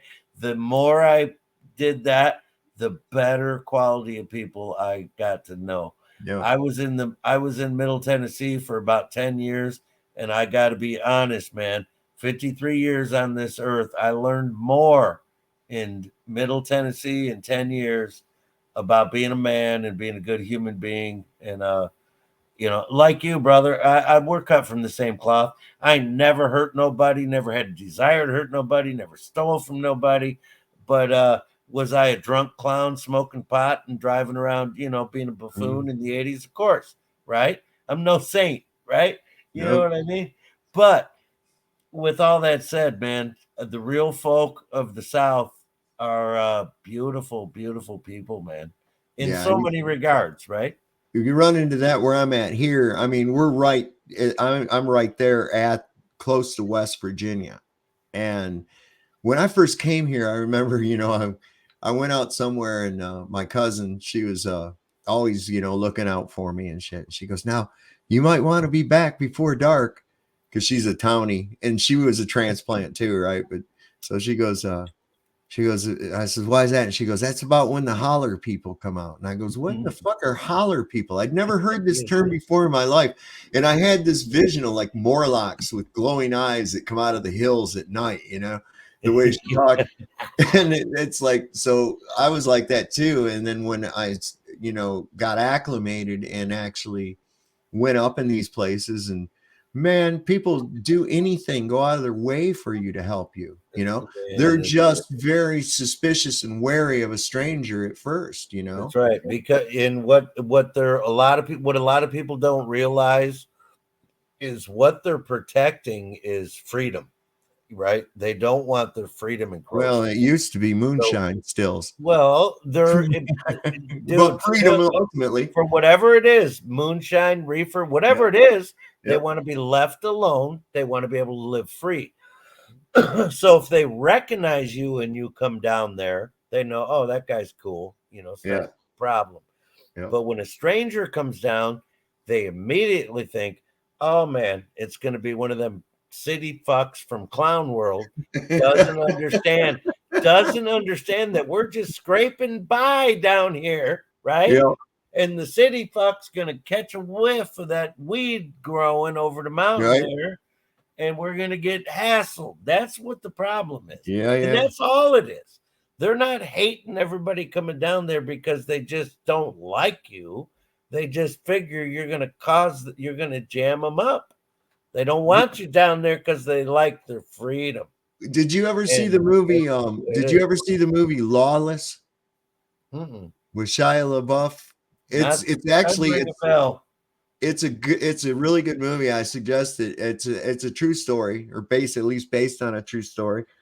And the book was, they sell it in like gift shops at tourist places around here too. It's called Franklin County, the wettest county in Virginia. And Franklin County is not far from here. It's right along the same. This place here was just like Franklin County at the time. Is it referring to the swamps or the girls? What's that? Never mind. I lost that one. But anyway, the thing is it all swampland? Is that the deal? No, it's mountains. Well, why is it the wettest county in Virginia? Oh, because the moonshine. Moonshine. Oh, okay. Well, yeah, listen, there was so many stills. Now, and I've heard other accounts of this. There were so many stills that at nighttime you couldn't tell where the starry sky stopped and the mountains began, because you'd see all these firelights in the fucking mountain. Okay. Yeah. And this is a true story about them and how they were, you know, getting around the revenuers and the feds and shit with the moonshine. And it's a true story. It's really quite something to see. Because they'd make the moonshine, then take it north to the city and sell it like to the mafia and shit. You know, so they were kind of tied in with the mafia. I was living in a dry county, bro. So, you know, here's what's fascinating. The people in the north have a lot of misconceptions about the South. And let me tell you the truth about a dry county. When people in the north hear, oh, that county down there in Tennessee, they stay dry because they're very religious, and right, they didn't want alcohol after Prohibition, which is 100% bullshit. Yep. The reality is the sheriff and all his minions and all the boys were cleaning up, running shine. And so when the state lifted Prohibition, that meant the state now gained control of all the liquor, right? Now you got to buy it from the state. You got to pay state taxes. And all the sheriffs down south were like, hell no, we're fucking cleaning up. They're like, we're going to stay a dry county. All it meant was we'll handle our own booze. Thank you very much. That's all it meant. People don't understand. They also misunderstand the Bible Belt, which I was right in the middle of. And yes, people are a lot of Christians, you know, God-fearing people in the Bible Belt, but people misunderstand the Bible Belt because they drive through it and they go, man, there's 5 churches on every block. No wonder it's the Bible Belt. Again, they're misunderstanding it. because what it's about is freedom. People in the South, in the deep South, man, they are all about freedom. And what happens is they go to a small church and the preacher says something they disagree with, and they go, kiss my ass. Yep. We're not coming back. And they go down the street and they build another church. And every one of them churches got like 18 people going to it. For real. Man, I lived it. I was there, right? A lot of these churches will have 7, 8 people in there. For real. I gotta say that it was amazing. When we have a thing in Richmond called Lobby Day, and on Lobby Day, you are able to go on Capitol Hill, and it used to be armed up until like just a couple years ago, and actually petition your delegates in person. You can still be armed. The Second Amendment hasn't changed. Oh, let me tell you something. They changed. This is what I went to this thing, I think 2 years ago, I'm wanting to say, when they put in Governor Northam, and they were getting ready to do all these gun control bullshit, try to run it through the Virginia legislature. Not be infringed is a really short fucking sentence. There were thousands, Lucky, there were thousands of armed Virginians, including myself, in Richmond on that day. I mean, it was really something. In that year, they fenced off the grounds to the Capitol and were not allowing anyone through the fenced-in area into the fenced-in area that was armed. First time ever in Virginia history. It was amazing. People were talking about rushing the fence and tearing it down and just doing it anyways, but nobody did. I mean, they had snipers on the roof.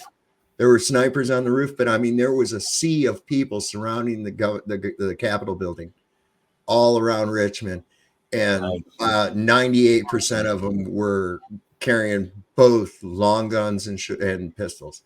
Everybody. Shall not be infringed. Very short sentence, right? Well, it's even just that. I don't need another man's permission to do anything. I don't give a fuck if you write it on a piece of paper or what the fuck you do. That's why I love you, brother. It's rights. What is a right? A right is something you do that isn't wrong. It's that simple. Well, as long as what you do does not create a victim. In other words, there's no loss, injury, or harm. That's it. Then you're fine. What the fuck are you doing? You know, and you're going to tell me that I can't defend myself. I mean, one of the biggest things that I think is ridiculous, this shit where they're wanting to make it illegal to have body armor. Are you kidding me? Why do you not want me to not get shot? Right. Are you planning on shooting me? Is that the problem? Good point. That's a good point. Hey. You know, I mean, that would be the only thing. The only reason a government would not want me to be able to be shot would be that they plan on shooting me. Yeah. So that's kind of alarming in itself, you know, but people will just go along with it. They'll go to the suggestion box of slaves. They'll fall for the same nonsense. I mean, that last election was a fucking debacle. Of course, there's never been an honest election, right? And here's what's going on now. Now they got ready. Yeah, right. So now they're going to go again. Nobody's addressed the problem with the voting machines, right? Nobody's addressed that. It's still the same machines. And here's all these fools getting ready. It's only been 4 years. They're getting ready to go and use those same machines and do it all over again so they can bitch and cry that it got cheated. And they do that every fucking year. Every fucking year. Do you remember the hanging Chads? Right? Gore and Bush. And let me sum it up for you, man. I'm 53 years old. I know you're a little older than me, and I always respect my elders. Not that I want to call you an elder. But let me sum it up for you, man. In my 53 years, I've only witnessed the government push free shit on the masses twice. Okay? Obviously, the jibba dabba dabba do, I don't want to mess with your channel, right? They obviously gave it away for free, right? You didn't have to have money to get it, right? We'll give it to you. If you can't afford it, then just let us know. We want you to have it. Guess what the only other thing was? A lot of truthers I've been paying attention for a long fucking time. A Mhm. lot of truthers overlooked this. They massively gave away and repeatedly ran commercials saying, if you can't afford a digital conversion box or a new television when it went Yes. digital, we will Yes. give you the box. We'll mail it to you. I got a bunch of fucking free ones because back in the day, I'm like, what the fuck? They keep giving me coupons, right? So obviously they were useless, but we all still had the old analog TVs, right? Yep. So think about what that meant. Okay, I'm 53 years old. I've never seen the federal government say, we're going to help the homeless, or hey, there's this one guy down the street that's starving, or whatever. But they gave you the cure for the recent propaganda, and they also, this is my entire lifetime, brother. They Yep. gave you, they didn't want you to miss a single fucking day of propaganda. That was free. They Yep. said no matter what. And a lot of people paid for that digital conversion box. If you remember, they were 50 Yes. bucks. Yes. And they stacked them up. Every store had them. Just I like was every store. working at Radio Shack when they were There pushing you those go. things Then you around. know what Yeah, I'm yeah. talking about, right? Yeah. You guys had them probably stacked to the moon, right? Yep. Yep. And just like during the recent event, the stores suddenly had plexiglass, right? Everybody had plexiglass. Yep. It was all Everybody ready. had signs ready, just like the digital conversion box, brother. Yep. And people don't, people overlook that. And The that should be stickers. so fucking telling, right? The distancing stickers on the floor. I mean, 3M, they made a killing Yeah, they off made a that whole killing, but the fucking stickers thing. I on the floor. guarantee you, man. But yeah, Think you're about exactly that. right. The And you know what, digital Lucky? conversion box, they made such a big deal. Don't be left without it, right? Right. You're Why the only is other that, person. brother? Do you think they care about us? Yeah, they care so much. They don't want us to miss a day of the Ministry of Information Entertainment box. Oh, dude, I've had people listen. You are the only other person besides myself that I've ever seen act or heard talk exactly on that point right there. Because even when that was happening, I was like, is nobody really curious as to why they they don't give a fuck if you don't have a house. They don't care if you're living in a fucking refrigerator box someplace and shit. But as long as you've got quality 4K TV, then that's ultimately important right there. That's it, Right brother. there. I was right there with you, man. And I'm Right like, then. this is That's so why I still suspicious. bring it up. I mean, I was like, this is so goddamn suspicious. Why are they doing this? Yeah, right. But So everybody I'm else is 53 like, years old, and it was the digital conversion box and the Yep. Jibba-Dabba-Dooski. That's all Yep. they gave me. And I Well, didn't accept either one of them, by the way. There's been a couple more. There's been a couple more though, Lucky. There has been a couple more that are very telling too. Okay. One of them was the phone, the Obama phone. It was so goddamn important that people had a cell phone that they were giving them to people that couldn't afford to have a phone. Right. Here you go. Now you have an iPhone, right? I mean, Universal Images in 1913 put out a movie called The Black Box, and chapter 3 was called The Pocket Wireless. 1913, Universal Images. And of course, their logo was a spinning globe. Yes, they knew exactly what it looked like. Just in case, right? Remember the ones with the little airplane flying around it? Yeah. That's the early, right. That's the guys. Yeah. 1913, The Black Box, chapter 3, The Pocket Wireless. Guess So what? I'm seeing you now can though, still Lucky. research this movie to this day, and you'll find writings about it and stuff, and they say all copies are missing. Wow. Kind of like the telemetry data. But Right, you can still research this movie. You can verify what I'm saying. Well, there Right? also I saw an ad pop up. I got a solitaire game on my tablet, right? And after so many games, it has an ad come up. And I'm like, okay, whatever, you put up with it. And I've been seeing frequently on that coming up that there's now a program where you can get a government sponsored pad, a tablet, like you could with the Obama phone. So now they want everybody to have one of those damn things too. And it's like, I'm always No strings suspicious. attached. Like they don't give a shit about nothing else also, but they do care about your teeth, Lucky. They do care about your teeth so much so that they want to put fluoride in your water. And chlorine. Yeah, because they care about your fucking teeth and shit, man. Hey, You know, for anybody that listen, I grew up on well water, and so too. for many years I'd kind of I guess I took things for granted, but I live in this tiny town of about 40 houses, and we have a city, we have a well, but because there's 40 houses, they have to follow all government guidelines. So our water is badass when it comes out of the well, and it sucks by the time it gets to our kitchen. Yeah. Right? It's full of chlorine and fluoride. And the water guy is a buddy of mine. There's only 40 of us. And he's like, dude, they won't give us our funding, and right? They're forced. You get it? Okay. So I mean, right from the horse's mouth. Like, if we don't put the chlorine and the fluoride in the water that they tell us to put, then we don't get the funding, and we can barely keep the water on as it is, right? You get it, right? Yeah, so, absolutely. but I recently See, bought that's a this golden camp. handcuff. Golden handcuffs. Yeah, but I That- recently they do that bought all this camp, and I have a well up here, a beautiful well, and we've all been showering recently in the little sauna bathhouse with a Right. wood-fired sauna with a wood-fired hot water heater. And everybody in my house, my wife and my son, are all going, my God, I feel so clean. My hair feels so good. My skin feels so good, right?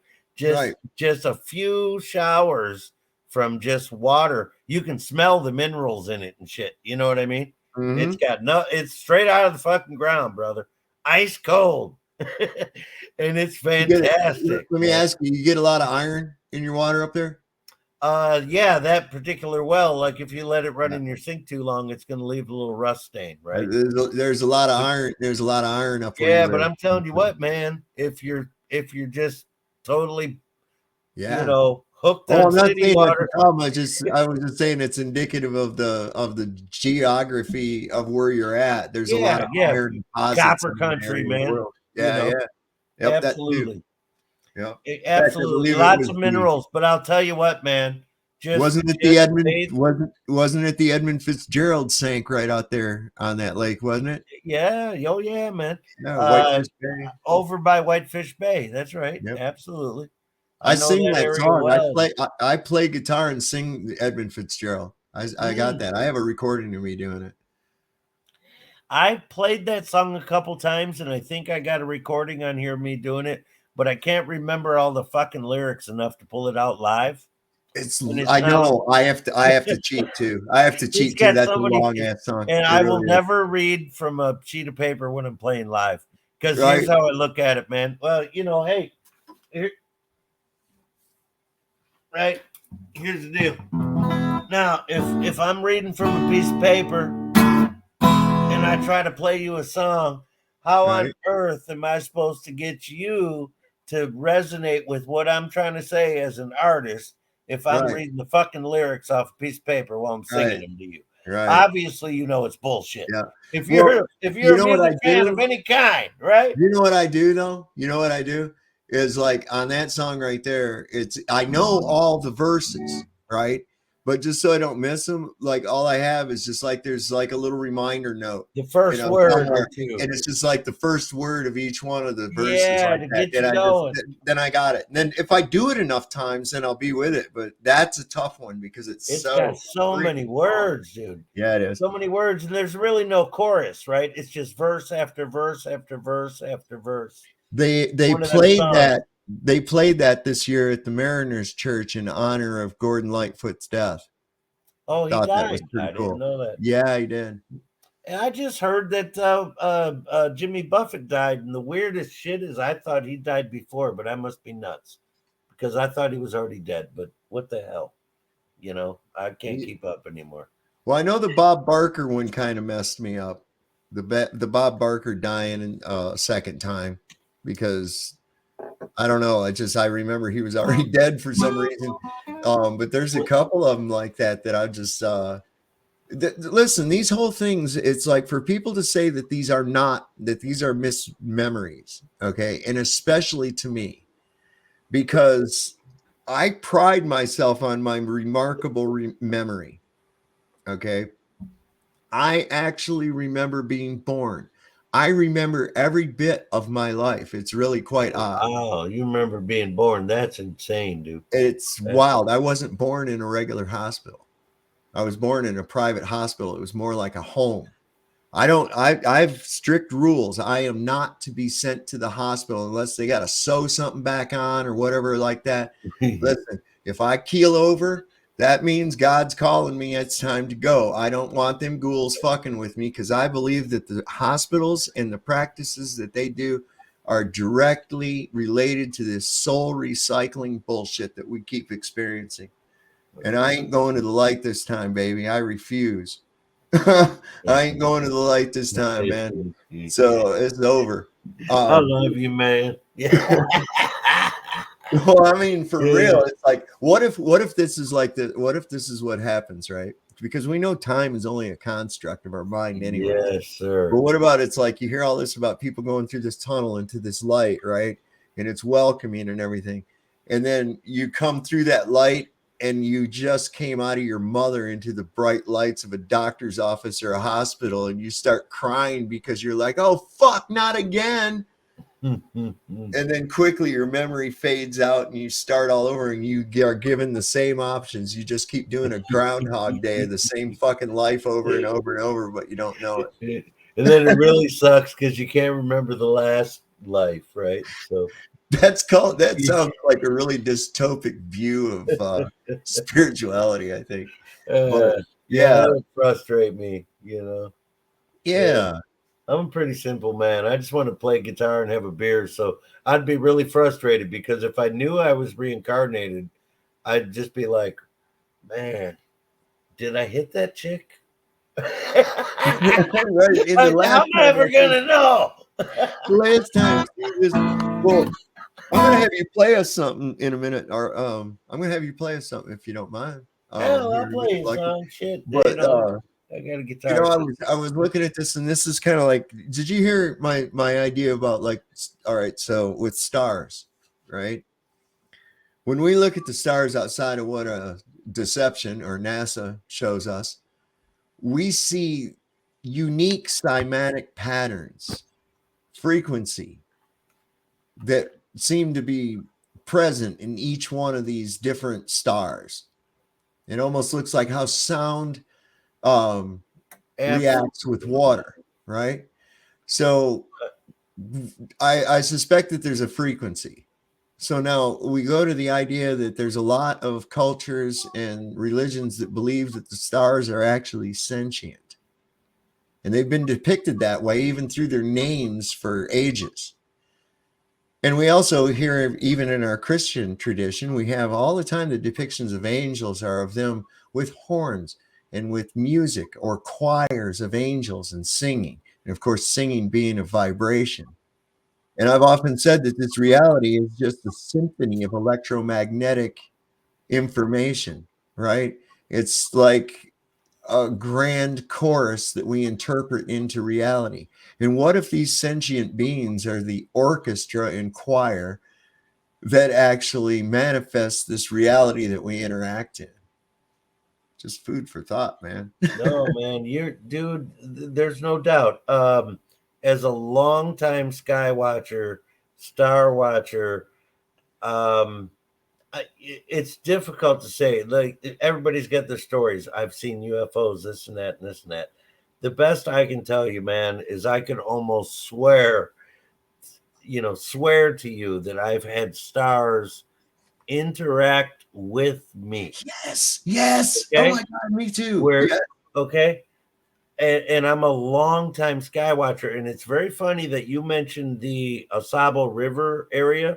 Yeah. I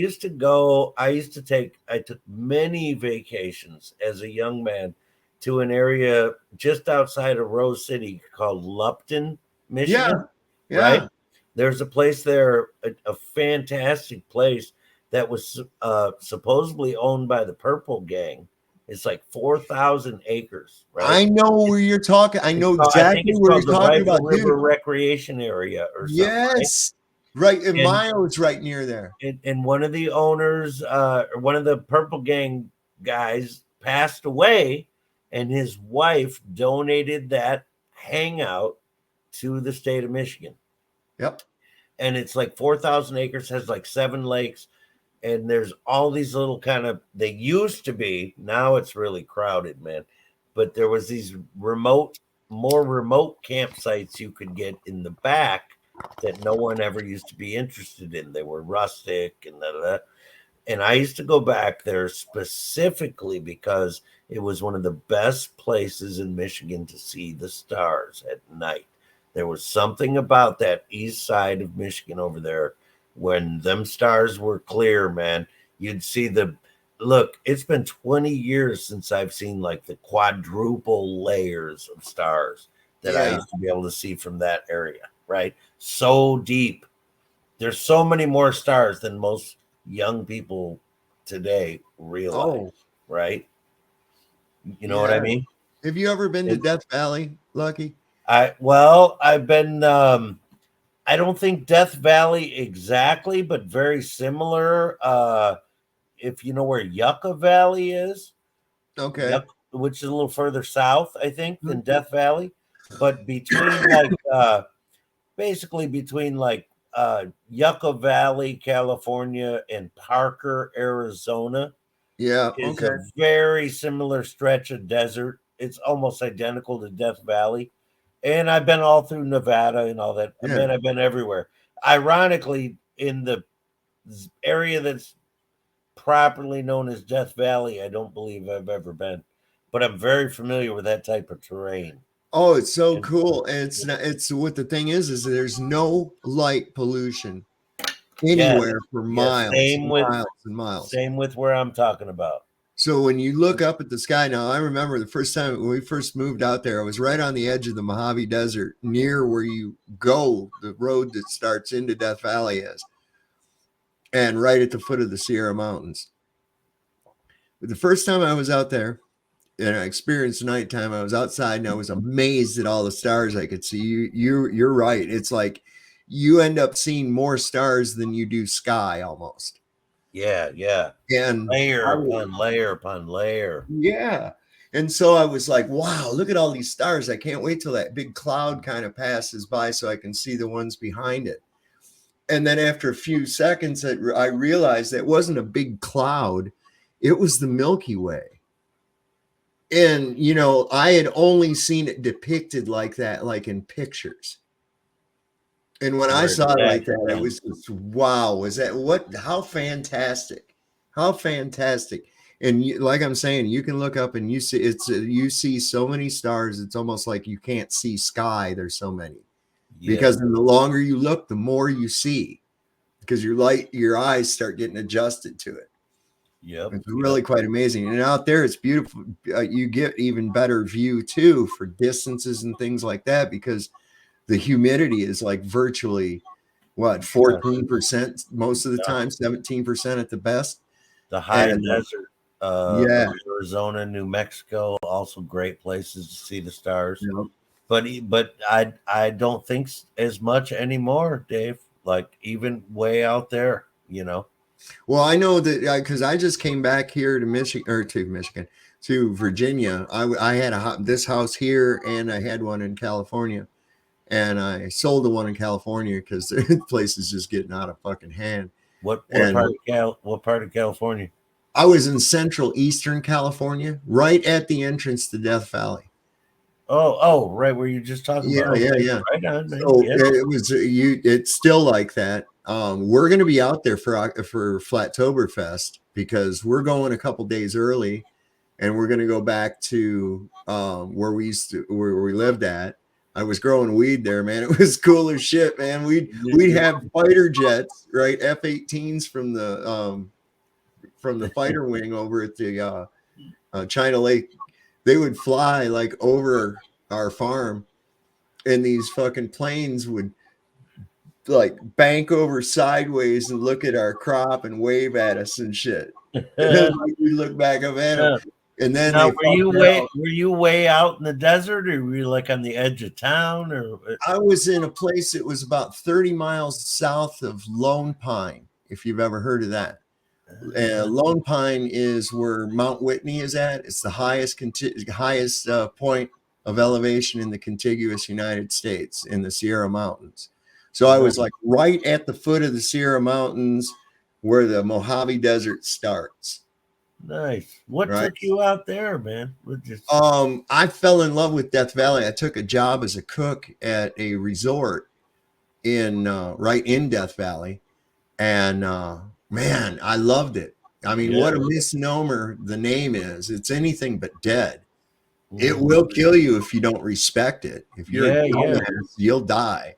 But if you respect it, it's fine. And there's an abundance of life there. And so it's really a neat place. It's quiet. It's away from a lot of electromagnetic frequencies. And plus, at the time, it was like one of the only places where weed was legal to just smoke and have and grow. And cool. Right? So I wanted to do that. I was like, I've always wanted to be a weed farmer. I've been smoking since I've 12. I've never gotten in trouble for it ever, and I'm like been a daily user since I was 12 years old. So somebody's looking over my shoulder. But anyway, we had that going on, and then the state of California fucked that all up by legalizing it. And that's what happened here, man. That's what happened. Right. Here.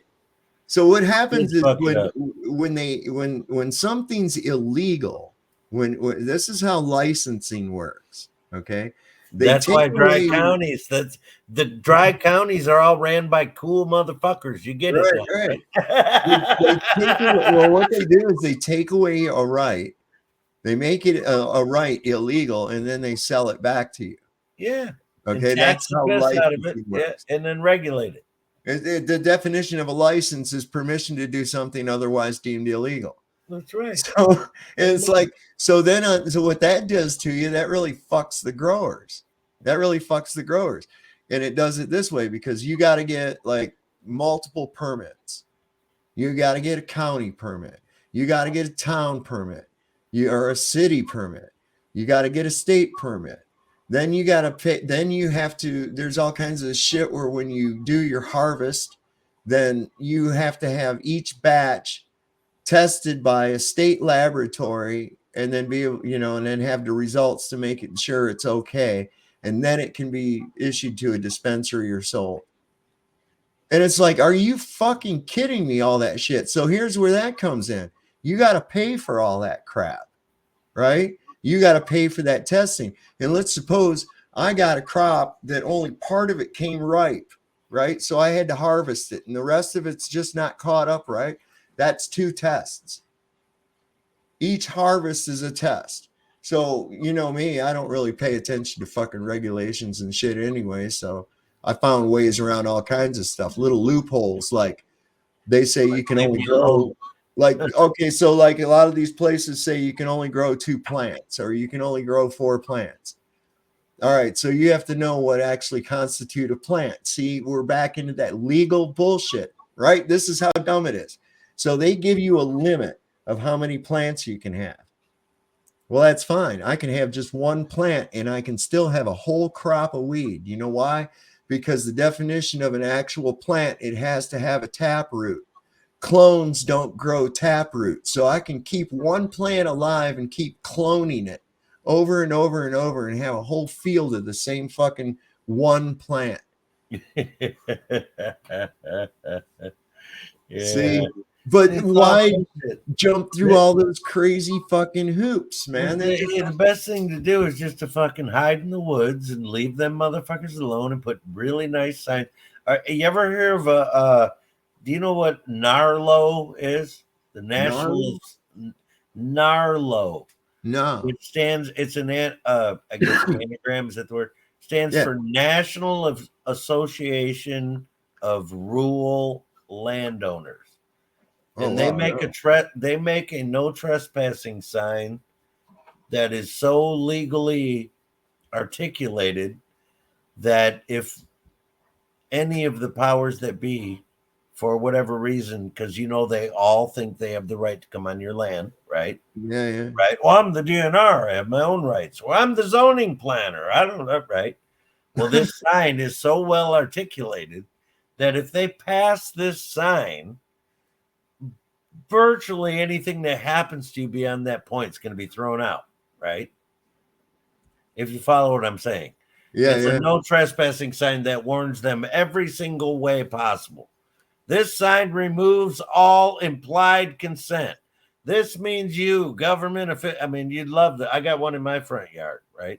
And it also says that I can shoot them if they don't, right? Then after it says that the use of deadly force is authorized, it lists according to the United States Constitution, Section 140. You get it? You know what I mean? It's Right. like bad. Narlo, for anyone that's interested. I don't care if you got a tiny little lawn. You want one of their signs. I had it really cool out there. My whole concept. Hey, Joe. And then I want to What's answer. up, Joe? Hey, Lucky. Hey, Dave. I want to answer Always LHB's dig this question. cat, man. I watch you more than I get to talk to you, but All right, I man. see you on here, man. You're a good cat, man. Same to you, Lucky. Thank you, man. Hey, thank you, man. When I bought that, when I bought that place out there, and it was fenced, and we had it gated and everything, it was off away from people, and I declared it the Republic of Dave, and there was only one rule, and that was that all things that you do must first begin with a bong hit. And that was the only rule we had. Always a good rule. David, Hey, you read my mind. I was going to suggest the three of us have a little smoke. Let's do that. But on a side note, what you just said, Dave, two things that I've noticed. The main thing that you just said, all wealthy people that that do the hidden hand, people in the club, all of them, you will never catch them living in a place without a gate. That is so important. Because again, like I was just talking to you about the signs, now a police officer and all the bullshit they do, okay, first of all, they know you got money. It's a big ass house. They know they can't pass the gate. The gate removes what's called implied consent. So these wealthy people, they might be doing all kinds of ridiculous, nasty shit in their house, and they have no fear, because if the police did come in and busted them for something, it would all be thrown out by their high-powered lawyers, because they'd say our property was clearly gated and marked. They had no reason to come in, right? Right. So gates mean more than just you can't come in. They also protect you if people do come in, and you're like, hey, it was gated. I got absolute proof of that shit. And in just 1 second, let me answer LHB Talks' question. He says, what if you're used to 100+ temperatures and super high humidity? Is Death Valley really worse than that sticky hot, can't breathe hot? No. Let me tell you something. It's freaking awesome, because I was used to humid heat, right? And it's dry. And if you get hot, go in the shade. That ain't no shit. I mean, you'll see, you can still be a little hot, but the thing is that you when you sweat, it evaporates off your body like fucking immediately. Yeah, man, I'm on it too. All right. So there's that. But yeah, we had an incident with the Inyo County Sheriff's Department and them wanting to come on our property, and we had what they were doing is this was really crazy. They were looking for my son. You've met him, Ryan, right? Apparently he'd absconded from probation or some shit like that. And of course, I was going to be, being his dad, I was going to be the first place they look. Well, anyway, he's absconded from Virginia or Michigan, from Michigan. So I'm sitting there chilling, smoking some weed, And my other son Corey's there, and my wife. And I see somebody outside go by the window, and I hear a knock at the door. And I was like, that was a fucking cop. And so I open up the door, and there's a Zenio County Sheriff's deputy standing on my porch. So I just opened the door and went out and closed the door right behind me. I said, what can I do for you, gentlemen? And knowing a little bit of psychology, I was working them, and they didn't realize it. So what I did is, like, slowly as I'm talking to them nice and asking them questions, I was like backing them up. I was backing them up because I'd get just a little bit closer to them, but not aggressively, just enough to make them want to back up until they finally backed up off my porch. Once they got down one step or more below me, I had the advantage because psychologically people respond differently to someone they have to look up to. I know this. Okay. So that's when I started working with them. So they said, we're looking for so-and-so. I says, he's not here. And they said, can we look inside? And I says, no. And they said, why not? And I said, because I have a Fourth Amendment. They said, yeah, but we're looking for somebody. I said, I don't give a fuck. He says, well, then why can't we look inside? And I says, because of the Fourth Amendment. I says, do you have a warrant? And he says, yes. And I says, well, let me see it. Well, he showed it. It wasn't a search warrant. It's an arrest warrant. I said, it's not a search warrant. Proper search warrant is supposed to list the places and to be searched and the things that are to be looked for. This doesn't say anything about a search. This is an arrest warrant. And so about that time, his buddy came back around from the other side. He was armed up like he was going to Iraq and shit. And he looks at me and he says, and I looked over at him and I says, what do you got there? Is that AR? And he says, yeah. And I says, 5.56. He says, yeah. I says, it's all right. I says, not bad. I says, you probably saw them shell casings around the back porch there, man. That's from my AK-47. I prefer that. I said, I'll tell you what, you better be careful sneaking around the back of people's houses being unannounced, especially out here, man. I'm out there shooting that AK. I'm going to light you up. I see somebody look like you come around the fucking corner. He didn't know what to say about it, right? So yeah, they kept fucking with us about that, and then I got them off of there and they never came in. They never got their search warrant. A couple of nights later, I was gone. I had to go over to just outside of Vegas. And my son was there and my wife and my wife was there. Well, them cops showed up again. Well, from this time, I'd already decided when we're home or anytime that gate stays closed. And there was a sign on it, no trespassing. So they came up out to the gate, and of course it was locked, so they couldn't get in it through it anyways. My son walked out there, Corey. He says, "What's the problem?" He says, "We're looking for this guy," talking about Ryan. And he says, "Yeah, okay. Well, he's not here." And he says, "Well, we have a warrant." He says, "You have a warrant to search?" He says, "Yeah." And he handed him the same fucking arrest warrant. My son goes, "Nope, that's an arrest warrant. Come back when you got a search warrant." So I ended up calling that sheriff's department. I said, I'll tell you one thing. You come to my fucking house again and I didn't call you, I'm going to sue the fucking pants out of your county, man. That's all there is to it. Well, anyway, they finagled it around to where they ended up pulling over my son, Corey, and pulling a gun on him in my driveway.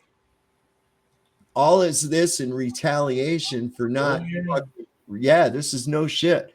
Yeah, they ain't gonna. What happened? Me and Leanne were sitting in the front room, we're watching TV, and I get up to go get a cup of coffee, and I see blue and red lights out through the crack in the curtains, and I'm like, "What the fuck is going on out there?" I open the door, and I see this cop with a gun drawn behind my son's car, going, "Get out of the car!" I'm like, "What in the fuck is going on here?" I walked out, and I says. And this was my exact words. I says, "Who the fuck you gonna shoot, Rambo? Stow that gun immediately." He goes, "Sir, go back in your house." I go, "Suck my dick. This is my yard. What are you doing? Stow that weapon." I mean, I just went right into fucking military mode. I was ready. And I mean, I thought about going inside and getting something and just fucking popping this dude. I'm like, "What Put it on him. are you doing, man?" Anyway, This thing ended up, this is no shit. What it was is because my son didn't pull over immediately. He was almost to our house. So he just pulled in the driveway, then pulled over. He threw his keys out the window even. So he's not going anywhere. He's at his house. So we're explaining that. So what's the problem? And he says, oh, well, we found out he's got an expired license or some other dumb shit. And I said, so you're going to shoot somebody over a motherfucking license? Are you kidding me? Right? So I says, you call your supervisor out here fucking immediately. So his one guy that was there with him was a state trooper, Chip. And you could tell this guy didn't want any part of this shit. So this guy, instead of calling a supervisor, what the fuck does he do? He calls backup. Next thing I know, a few minutes later, here comes this goddamn barrage of cars down our street, lights blaring, coming in hot. These motherfuckers are getting out. Dude pulls out, gets out and says, less lethal deployed and shit. And all I did was I just looked at him and I said, what in the fuck does that even mean? Does that mean somebody's less dead than they would be? Less lethal? What the fuck are you going to do? Shoot me with that goddamn thing? Get the fuck out of my yard. And here I was. They couldn't believe me. I was unarmed. I didn't give a fuck. None. They were convinced because I wasn't intimidated by them. And this was in their report. They were convinced that the reason that I was out there like I was and not putting up with their shit and making them leave was because I must have had snipers hidden off in the distance waiting for my signal. I'm not kidding. That was in their fucking report. Well, as it stood, they tried to charge us with obstruction of justice or whatever the fuck. And we already had it all on film and compiled with their dash cam film. And I have a sync up of that I need to finish editing and put up. It's from a few years ago, but this was fucking classic. They told us it was going to be, they would give us a plea deal of an $800 fine if we pled guilty. Listen, every time we went and said, no, we're taking it to trial, they dropped it down to the point where finally my wife and Corey wanted to come back to Virginia. So we just took us, they pled it down to $100 forced donation. Think about that. A forced donation, a $100 forced donation. Forced donation. Yeah. If that ain't right, that's like military intelligence. Right. Yeah. So I just voluntary servitude. Oh, listen, I pissed off they gave us a court-appointed attorney. I says, I don't really need you except for you. You're just to be my mouthpiece. I'm going to run this case, right? She goes, what do you mean I'm your mouthpiece? I said, you're going to do what I want you to do, and you're just the one who's qualified to go in there and do it. So you ready to do that, or I can do this myself? I don't give a fuck. Yeah. Oh, she got really on the hook already for the other side, boss. Yeah. You know I mean, that. I know that. I know that because Yeah. I was like, look at this. How are you going to even entertain this fucking idea? Look at what we've got. And it was unreal. It really was unreal. But it ended up that we got that guy. I wrote a complaint on him. And it was like 6 pages. Because it says continue on other piece of paper or on the back. Yeah, fuck you. I made 6 pages worth of this thing. And you know how they always have this tendency to say, we've investigated ourselves and found that we've done nothing wrong, right? Well, what you got to do, like I did, is I made several copies of that complaint. And not only did I give it to the sheriff and the undersheriff, I sent it to the governor, the attorney general, the lieutenant governor, every member of the county council, every other person of prominent importance down the line. And guess what happened? That guy was made into a bailiff. That little sheriff and his little tyranny, now he had to be the bailiff. Now he has to escort prisoners back and forth from the jail. That's how you do it. It's called practicing law without a license. People say it can't be done, and that's bullshit. You don't need the courts to practice law without a license. You get shit done by dealing with it like that, right? Yep. But the system was designed to fail, and it should be obvious to anyone. Think about this, okay? For anybody that's ever been entangled, first of all, the biggest myth, and fortunately, humanity's waking up and people are now teaching their children because they're forced to, and they're like, okay, kids, remember what we told you about the police? Well, let's rethink that, right? The biggest myth, if you're not doing anything wrong, you have nothing to worry about. Biggest myth. Never fall for that. That's how you end up in a cage for not doing anything wrong, if you fall for that shit, okay? But think about how upside down the system is. Let's just break it right down to simplicity. The people that have all the power are required no schooling, no law school whatsoever. And if you've ever been tangled up in the corrupt system that we are forced to live with, okay, those are the only guys that really matter. Because once you're charged, right, these guys that don't even have any obligation to even understand the law, let alone were they ever taught the law. In fact, they're so eager to become police officers, they take an oath to something they don't even understand, right? Most of these guys don't even understand the Constitution, but we all know they know nothing about the law. Every police officer will tell you the only thing they taught us in academy was what they call how to defend ourselves, which means how to kick your fucking ass and shut your ass up. That's all they're taught, right? They need no law school, no law training of any kind. Yeah, They know it's nothing mostly about the just law. athletics. Yeah. And so they charge you. Okay, that's great. So you have the power to charge me. So now what happens? Now the experts are supposed to come in that know the law. What will every single one of them tell you? Well, the police officer thought you did it. He charged you with it. Right.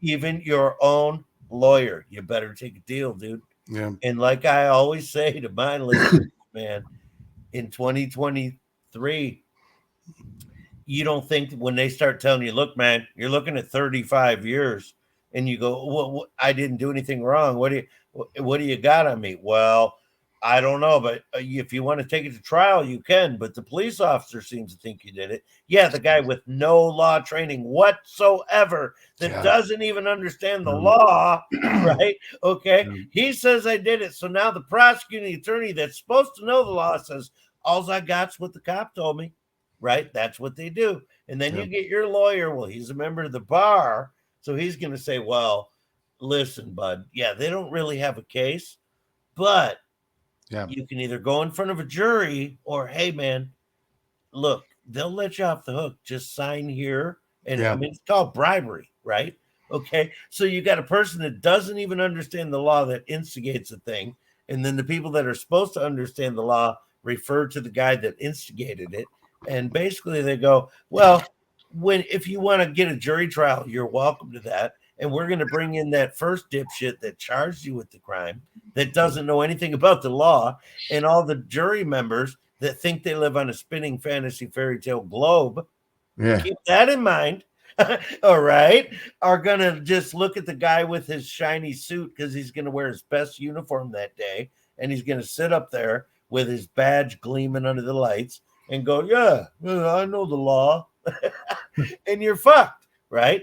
That's why the bribery system works perfectly, because the deal system is nothing short of bribery.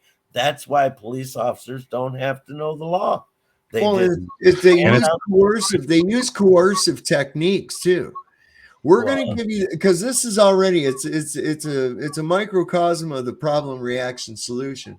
Okay, so what they do to you is they say, okay, here's what you're being charged with. Okay, blah blah blah blah blah. Now, Dave, what's that sound, man? What sound? It's like a fluty kind of. Oh, Randy over here whimpering about something. I don't know. That's a dog. Hey, Joe, man, he's on the ISS, bro. It makes a little racket while it's orbiting. She's 17,500 miles. 455 degrees below 0 Fahrenheit.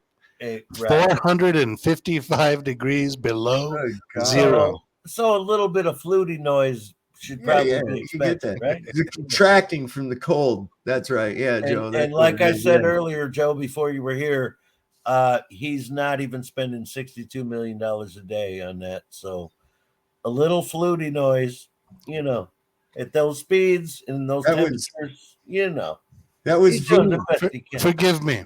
Those are space noises that we have. Space noises. There you go. Haven't you watched Star Trek? Jeez, God. The electric flute, man, sci-fi's best friend. Well, along with those falsetto vocals. Tequila ruined my falsetto. I used to have a beautiful falsetto. No. But all that space rock is like, Hey, Joe, whiskey took away all of my notes, man, but it taught me how to sing. It also what, Lucky? What was the second half? I said whiskey took away all of my notes, man, but it taught me how to sing somewhere. You know what I mean? I know exactly what you mean. That's beautiful. It's complicated, man. Lucky, do you tune to 432? I do. My guitar right here is probably at 432 right now. I do. I do. As subtle as it is, it's a relatively easy transition for me because I'm always pushing my right. So it's a 8 megahertz relaxation for me, a little backing off. So, but I've been playing live again lately, and when I'm in that second set, third set, got a couple Crown Royals in me, and I hit that sort of green room where everything starts happening on its own. I'm really, really relating to it and feeling like I'm noticing some big differences. There really is. Have you ever looked into the change where they changed it to the A440? Well, I've looked into the cymatics a little bit between 440 and 432. Right. And essentially, without getting elaborate, 440 looks like a nasty monster design, and 432 looks like a snowflake. Yep. It was it was through Rockefellers that they changed that to to universally, and it's shown to be damaging. Right. Whereas we know that, like what you were just saying, because I relate completely. If you ever just gone up, well, this happened just a couple of weeks ago. A friend of mine says, he saw my Gretsch sitting over here. He goes, "Oh man, you still play?" I says, "Yeah." He says, "Play me something." And so I don't know. I picked it up and I turned on the amp and I just started fiddling around. I don't use too many effects. Just maybe some reverb and shit. And I was fiddling around. Then all of a sudden, I started playing "Run to You" by Bryan Adams, right? And I was singing it. I was going, "She's got a heart of gold. She never lets me down." I played that in a couple cover bands along the way. So my wife, here's what was funny. My wife, because I've been playing a little bit, fiddling around, then I just started playing that song and singing it. And my wife looks at me, and we've been together, like close to 25 years, and she's like, "I've never heard you play. I didn't know you knew how to play that song." And I was like, "I didn't either."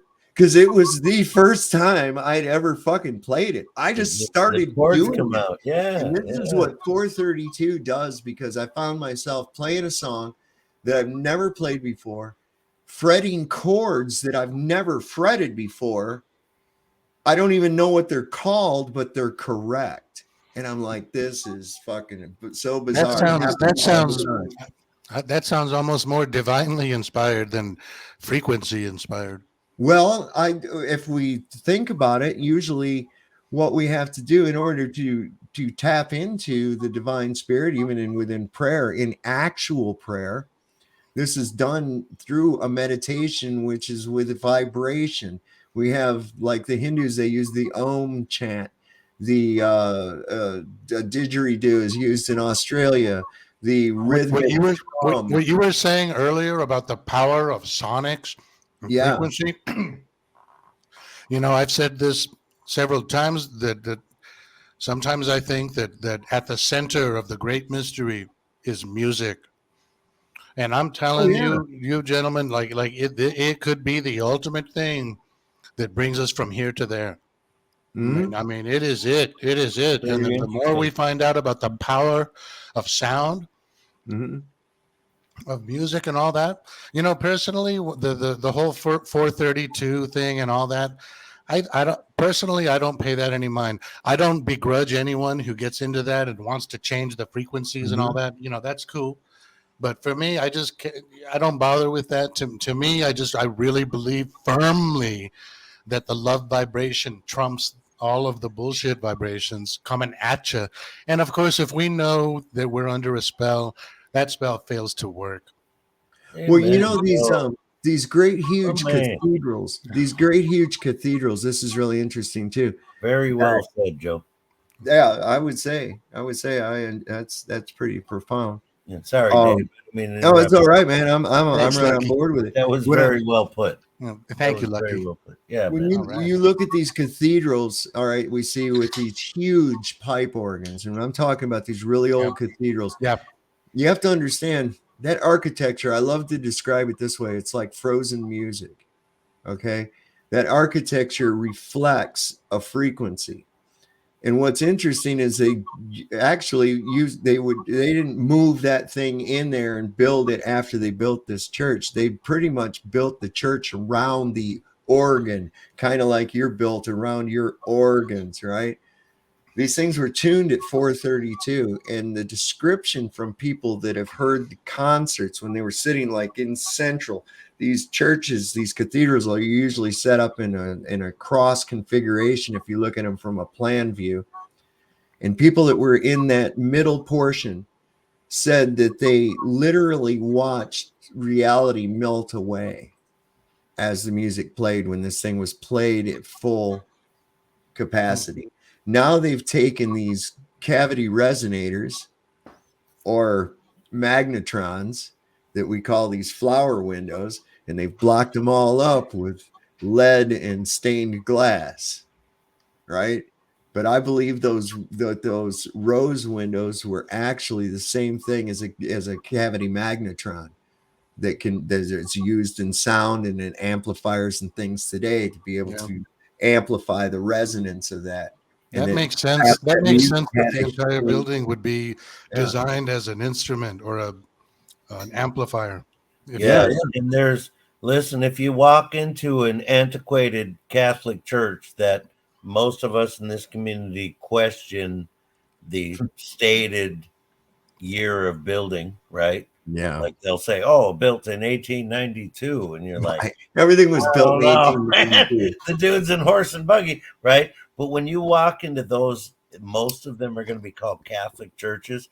When you walk into those cathedrals, even in the smallest of towns, right? There's some kind of vibe that comes over you right away. If any of you guys have heard, right? There's something spectacular going on in there that you can't put your finger on. And it makes you just want to just sit down in the pew and kind of sit in awe. And there's something about the construction and the architecture and all of that is it just grabs you. And think about what's been removed and hidden, because we know that they founded or stole that structure and then said, hey, this is a Catholic church. And they took the antiquitech off the top and put a cross on top and said, welcome to the new world. You know, here's your Catholic church. So imagine what they've hidden. There you go, Dave. Cymatics. So what I wanted to say, Joe, real quick about, you know, you said you don't pay a lot of attention to the tuning and all that, but you feel, which was, man, so well put. So no conflicting comment. But what I wanted to say is one of the things that made me change from my personal tuning, and I'm only able to do this because I only play solo acoustic gigs, right? Because if you're playing with a band, obviously you got to go 440 because the piano is going to be 440 and everybody's tuned 440 because they're ready to play with other guys. But here's the thing that really made me start exploring 432 was a very simple experiment that I saw. And yes, I'm openly admit I saw it on YouTube, right? But it's about cymatics. And the guy took sand on a paper plate, right? So he just put a bunch of sand on a paper plate and he played a A440. And it just made a very disarray looking the sand all vibrated and didn't come to any. It came to more of what you'd call like nasty looking, right? Like Dave was saying, they knew 440 was I think. obtrusive, and Yeah. then the guy straightened all the sand back out, and then he hit a 432A chord and let it ring, and it turned into a beautiful cymatic like a snowflake, right? So that was enough to make me go, hey, what's it going to hurt? I'm a solo musician, right? It's 8 megahertz. It's almost insignificant. So you see my point though, Joe? Well, I have question. I do see your point. Well, but let me just add to it real quick, and then I'll turn you loose. I don't claim to know a lot about cymatics, but I have done a lot of research into our quote unquote real history or whatever we can find on our own. And it does appear that previous civilizations very much understood cymatics. So I'm not claiming that I do, but I'm claiming that, well, it seems like kind of, hey, man, if 432 makes a beautiful snowflake and 440 makes something that looks like something from a Megadeth album, then, hey, I should try it, right? And the ancients were very, like Dave's saying, most of the old stained glass windows were a cymatic, and very likely they were a cymatic pointing people to a frequency because people universally understood and the lingo, right? Lucky, was it that simple for you to change it? To just tune it differently, like with one of those electric tuners? Yeah. Well, I just do by hand. I mean, all I got to do is find a 432A chord, which you can find online, right? We live in the modern world, and so I just find somebody else hitting an A at 432 and tune my A to that. Okay.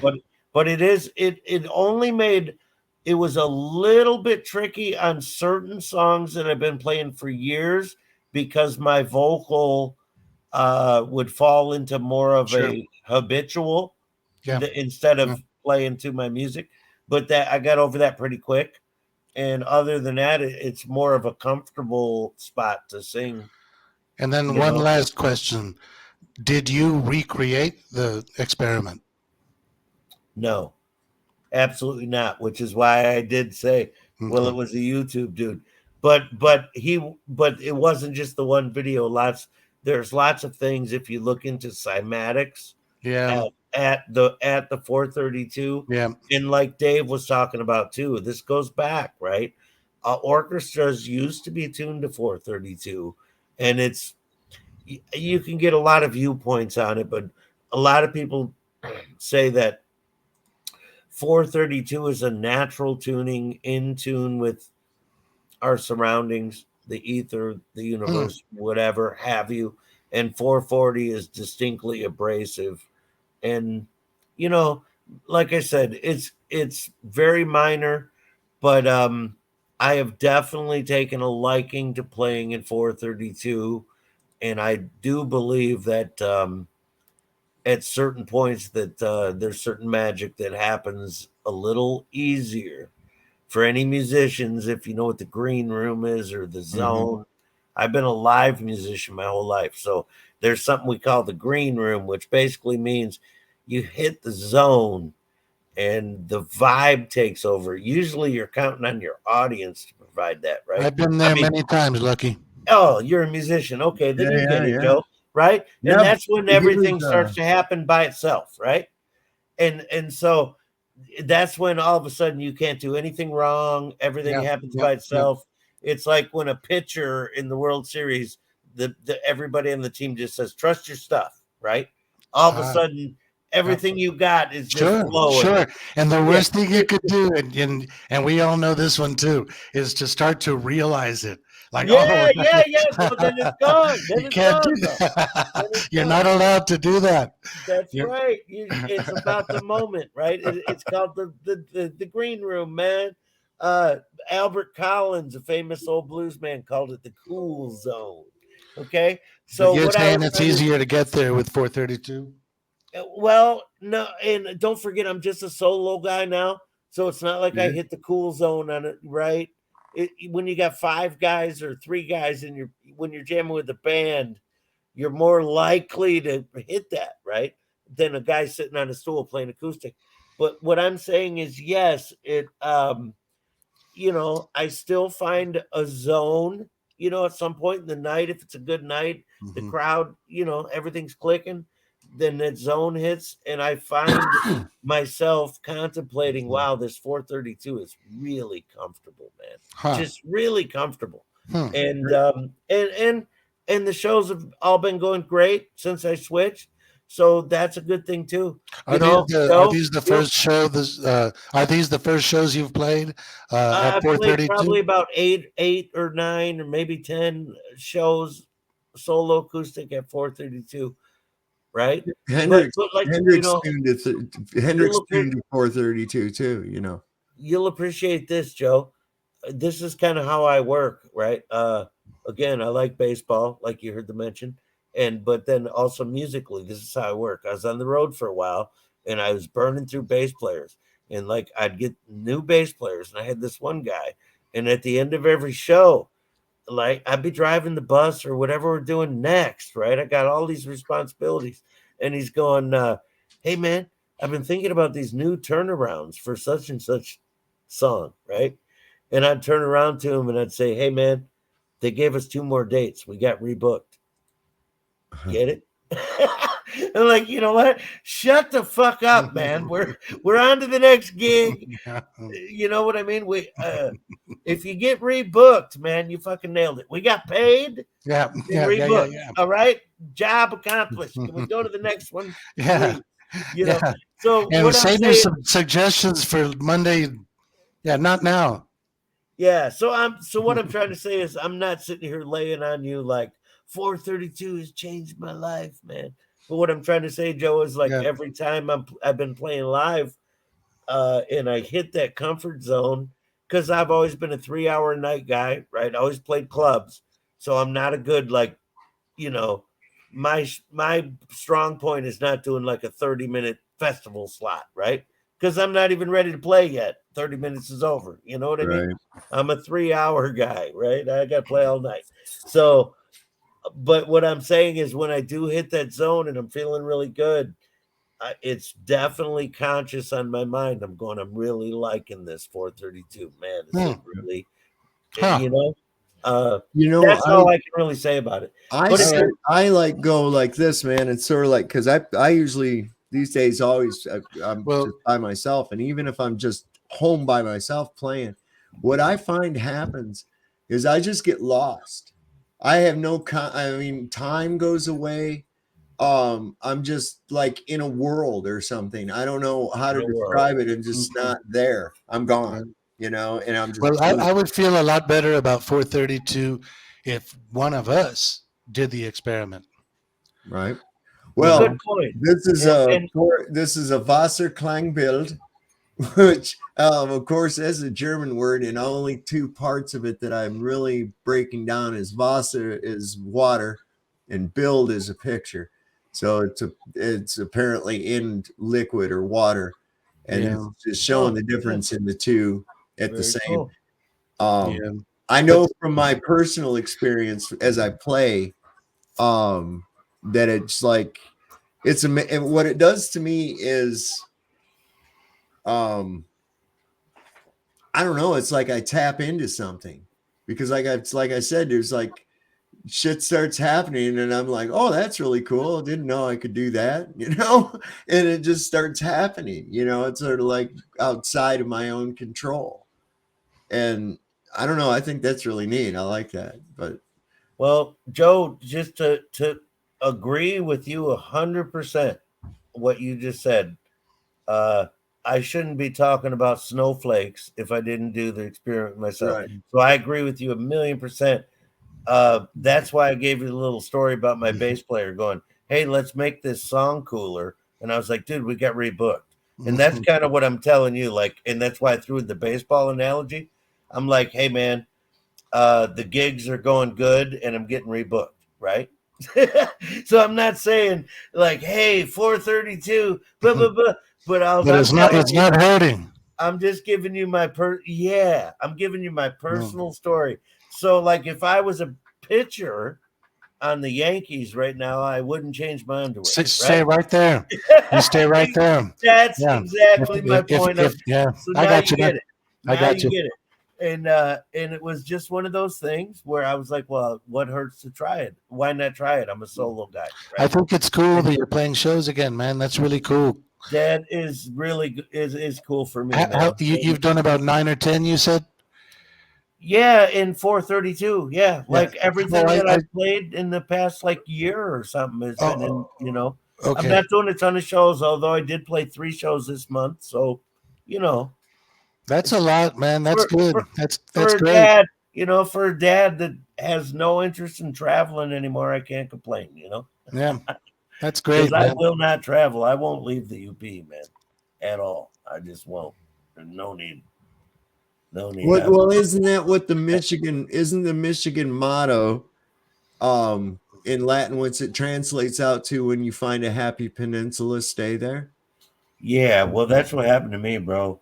Yeah. And do you know that I'm just 25 minutes from Copper Harbor, and one of the claims of fame, a lot of people don't know this about where I live. One of our claims of fame is we are the farthest in the United States from a freeway, not counting Alaska. Oh, wow, man. Right? Wow. And a lot of people, like, they go, oh, you're in the country or this or that. Really, the biggest way to equate to get from the clown show to the real folk is how far are you from the fucking freeway? Because don't forget who invented the freeway. That was Adolf Hitler. Yeah. You think it's a good fucking idea? Yeah, it leads you right to the next McDonald's and the Walmart and the Cracker Barrel. Well, you know, That's guaranteed. they should have. I'll tell you one thing. They actually should have, if they were going to do it, they should have done it like that was done in Germany. Because I'll tell you what, I cannot believe that you can ever travel anywhere within any kind of a distance before you start running into goddamn construction road repairs. This is something that you do not run into on the Autobahn. I know this from experience. Well, that's how they keep you from driving 120 here in the United States. There's construction around every corner. It was great over there. I mean, those roads are in fantastic condition still to this day. And I'm just amazed. I mean, I was just amazed because I never experienced anything like that. And you know, anything like where I'd lived at or where we lived at, them roads are fucking awful, man. Mine are beautiful up here, Dave. It's probably been a while since you've been up here, but they keep it real nice. Now I'm on the west side of the UP, right? But we are almost 5 hours from the nearest freeway. Everything is just 2-lane blacktop, man. That's after you get off the 2 tracks, as you know. Now my older you brother, take 2 tracks everywhere up here. My older brother pulled a 15-year stretch at that prison up there on the Keweenaw Peninsula. That's where I'm at the Keweenaw Peninsula. Yeah, man. he was You talking about the one up that they closed now? That was up in the. Oh, is it closed now? There was 2 prisons on the Keweenaw Peninsula. There was that. Was it like a boys' home? Or are you talking the prison? The prison. Yeah, he did. Okay, that's in Houghton County, though. That's not on the peninsula. Ain't that up there on the peninsula? No, that would be Houghton County, which is not far from here. But it's closed. It's for sale. Interestingly, you could buy that fucking place for like $30,000, dude. It's got it'd be like a really cool hangout, you know. I've been trying the ass off to think of something cool to do with it because it's so cheap. They've been trying to sell it, man. No one will buy it. Dude, it's fully loaded prison, bro. There's got to be something you can do with it, right? What about a restaurant, a prison-themed restaurant? Man, but it's huge, right? I was thinking about maybe like the world's biggest dart tournament. Everybody's got. I don't know, man. I don't know what it's got to have a use. Freaking dog! But it's literally just thousands of cages, man. What the fuck? You guys hold on to this for just a minute. I got to find out. This dog is freaking out about something. I don't know what her problem is, but I got to figure it out. I'll be right back. Well, put his pants on, Dave. Share some reefer. Don't bogart them. Yeah, and Joe, Good man, I'm stuff. glad you understood. Maybe I was like talking up the 432, but literally I was just giving you like my, Yeah, you no, know, hey when- man, I appreciate it, and that's why I ask questions, man. yeah, that I've just taken a liking to it, and Yeah, I didn't it do it sounds for like any, it. It sounds like it. yeah, and no top secret reason other than the truth community talks about it. So then I'd click on a few Yeah, things, and then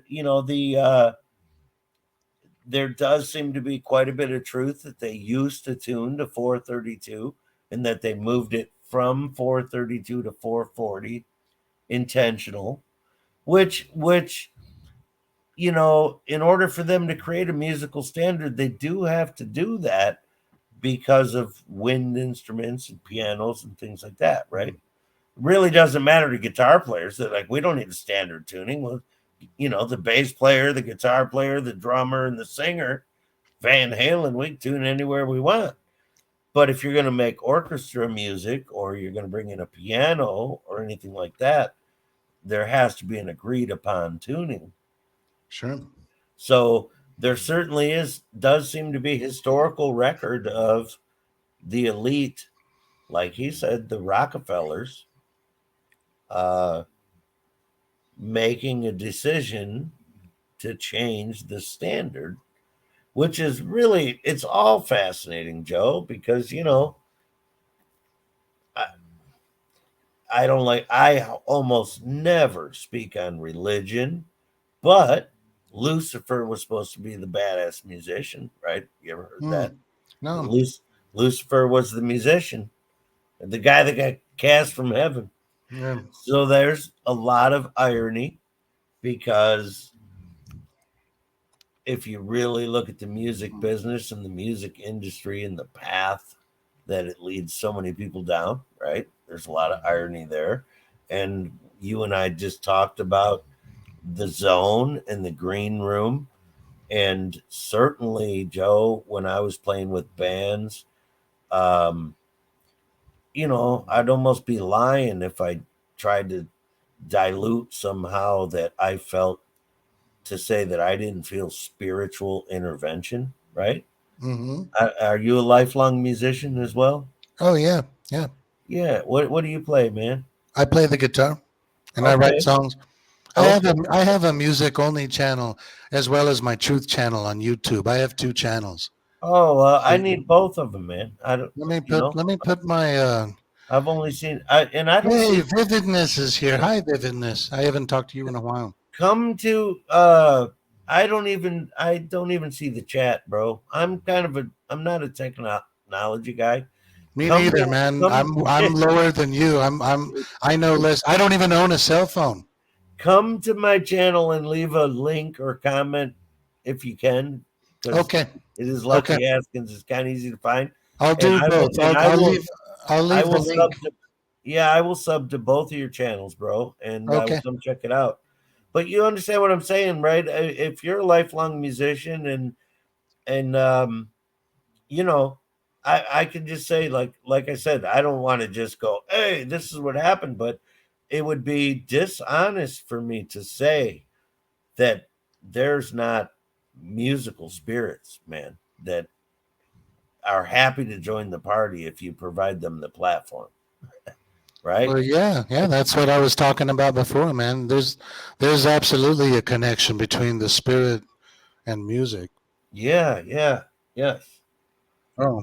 And if you welcome in, like I said, you provide them the platform, they're going to join the party, man. That's how I feel about it, right?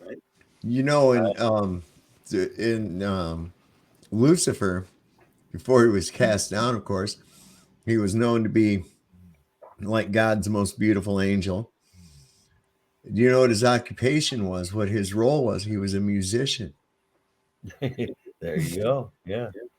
We know that music influences. I mean, think about this, man. People will tend to dress and act in a way that reflects the type of music they listen to, especially to people that listen to a lot of music, right? So, like your heavy metal guy, right? he dresses in an abrasive, unapproachable way, like that harsh vibration of that denim and leather, and right, yeah, man.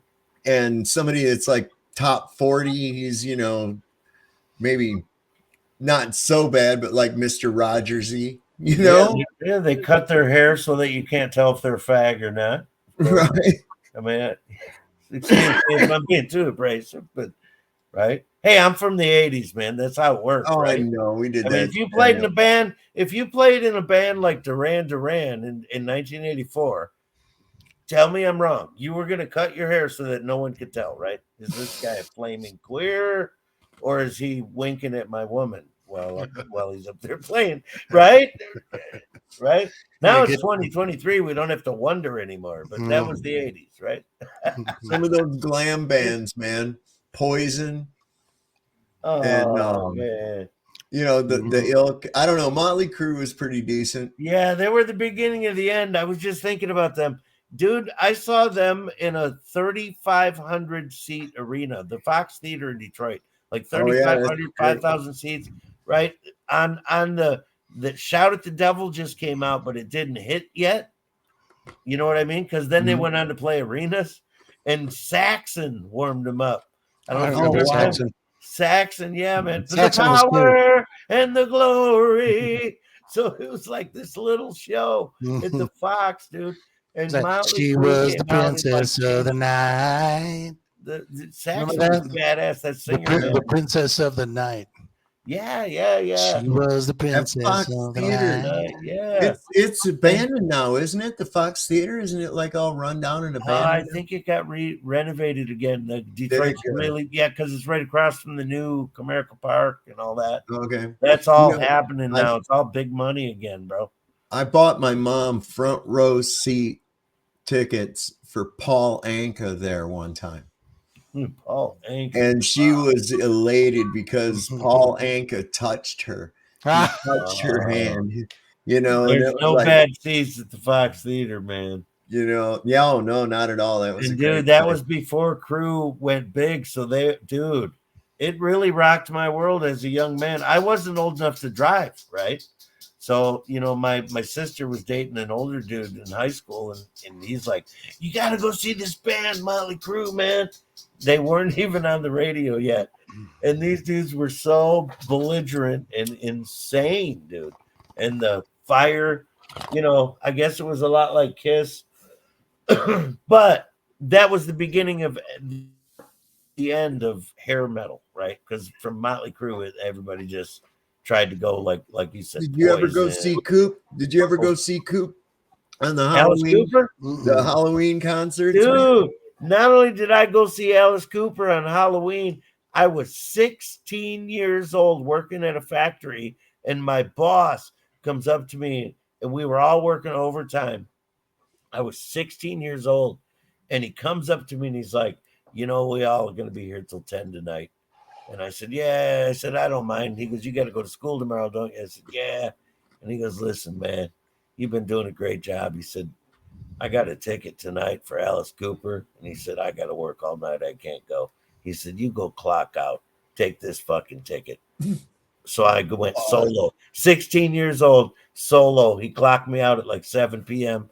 I said, yes, sir, boss. Drove down there. What's funny is I got lost. And you know where I got lost? Corktown, or not Mexican town under the bridge. Yeah. And they were starting to trick or treat and shit. It was insane, dude. I'm 16 years old. I'm down there in the ghetto. I'm asking people. I'm in my fucking 1977 Ford Starcraft conversion van. And I'm asking people, I'm in the ghetto. And I'm asking people, hey, where's Cobo Arena? And then I got down there. Was a badass show, dude. That was when Alice Cooper was still doing the guillotine and the Which one you went to the guillotine one? Oh, it was the whole deal. The guillotine, the snakes, he had the whole show. Gallows. I saw him one time. He got hanged in the gallows, and then another time he decapitated him in a guillotine. And then he decapitated himself. And made head roll on the stage. He had Yeah, the that big was- muscle guitar player. Remember that guy? Yeah. Yeah. Had that like machine gun looking. It would have had to guitar, been too. probably 85 or 86 would be my Yeah, best 86. guess, man. That was 86.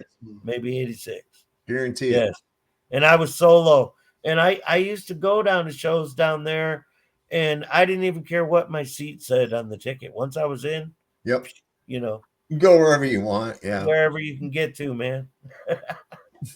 So, yeah. Coolest Anyway, one. yeah. I Coolest was lost. concert I've ever seen.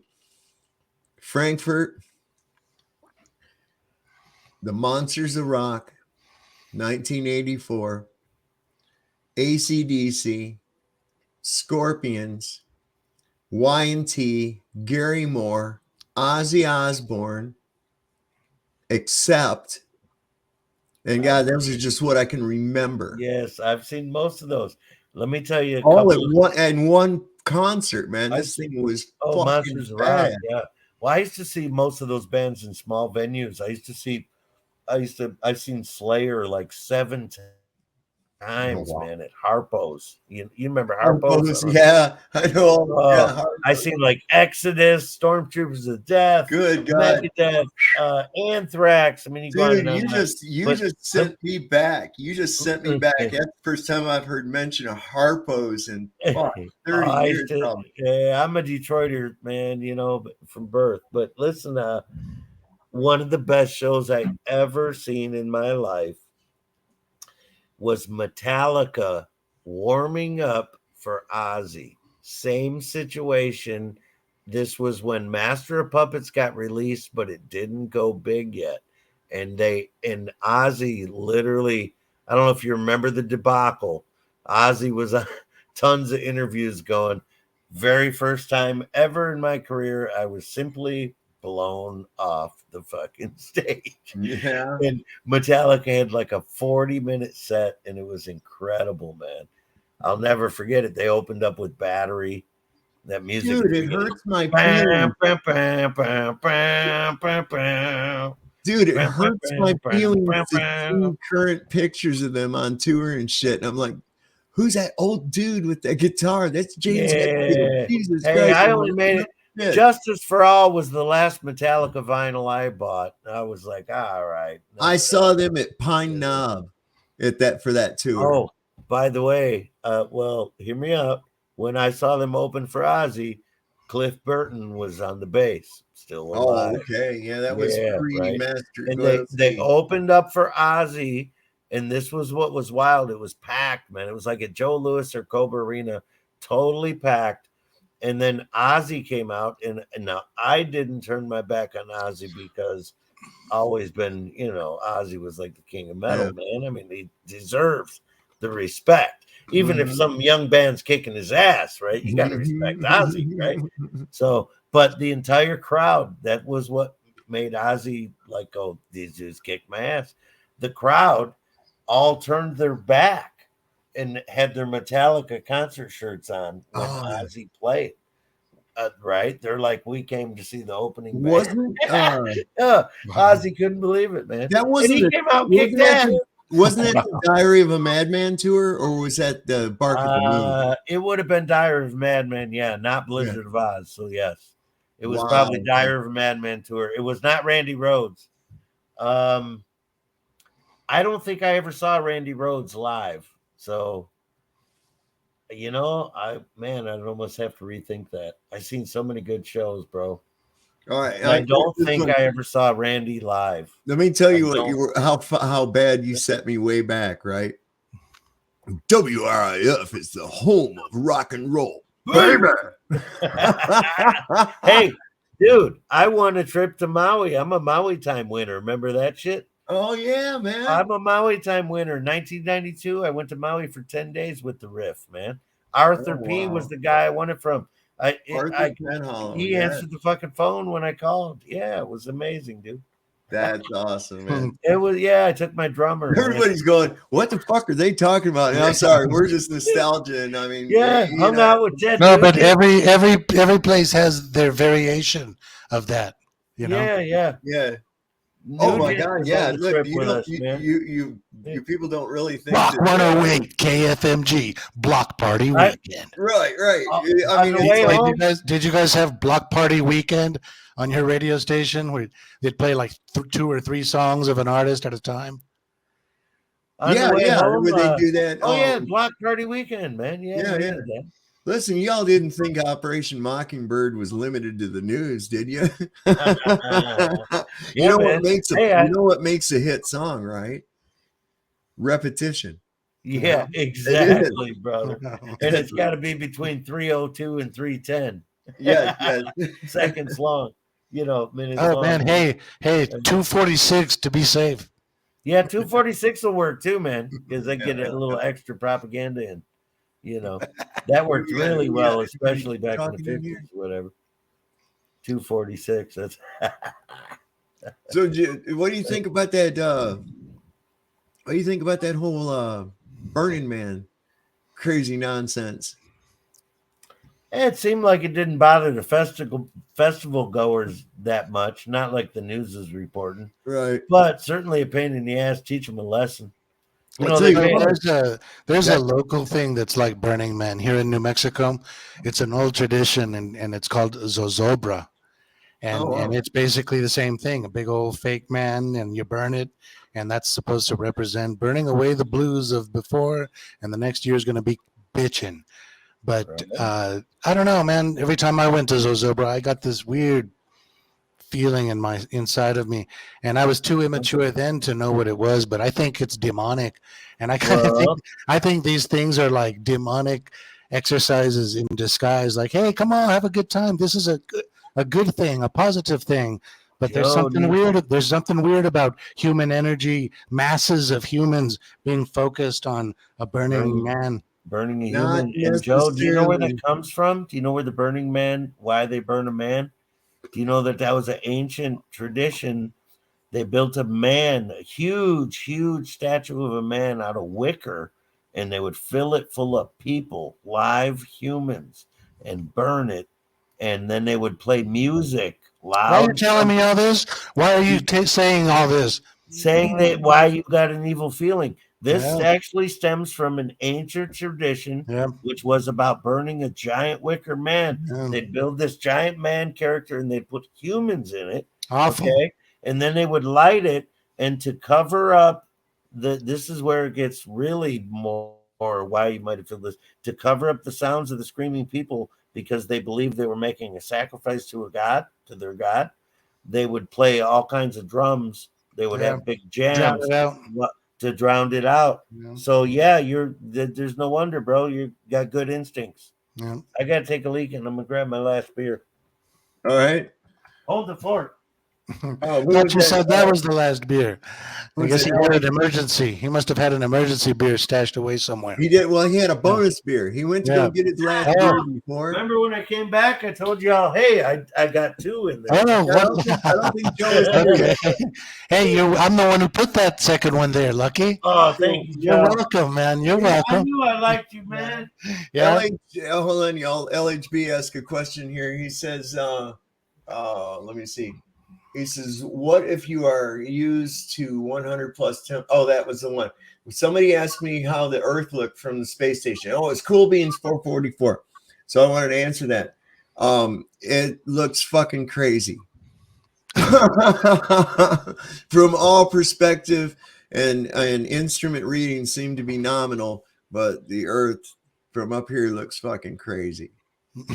But it is too. It's off the rails. I can't believe some of the crazy shit they're going on. Man, but that's kind of crazy. What I was going to say about that Burning Man is that can be extremely dangerous. That's deadly. You don't understand. People, when you go to the desert, you have to be prepared for whatever can happen. Really, you really do. Always have plenty of water. That's first and foremost, man. Yeah. And a lot of people don't realize that. They really don't. Yeah. And I remember an account one time where, because here's another thing that's misleading about the desert and the air, especially when it's in arid conditions. Right over there isn't right over there. It's way the fuck over there. It just looks like it's right over there. Right. Cheers, Lucky. Ain't that right, Joe? I mean, what looks like it's just right there is not just right there. You're It's talking way about the flat desert? Yeah. Yeah, totally, man. It's hard to tell. It's hard to tell where something is. Where they were at was on a playa. Okay, now a playa is a dry lake bed. So of course, when the monsoon season, this is monsoon season came. It always does this every year, and this is known as monsoon season. So they got especially heavy rains, and of course, where's the water all going to go? Well, there was a reason it was a lake there in the first place, because water seeks the lowest point and seeks its level. It's looking for equilibrium. So they were right there in a dry lake bed, and of course it filled up with But water. Dave, is that demonstrable? Oh Yeah, yeah, it is. absolutely. That's right. The flat Earth is demonstrable. As a matter of fact, Right. But there's a cool thing that happens, and this happens in other places. Everybody else is acting. There's people out there acting like this is some kind of a crazy omen phenomenon or some kind of shit. But this does happen in the deserts. All right. After monsoon season, it's often common to see like brine shrimp and what these people are calling three-eyed dinosaur shrimp. Okay.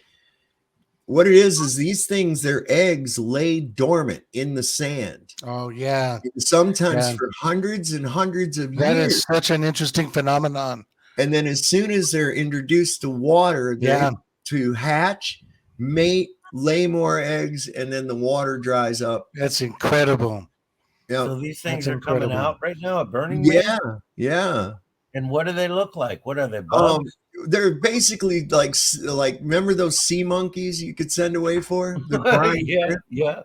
Brine shrimp, basically. Yeah. Now there's other kinds of causing species any trouble, or it's just a phenomenon. Oh, it's just something that happens. I mean, it's just part of that. That's another life cycle. But I'm saying they're not like biting anybody or no, they're not. They're not dangerous. You can feed them to you can actually buy these things at the aquarium store to feed to your fish. Hey, this kind of sounds like it could turn into a cool 70s monster animal mutation plot, right? Oh, 73,000 people eaten by sea monkeys. Sea monkey pox. Yeah. No wonder you had attack of the sea monkeys. Dude, I got so ripped off. I felt, listen, I think, maybe not kids today don't have it so much as like we did, right? So kids, when people my age were kids, right, we looked at comic books a lot. And in those comic books would be ads that you could send away for shit. And dude, were they scamming some kids, man? But that's all right. We're hopeful. We're a hopeful bunch of us kids, man, with huge imaginations, right? Yeah. And so I ran across this ad for sea monkeys, and they had this picture of these little creatures that was like there was a woman one and a man one, and they would like wave at you. They have a little family and shit. A whole family. Said you could train them and they're fun and all this other, right? And I couldn't wait. So I couldn't wait to save up my 75 cents to get mine, man. So, it took me a little bit. I was just a little kid. Finally, I got my 75 cents and my mom helped me mail that thing in. And I waited and I waited and I waited. And finally, one day this package came in the mail. And I followed the instructions. I was like, oh, this is going to be so cool, man. I can't wait. And it said, you just pour this thing, it's like this sand mixture, probably picked up out of the fucking desert, and put it in this water. And within a few hours, there will be these sea monkeys, Mom and dad. So I come back a couple hours later and there's these little bug looking fucking things swimming around in there. I mean, I was really disappointed in that, man, because I was believing the whole fucking thing, I was really, really quite upset about that. It's a lesson learned, man. And if people listening have never seen the ad, it was a full page sucker and it really grabbed you. See, you couldn't see that ad without wanting sea monkeys. Sea monkeys. So I'm gonna check. I'm gonna get this. What's so funny is back in the day, everything took like 6 to 8 weeks for delivery. And like, I used to, like you guys probably, order bootleg cassettes and bootleg stuff for rock and roll, and it always took forever, and even official things took forever. And I remember telling my dad, like in the late 80s, like when I was a teenager, I told my dad, man, Dad, if I had like a record store that could ship to you guaranteed in 2 weeks, that'd be the greatest thing ever. And like now it's finally happening, all around. Yeah, and it would be. You're dead on, man. Everything. This is one of the ads. Yeah, This is one. And they show them all friendly. Now this is the one. There's other ones too, and it's showing them, apparently with human characteristics, and it says they're intelligent and all kinds of shit in there. And what their idea of intelligent and that you can train them is that you can get them to react to light. Okay, so you can like take a pen light and shine it at them, and they'll go the other way and shit. I mean, it's man. like, wow, there's a big trick. Fuck. There went my $1. That's a whole month of mowing the grass. Shit, man. That's a lot for a kid back then. It was, man. Because I remember saving up 42 cents for comic books, 40 cents plus 2 cents tax. And it was like not easy in the late 70s. Yeah, this is 42 cents. This is like the one that got me. This is the one that got me. Yeah. Remember going to those candy counters that sold candy by the pound, and you'd make the lady you'd be like, I want 5 cents worth of those. And she's like putting like a couple pieces on the scale. Totally. And then you're like, wait, that's too much. Yeah, I don't have that much money. Totally. Those things were everywhere, man. We had the 5 and dime in town, right? It's literally called the 5 and dime. Yeah. They had that big old candy counter. In the Southwest, there's a lot of Circle K's. Circle K. Yes. Whatever, like Super bubble gum was like 2 cents for a piece. Look at this bullshit. You got the whole family standing there smiling, looking at the little thing. I'm still, I just figured something out. I'm still actually kind of angry. I could tell. Still kind of makes you want to order them. I almost kind of want to order some. Check it out, man. It looks pretty cool. I do believe that on a level. Dave, I'm still mad. If you think that's bad, you know what? And actually I did it for 3 summers. I actually hustled and made some money, but I did the old. Remember in the back of the comic books, it would tell you to the grit. Sell seeds. Remember that? The selling the seeds. American seeds. I sold seeds, man, and I got a couple like little remote control cars and shit for doing it. Oh, you did a good job. Pretty good. Here's I did that with greeting cards. I did the one for the greeting cards. Oh, I did the one for miscellaneous. I remember that. I might have done that little hustle too. I did the miscellaneous one. Candles, greeting cards, all kinds of bullshit. Right? Yeah. Hey, and then you end up just keeping the money, right? And then okay, I made $6. Cool. So I put an ad in the Detroit Free Press, and it cost me like $5 to do it. So I put an ad in the Detroit Free Press in the want ads, and all it said was, "This is your last chance to send $5," and I gave a PO box, right? Wow. Dude, I made over $500. People just sent it for no reason. Well, because it was their last chance. That's pretty good idea, man. Nice. That would probably work really good right now online. Like you could do something like that online and clean up, man. Think about it. Last chance. Please send 50 cents now. Don't wait. Don't be the last one to send your 50 cents. Should we throw in a scream, Lucky? Should I throw in a Yeah. No. Yeah. We'll get Joe and he'll be like, I forgot to send my 50 cents. Yeah, man. Hey, you guys dig this. Now I'm going all the way back to the 70s, so I was a little tight. But all the cereal boxes on the back always had contests, and you could cut out the form and fill it out.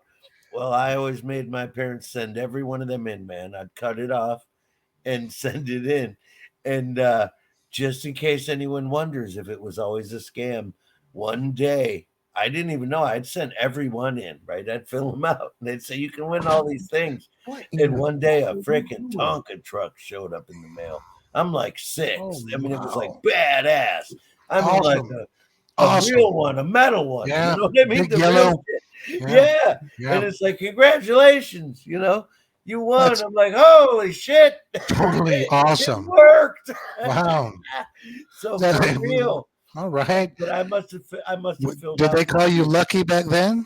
I don't know, but I must have filled out 50 of them things, you know. It probably cost my parents like $40 to get for all the stamps. But after every box of cereal, man, you know, I mean, every morning I was staring at that box, like, fill this out. You could win this Tonka truck, right? Yeah, Right, they were always That's they when would them give away fucking real prizes back then, right? That's back when they were made out of metal too, man. Dude, those things were The formidable. old dump truck, you Yeah. know, yeah, man. Oh man, you know what? I was sliding down a slide and a dude behind me rolled down a Tonka dump truck right after me. But when I landed on the bottom of the slide, I was looking up at the sky and I thought it looked so cool. I just kind of stayed there laying down at the bottom of the slide. And this truck came down and crashed right on my head. Something you'll never forget. Dude. Yeah. Yeah. And it was like laying down looking at this beautiful blue sky. 1 second. You get hit by a Tonka truck. Damn. That's why they don't make them like that anymore, Joe. Yeah. It's your fault, man. Well, God If damn you it, just moved- that's problems that sorts itself out, right? Totally. Hey, that's why we all survived, because we learned the hard way, right? Yes. That's the problem with kids today. They're so fragile because you don't let them get hurt. That's right. I hear all these idiots and these Twitter twats and shit all the time. They talk about their physics, math, but have never really experienced any real physics themselves, right? And it's like, I'm like, stop jacking off over math books and go outside and play skipping. Goddamn, man. You can't come up with a better demonstration of that than chemical trails. Think about it. Oh my God. How many people will sit and they'll Armageddon. never leave their house, and they will sit and tell you you're an idiot because you don't understand what condensation trails are. Oh my But God. they can't take an hour to go outside and look up. Right? I live not far from that's the world we live in. I live not far from the Oakland Pontiac Airport when I was growing up. And I've watched aircraft. And I used to wonder, I can remember asking my dad, because my dad was really smart, man.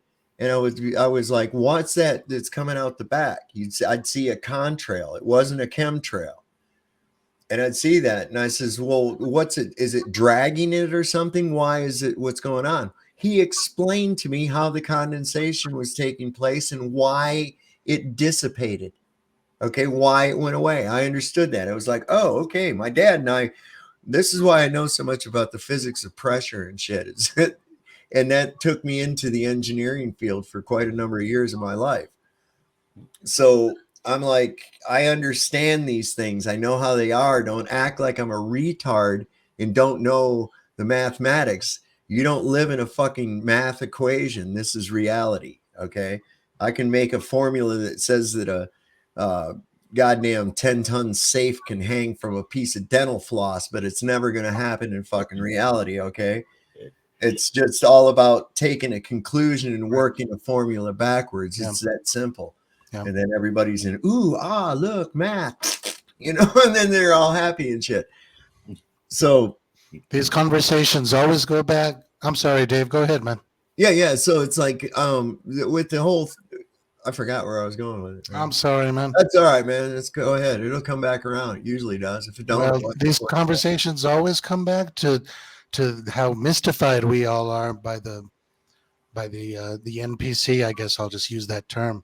Yeah. And I was saying the other night, this is a mystery that just really gets to me. Like I carry it around with me, and I want to know the answer. Mm-hmm. Like I want to know why. Like how come these people they can't just see common sense, and why can't they just seem to like not have the courage or something to just say, why can we? What's that, Lucky? And why can we? Right? why we can and they can't. That's right. That's Right? that's it. That's The part other of it. part of the mystery is That's like part of what the makes mystery. us. And and I all I can say is that I'm mystified. It's a huge mystery, and I want to know. I want to know what it is. I have my suspicions. Obviously, there's propaganda. There's demonic spellbinding at work. Uh, the dark energy. Uh, you know, Yep. it's a real thing, but it's a good thing that we can. I've gotten a lot better at building walls around myself, between myself and the bullshit world, and letting only a few people in. Yeah, man. Yeah, that helps. That does help.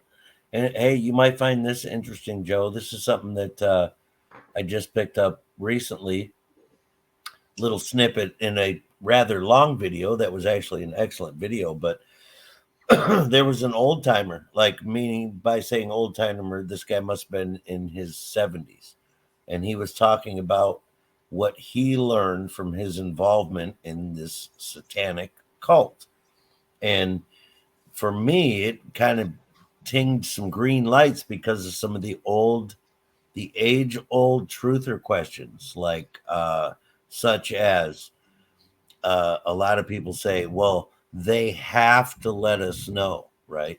There's some moral obligation. They have to let us know. Well, is that accurate? Or then other people will say, well, it's karma, or whatever it might be.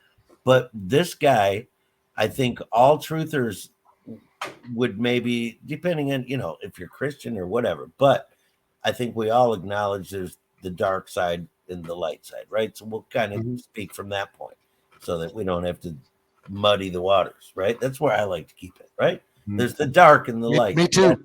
It's clear to everybody, right? There's good and there's bad. So, but with all that said, this guy who apparently spent a lifetime with these Satanists put it in a way that I've never heard a truther. When truthers are questioning this and they're going, is it revelation of the method? Are they telling us because they're forced to, or there's some karmic spirit? Or Are they trying to get us to sell our soul? Well, this guy put it really blatant. He's like, the Satanists are not trying to get you to sell your soul. They don't want you in their club, right? They have plenty. They're not looking for more, okay? They consider the atheist to be their army. They call the army of useful idiots, right? Because the atheists will do and say, mask up. Simon says wear a mask. Simon says it's a globe. Simon said, right? Okay. Lucifer wanted to make these people think that even he doesn't exist because he would know that they're a more powerful army that way, right? Because they're tricked into being his army. Then the second thing that this guy said that really struck me is he said, Lucifer's not trying to get any of you guys. He said, these are my words, what I heard. Okay, I'm not trying to put words in this guy's mouth. He said, Lucifer's not trying to trick any of you guys into selling him your soul. It's very simple. He's tricking you into disqualifying yourself from the kingdom. Think about the difference that when all truthers look at it, they're looking at it backwards a lot. You get it? Like Lucifer's like, I don't need your soul, dude. Right? I'm good, man. I'm kicking ass with my dudes. Right? He just doesn't want you to be part of. He wants you to disqualify yourself. Right. Kingdom. Right? Well, and out at this part, this is also requires the ignorance of the victim. Okay, and this is why knowledge is power, right? Trickery, right? Lucifer, right. The ultimate so trickery. It's like here I could do this if I was someone that had no empathy or a clean spirit. Okay, if I put out apples for sale and I poisoned them, but just sold them as apples, and you ate them. Well, that's kind of bad right there, right? But I can get you to do it yourself and know that you're poisoning yourself through your ignorance. But if I put a sign out there that said apples seasoned with potassium cyanide, right? and you don't know what potassium cyanide is, and you just take it on faith without investigating what potassium cyanide is, you just went ahead and willingly poisoned yourself. Right. And it was your choice to purchase the apple and eat it. Yeah. You see, that's, I think, along the same lines of that right there. Yeah. Well, hey, Lucky, was that thing that you saw that dude say, was that on the movie that you recommended, I think, on one of Yes, your... it sure was. Okay, I have that set straight, and I'm on that.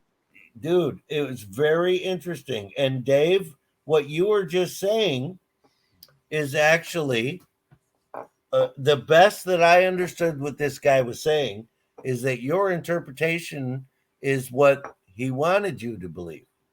Does that make sense? Like what you just said.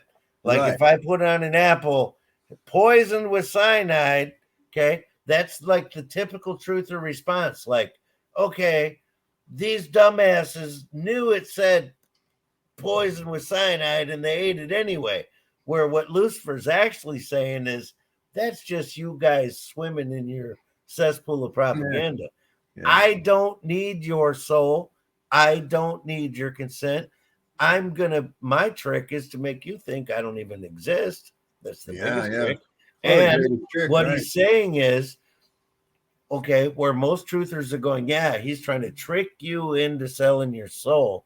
When what this guy was saying is, it's the opposite. Yeah, you know, but you know who we can glean from this? He's trying to trick you into disqualifying yourself from the kingdom. Or, in other words, Lucifer's not after your soul. He's not trying to get you to do bad shit.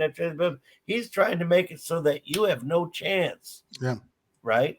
Which is why, if you read the writings of Albert Pike, I know a lot of people go, man, that's just such Truther 101, Lucky. But I'm telling you, Albert Pike was so poignant in how he described that their mission was to create the atheist, to allow the atheist to attack the Christian. Again, this way, the guys with the hidden hand are not even involved. They're just the puppet masters, right? So that's kind of what it was. Just really cool to me the way this guy put it, because I went, wow, we've all been looking at it backwards. In going along with that, myopia, that really does seem to be what that does feel right, like what it is. But more accurate, right? But there is something that they do. There is something though that they want from us, and if it's not our soul, they do feed off of our fear energy, our negative energy, any kind of anger, fear, confusion. They love that. And they do want something from us on an energetic level. That's right. But Joe. that's an interesting Otherwise, way. why would they be doing all the shit they do, right? Sure. All the boogeyman stuff. Otherwise, they wouldn't give a fuck what me and you were doing. You know what? We know they do. Yeah. But you know what's interesting? It's reassuring, like let's say that a person who represents the dark side, like Lucifer, let's say he's gloating that we don't want your soul, we just want you to disqualify yourself from the kingdom and believe I don't exist. But that's really what we can glean from that is a reassurance that by knowing of the existence of the light side and the dark side and not falling prey to the dark side, that is salvation. That's right, man. That's right. Well, it's look at this. I was just going to bring this up. Like you were saying along those lines, they do these dimensionals, I'll call them, and there are low frequency dimensionals and high frequency dimensionals. And the low frequency dimensionals like to keep you in a low vibratory state. They feed off of negative human emotional energy. All right. And what they do it with like slash and burn technology, it's like they don't bother worrying about replanting the soil. They just use it completely up until it's over. And then they move on to other victims. But they have been like, it seems like collecting this. Look at the shape of this auditorium, this stadium, this coliseum. A red eye. It looks like something you could stick in the back deck of a 75 Cutlass Supreme for your Pioneer stereo, doesn't it? 6x9. Notice how Sure it's does. faced like that. It sure Notice. does, man. Okay, we see these domes that look exactly the same upside down with acoustic properties within it. All right, so this we're acknowledging that the vibration and sound is, and the emotion is also integral in this. So you know when they have those big, huge WWF SmackDown, huge stadium tournaments, right? And they got these gigantic jumbotrons up there, right? Did you know that they replace those before each one of those matches? Now, these things are LCD, liquid crystal, LCD. Why would they do that? Diodes. Okay. Yeah, I'm The listening. louche, as it's been described, louche for Lucius in some circles, or food for Lucifer, food for, right? I think you're somehow harvesting it and collecting it within the liquid crystals, within the black mirrors. And I don't know what doing it with it from there. I mean, it's like you remember Monsters Inc. Okay, they were powering their entire society with the fear of children. Now, this thing is like on several different levels, including the adrenochrome level. But I'm talking about just the idea of an emotional vibratory frequency being used as power. That's a powerful concept, man. You know, and as basically a food. Yeah, totally.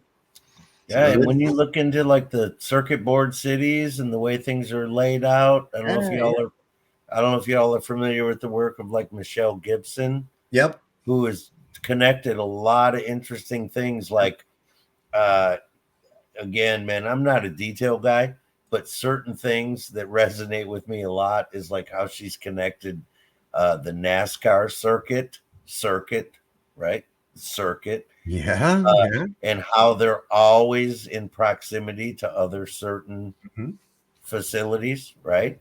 And it's like, okay, yeah, you take all these cars and they whip around it, right, with live drivers, and then you've got 150,000 people in the audience, and something is being harvested. And you know, I mean, again, speculative, right? There's so much going on that we don't understand.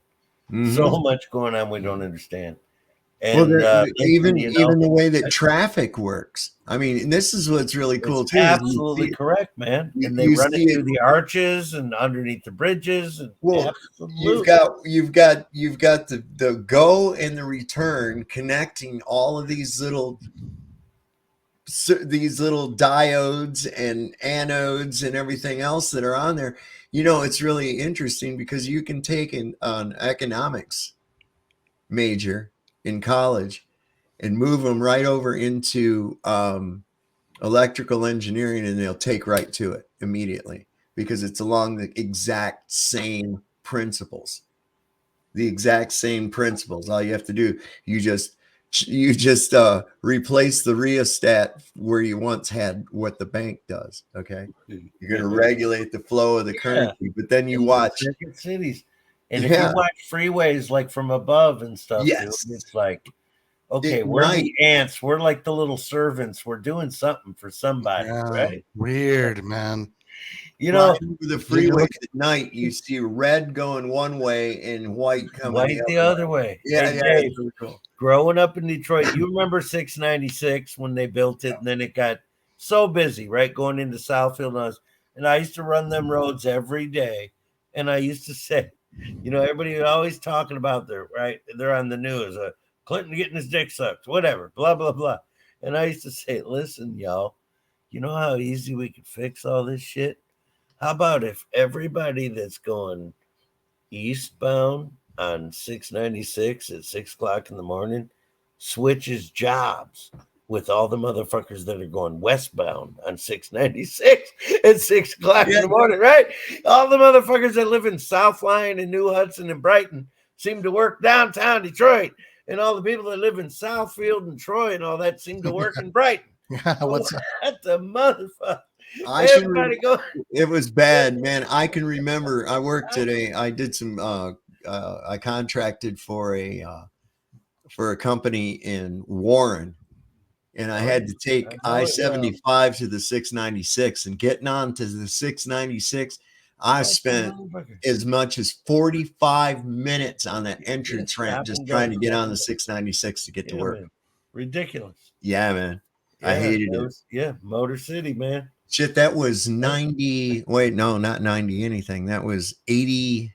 That was either 88 or 89, because I remember we were I was working on blueprints for automation for an automated engine assembly plant that was going in Saltillo, Mexico for Chrysler. Nice. And they were making the 2.0 and 2.4 liter engines for the LeBarons. I'm sorry to hear that, but hey, it was a good job, though. I mean, it was a good job. Paid good. I'm just driving automation. You didn't even have to say a LeBaron. As soon as I heard 2.0, I'm like, what the fuck? They're putting that in a moped? Yeah, no doubt, right? Oh, so, the LeBaron. Yeah, it wasn't much, but it was all automated. The whole assembly of that engine was pretty much all automated. That's what I did with the automation of stuff like that. I worked at another place with you run it off the end of the line at Chrysler there. It goes off, it goes into the parking lot. Someone buys it, drives it for 3 months, and takes it down the street to the junkyard. That's a Chrysler LeBaron and all the fucking K cars, man. I think one that was a pretty cool one. Then I worked later at another place where I worked on automated plating lines for different types of things. For one contract we worked on was for Crossman air guns to put the black oxide on all the black barrel parts and shit like that. So it was all like electroplating systems. We made one for Cessna aircraft to anodize their airplane wings. Cool. And that's really interesting. You start looking into the field of electroplating and shit, and you get a better understanding. Detroit, man. Yeah, it's some pretty cool stuff, man. But because if you put one metal with a charge with another metal with the opposite charge in a solution and shit, like gold, you could have gold within the solution that you're using. And then you dip something down into it and you run, say you've got the positive charge in the object and neutral charge in the water or the solution, or vice versa. What happens is that those metals are attracted to one another, and the gold will adhere itself to the outside of the metal and plate it. I mean, that's just some fantastic shit. It's nothing new. They was doing that, and that's what that Baghdad battery's all about. That everybody hopes on about. They was just plating stuff. I mean, somebody found out real early on, and I'm sure it was the tribe, that you could fool people into thinking something is gold if you plate it with gold, right? Mm-hmm. And that was the purpose of doing that. There's a lady who's told. Play us a song, Lucky. All that glitters is gold. Yeah, play us something else. Shut her down.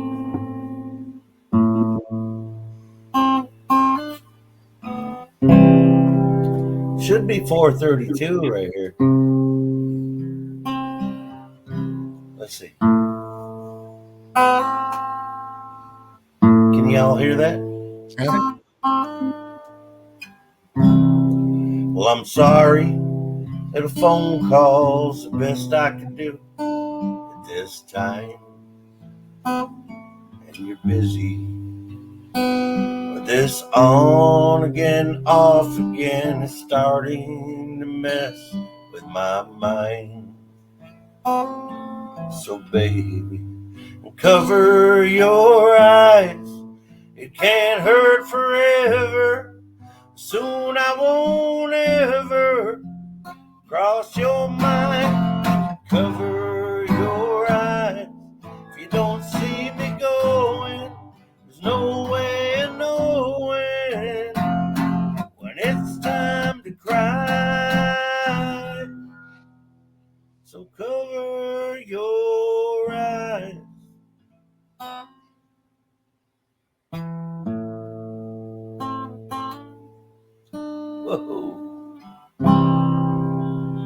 So, darling, if you wake up tomorrow and everything seems different, well, if I only exist as a name on your telephone screen, hey, baby, cover your eyes. It can't hurt forever. Soon I won't ever cross your mind. Cover your eyes. You don't see me going nowhere, you knowing when it's time to cry. So cover your eyes. There you go. There's some drunken Lucky Haskins late night. All right. I do believe I'm at 432 though. I'm gonna have to do that one night. I've done it before. I can plug in right here onto my microphone. I can actually balance it out, but I have to wear headphones, and it sounds pretty good. I've done some stuff. Have you checked out any of the covers I've done on my channels, Lucky? I have not, brother. I keep trying to tell you, I have not had hardly any time to even be online. Your time slot, I keep finding your show, man, because it's about time I get home from a long fucking day of work. And there you are, man. And I love it. And some of my favorite people are in your chat, I can't see the chat here tonight for whatever reason. The StreamYard app has changed a little. So, but I got you guys blown up. But, all my friends usually are here, like Undoctrinated and Angela Baby Carson and Sean. And I could go on and on and on. But your chat's always full of great people. So usually I just kind of like turn you on and I'm like, oh, sweet, he's on. And then I make some food and, But tonight I was just like, I'm just gonna have a beer, man, and that turned into 6 or 7. Did you? Oh yeah, you were watching with Ruhif, yeah, the other night too. I was Roofy, I call him, yeah, Roofy. He seems like a really nice guy, man, and kind of like you, man. It never cool to pick on somebody's youngins, so that rubbed me. I was like, all right, come on, give a guy a break. I'll rip on any Globey, you know that, man. Right. But at some point, it was like, all right, man. He had to go because of his daughter, and then he said, "You get it." So, but what I'm trying to say is, I like the dude and I respect the dude. He's a very nice guy for an indoctrinated Glober, right? Yeah, I would have to say absolutely. I'm like that too. Is like, well, I don't have to fight with you, and that's if you saw the first time he came on. As soon as he came on, he said, "Hey there, okay, let's fight." And I was like, "Why we got to fight? What's there to fight about?" And you make a great point. The truth stands on its own. You make a good point, Dave. Yeah. So what I look at that is look, when somebody comes on and does like that. Yes, there is the possibility that they're going to learn something and possibly rethink what they're doing, but they're probably not, because they already have their mind made up. Yep. If they didn't, they wouldn't have come up. Right. So they already have their mind made up. So I'm not going into it with any idea that I'm going to convince them of my point, because they've already decided that they're not. So what the benefit comes down to is everyone else that is watching it, and people that may in the future watch a restream of it, they get to hear two cohesive sides of the issue and then formulate the opinion on themselves, or further look into a point that they weren't quite clear on. That's what the purpose of a debate is. I hear all this shit about, oh, so-and-so smashed this guy in a debate. That's really not the point. Okay? Even like a political debate, that's not what that's for. It's not for one guy to insult the other guy better than the other. And that's what it's become. That's what it's become, right? It's all about insults, man. And you guys know what, man? Back in the 90s, I dated a girl who when she was in high school, she was on the debate team. So like this wasn't just debate class. This was the debate team. Like they'd get in the bus and travel around the state debating other people from other schools. But one thing I learned, it was so funny. She'd win all these arguments with me because of her skills as a bullshit debate artist. Like, Right. Yeah. And you know what? She could probably pick either side and win, right? That's exactly right. Because a lot of the, not every time, but a lot of the times I was right and she was wrong. But she would like angle the argument, make it seem like she the other way around. Well, and, it's the word magic, Joe. Think about this. yeah. Lucky pointed this out. Lucky pointed this out. When they try to say something and it sounds different, like, you know, I've measured the gravitational gradient, which means what? You just watched how fast shit fell. That's what the fuck that amounts to. That's right. Right? You looked at a second hand and watched something fall a distance. Okay, that's awesome. Big deal. Why didn't you just say that? No, they got the gravitational gradient. Yes, okay. I mean, just crap all the time. So they want to use this word magic to obfuscate. Oh, they do this all the time when they say, "Well, the senator didn't lie. He gave a less than truthful response." Less than yeah. Hey, you were talking about Ronald Reagan earlier. Oh, God. You remember once in a while the press would ask him like a tough question, and what was the first word that come out of his mouth? What? Well, yeah. Oh, yeah. Well, I do a good Ronnie. I wonder. I haven't done Ronnie in a few years. Let me see if I can do it. It's like these are like, here's quotes by Reagan that most people have never heard. Well, Nancy, it seems we're out of paper in here. Can you bring me some?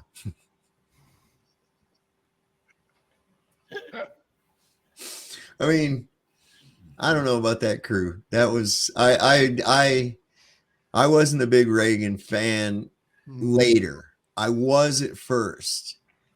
You know, I was at first. And one of the cool things is when Ronald Reagan came to, well, Nancy, he came to Bitburg Cemetery in Germany. Oh, yeah. And I was an honor guard at the steps of Air Force One when he got off the plane. Oh, wow, man. Yeah, wow. It was really cool. So Bonzo goes to Bitburg. Right? The Ramones song is about that. Yeah. Bonzo goes to Bitburg. Yes. Yeah. Everybody was having. Remember, it was around the time everybody started having gorebasms over that Gorbachev character, right? It never ends. It's been a never-ending show. I have a question for both you guys, since there's a brief moment of silence. Do either one of you guys think, and I'd be happy to answer this, that we've ever had a first lady that didn't have a penis? Oh, wow. Yeah, I know. I was thinking that too. Right. Now, let's talk about some basic truth. Like Eleanor Roosevelt. Okay, so here's some shit about like you go back like with Eleanor Roosevelt.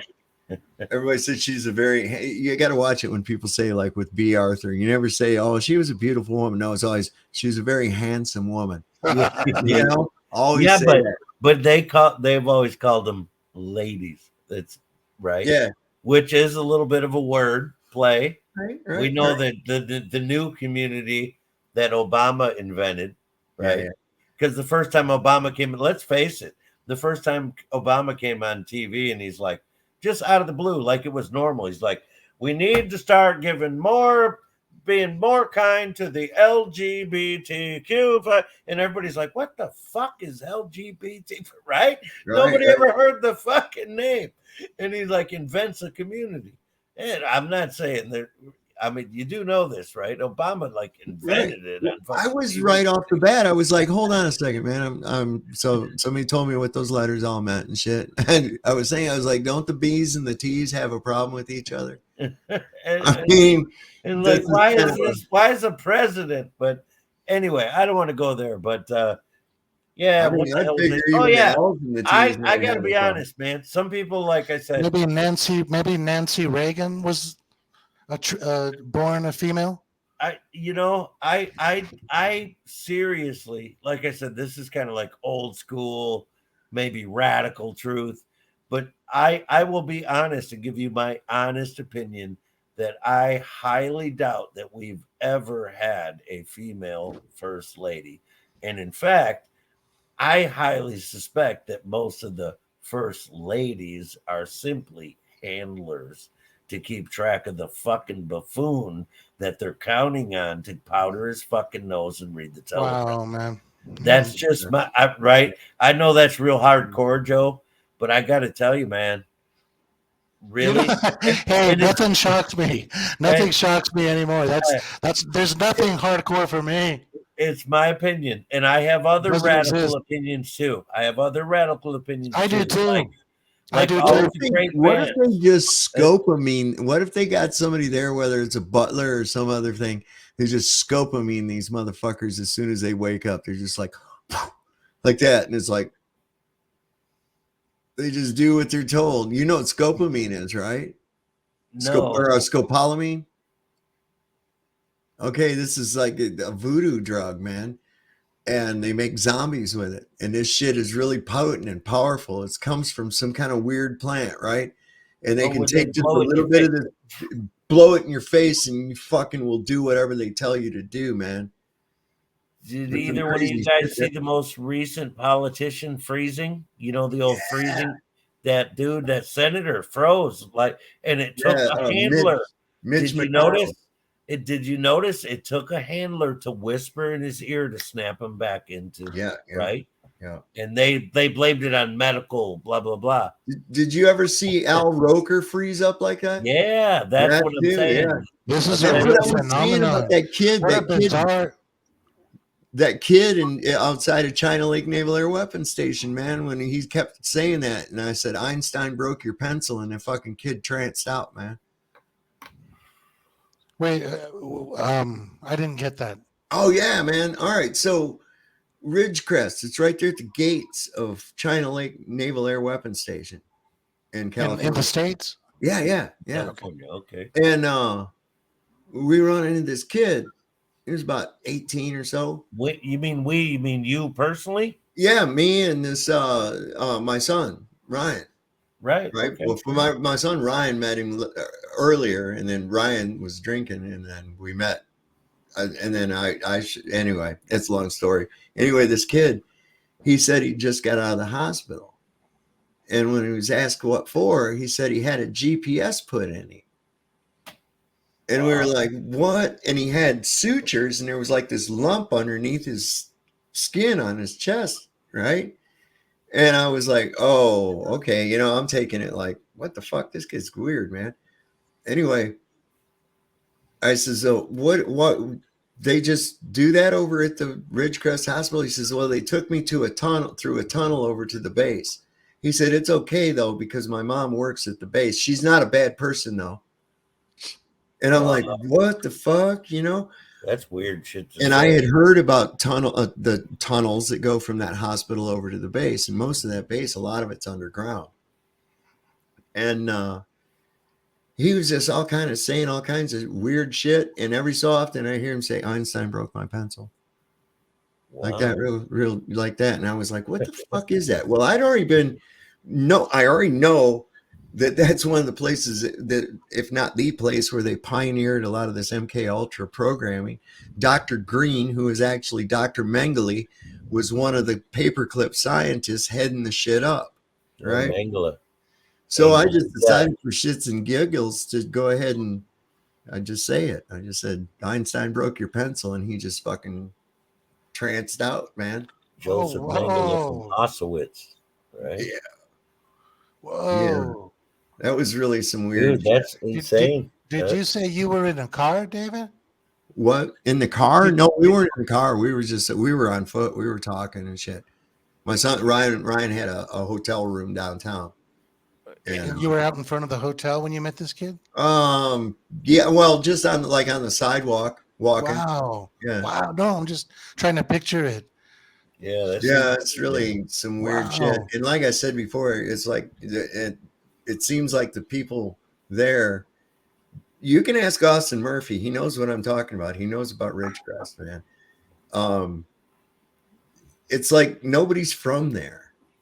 Everybody's from somewhere else, or there's a generation down, from somebody who came there from somewhere else. I can relate to that, Dave, because Albuquerque's a place like that.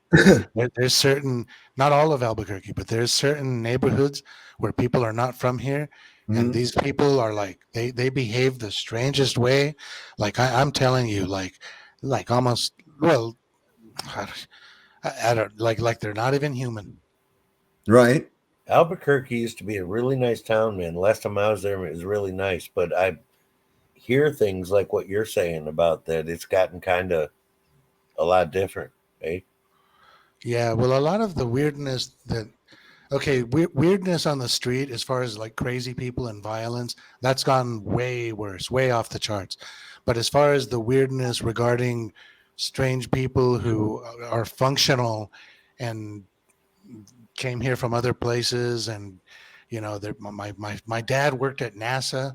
I know two dudes whose fathers worked at NASA, and like they came here, and there's neighborhoods close to the mountains that are kind of rich neighborhoods, and strangest people I've met living in those neighborhoods, which are right next to Kirtland Air Force Base, and then the International Airport, and of course Sandia Labs. And those mountains are hollowed out anyway for military purposes. So this whole town is like in the belly of the beast. Right. Let me just show you guys a couple things real quick about that base, and it's really weird. You can look this on Google Earth too, but just to give you an idea, this place is huge too, man. So right here in the center of the map. Oh, Dave, I just want to say, and Albuquerque's also fucking awesome and beautiful. I love it. Yeah, in other ways. It's not fucking totally badass. weird. It Yeah, is badass. okay. New Mexico is badass. I'll let you go on there, David. All right, so yeah, I agree. I love the under the overpasses, and they're all decorative and shit. I mean, they make an effort to make that city look nice. They And really it's do. amazing in the sunlight. There's something special happens in Albuquerque in the sun. Yep.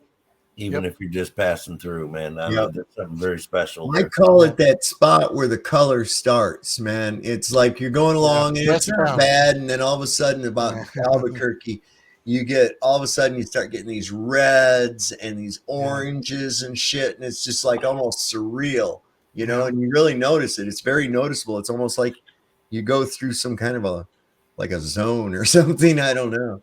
Yeah, it's true. You see this here? This is that place. It's a very special place. There's no doubt about it. There's the city. That's Ridgecrest. And of course, right here next to it is this road right here goes into the gate. This is what you go in.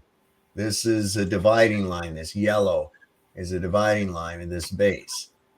Now, there's like the main airstrip that you can see. But this thing goes all the way. It happens to be shaped like the Masonic. Yeah, and that crazy. Right, just happened. It's just coincidence. Yeah.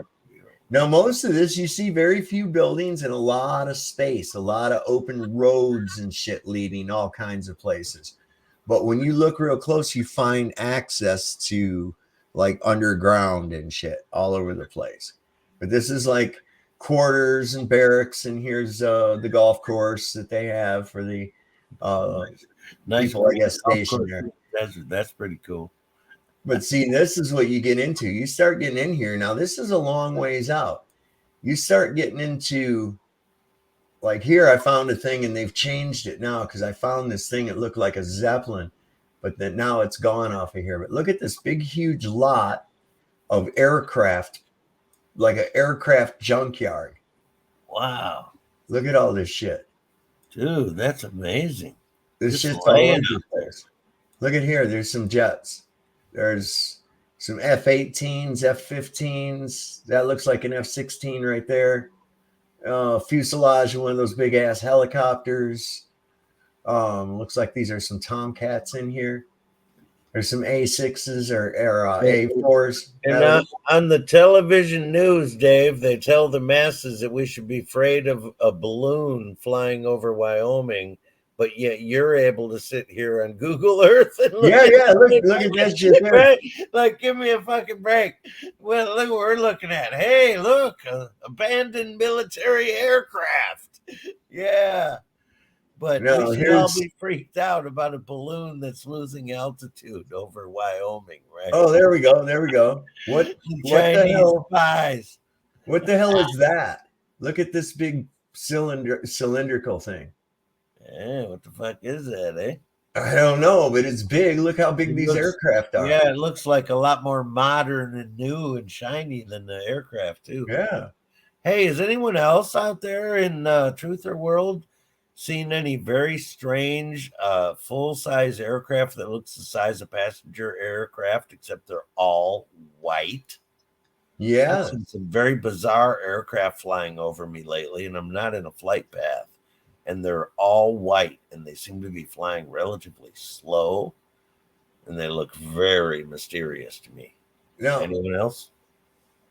Real quick, this is really crazy because all right, here's Illumination X Media or something. I figure out. Yeah, because we're getting ready to work. It's in a couple minutes. I'm going to be going off here because it's like 4 o'clock in the morning. Is it really? Yeah. Oh, this shit, base, you see that base is going from that red line. We're a way good distance inside here. This goes. I gotta get up in a few minutes, man. Now look at here. Hey, this is on the bombing range. Look at this skeleton of an aircraft I found. Now here's one that's destroyed, and whether it crashed or it got shot up or whatever. But look at that. What the hell? Why can't I see the chat? Now that's some crazy shit weird. right there. Now, the weird thing is, too, we still go up north a ways. I'm going to let everything kind of come in because we're still on the base. And this is way up here close to where I used to live. And it ends right up here just before this town of Darwin, which is a ghost town. I have friends that live there in this little ghost town. It's a living ghost town. There's about 30 people live in this entire mining town. And right in here is the base, and along this road, and I can find them on here. Let's see if I can still pick them out. There are tanks that they use for, army tanks and trucks and shit that they use for practice to bomb and strafe and shit like that. This is the bombing range. And this is look at what's this weird airstrip here for? What's that doing? Because it's been there for thousands of years, Dave. Maybe. Very maybe. But like you were talking about those vibes, right? Something about this mountain range right here, the Panamint Mountain Range, I get such an evil vibe from it. And there was a Paiute man that put my solar in, and I was helping, and he was talking to me about that. And I was telling him, I says, I feel like there's something bad, something evil over there. Because we got to talking about some kind of like more spiritual shit. And his eyes widen and he says, you feel it? I says, yeah. He says, don't fuck with it. And I was like, what the fuck, man? And there is something there. Well, come to find out, in these mountains, the Panamint Mountains right here, the legend is that there is a underground city of the giants in this mountain range, and there's actually an access door with a steel locked caged up door into a cave that you can see from Furnace Creek or from Stovepipe Wells, this place right here, which is a resort, right into this mountain range right here. So it's some pretty cool shit. That shit reminds me of the Nazca lines. You know the Nazca lines? Yeah. It's crazy, man. Yeah. But those are, there's like, even when you go back down here, where was Darwin at? Let's see, there's Telescope Peak. That's a really cool place.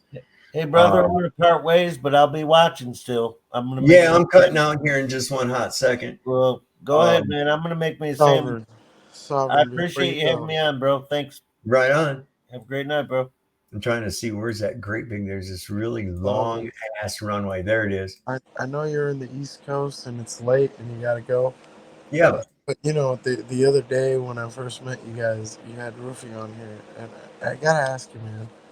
You know, debates are one thing, but the reality of it is, what you present in any argument is essentially infallible. Nobody can defeat what you say because the only way they can defeat what you present is by providing evidence to debunk what you're saying. And it's hilarious to me, comical, right? Comical that a lot of these guys that want to debunk these theories or the truth per se, they don't have much to say other than you have to do more research, and then they show you a chart or a graph, and Right. What that means, Expedition, is this. That means you need more indoctrination. Look at this picture in this graph. Remember, you need, yeah, that's what it is. It's like, and yeah, I know, I'm beyond that. I'm not convinced, bro. It's not working anymore. I'm not playing that, you know? you know what kills me, man, is like a guy like you. You know, a lot of people I run into that deserve to be Bill O'Reilly on Fox News are suppressed, and it's unfortunate. It really is, you know, because you're reaching a lot of people, but ultimately you could be reaching millions. But they don't want that. They don't want No. the conversion of the narratives. You know, they don't want that. So they're doing everything they can. And in many ways you're seeing the desperation because a lot of people are waking up. A lot of people Mhm. are understanding what Sovereign Soul is talking about. You know, that's how you found a weirdo like me just popping up. But it's like it's just crazy. Like we're all starting to wake up and they're freaking out, man. They're trying to come up with new variants and mandates and lockdowns, and it's like, whoa. And you know, you got the redhead guy. You know, we all loved him. Rappers used to sing about him, but Yeah, when he yeah. wanted to be president, he became the enemy. And now everyone, you know, doesn't understand what's going on. But the reality is, this guy wasn't a part of the Buddy Buddy Boy Club, and he wanted Right. to help the country. He, you know, he did what he could, and now they're trying to exile him. And it's so funny, you know, because I practice law, and I know that when you're a criminal and you've been convicted of a crime or charged or accused with a crime, you know, you're going to court and you're facing those charges, and God bless you if you have a good lawyer. But this guy Trump, he's going to over what is it now? 22 states. He's had to show up in court to be there for some indictment, and Yeah, yeah. They're they trying can't to, it's stop like it's Trump. like there's a name for it. Um vicious litigation or some litigation or something like that. I forget what the term is. But I mean, if you're using the legal system as a weapon, and it's blatant that you're using the legal system as a weapon, I mean, they wouldn't put up with that out of you for a minute. Nobody would. Okay. You can't do that. I mean, and that's not painfully obvious that that's what they want it to appear they're doing. Okay. Always remember, everything's a show. I'm kind of like the dog that's been beaten his whole life, and he's wary of the hand, even if it has a treat in it. You know what I'm saying? You got to be careful. And I'm looking at this. I always know that at every level, at every moment, they are fucking with my mind. So whatever it appears is not what it really is. I know that by now. You know, that's the crazy part because like, in the chat we just had Glenn in Boston saying NASA equals deception in Hebrew, and when I looked that up, you know, I've read the Torah, I've read the Kabbalah, and all these books of religious scriptures, and it's crazy that that word it's really Nausa, right? Yeah, yeah, yeah. Nassau, right? Right. And basically it means to deceive. Yeah. Our government space agency is called NASA. Yeah. Yeah. That's some crazy shit. I mean, and there again, it's like, okay, what are we doing here? And of course, it's a sun cult. I mean, everything about them is, Apollo, right? And there's all kinds of sun symbolism. Listen, they're a mess. It is a total mess. It's a religion for atheists, first and foremost, I believe. It is a huge satanic lie. I have sworn an oath against any form of tyranny over the minds of men. And so where I see somebody pulling bullshit like that, I'm calling it out. I don't care what the consequences of it are. That's how it has to go. Because for evil to prevail, good men need only stay silent. And that's what we got a lot of times. People just go along to get along. Well, I don't do that. I never have. And sometimes at my own peril, but that's all right. I come out with a clean spirit for No, it. Sovereign, this is crazy. The fact that I ran onto your channel, my dad passed away. My dad passed away like 3 days ago. Oh, I'm so sorry to hear that. It is what it is. We all got to go through it, and I appreciate that. And it's killing me. I go through these. Sure. I go through these manic episodes where I'm laughing and I catch myself laughing, and I'm like, "What am I doing? My dad just died. I'm a piece of shit." But it's one of these things where it's like you begin to realize what matters most. And I have a dog, and my dog, a German Shepherd, will teach me that chasing the ball or just going out to smell some grass is what matters. Yeah. And it makes me like step back and go, "Whoa." Yeah. And you look at all the languages in the world, and you look at everything.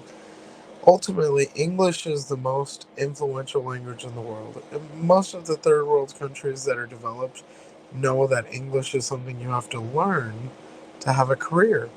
So Mm-hmm. when you look at the language of English and you look at the animal, the dog, Mm-hmm. you reverse that word, it's God, Mm-hmm. right? And when we see the dog, what do we say? It's man's best friend, Yeah, yeah. right? And this thing is always around us, and it's not like a cat. Cats are like bourgeoisie roommates. You gotta Yeah, pay yeah, for them, you gotta feed them, you know what I mean? They're like mini tigers. They just hang yeah. out. But the dog, it literally lives for you. Yes. It's just so crazy to me, the fact that at 30 years old, as an educated man, I find more inspiration from a fucking dog Yeah. Yeah. than I Well, do people. see, that's because you're becoming knowledgeable despite having been educated. As I often say, education, for the most part, means I took out my brain, I gave it to somebody to play with for a good number of years, and then now I'm retarded. I mean, this is basically what actually happens. Some of the nonsense that we're forced to swallow and then carry on. And it's like we find out, much to our chagrin, that it's not anything like what they told us at all. So you lose a lot of trust in establishment, especially as old as I am, because listen, even despite not knowing about the true condition of the realm and things like that, I was the kid in civics class that was saying, yeah, that's all well and good on paper, but what do you do when you have organizations like the Trilateral Commission and the Council on Foreign Relations meddling with the lobbyists and this, that, and the other? And they're like, whoa, whoa, whoa, whoa, whoa, whoa, whoa. Well, that's a little more complicated for this class. Yeah, but that's fucking reality. It's all about grift and bribes, bitches. Let's get real here.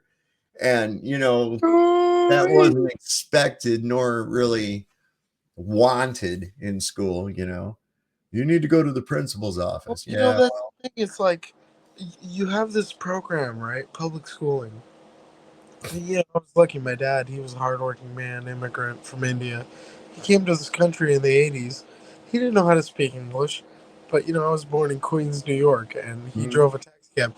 He would tell me stories about John Gotti walking out of the courthouse with press surrounding him. And Mhm. they called him the Teflon Don because he was untouchable until he Yeah. was arrested. But like my dad, he was just a fucking taxi cab driver, and lucky enough to get promoted to driving limo cabs. So he was in New York and all that. But then he moved out to a town on the West Coast, and he's a business owner, and then he died on me. But it's just crazy. Like you talk about all these things, and I think about my father, and what I see is, at the end of the day, the most important thing is to provide. Whether Right. you're a woman or a man, you need to provide. Mm-hmm. And if you can provide, regardless of all the other things, when you die, people will appreciate you. But if you can't provide, I have a lot of friends and people I know who they accept their place in life, and they accept that on the 1st or the 15th or the 3rd or the 22nd, Uncle Sam will send them some money. And so they sit there and they argue with me that socialism and communism is far better than capitalism. And look, I will never say capitalism is good. I never will. But the beauty of capitalism is it allows people with potential to provide for their family. Free market. Free market. Free market. It's not capitalism, it's free market. You are free to contract with the other individuals and receive equal compensation for the fruits of your labor. And that's be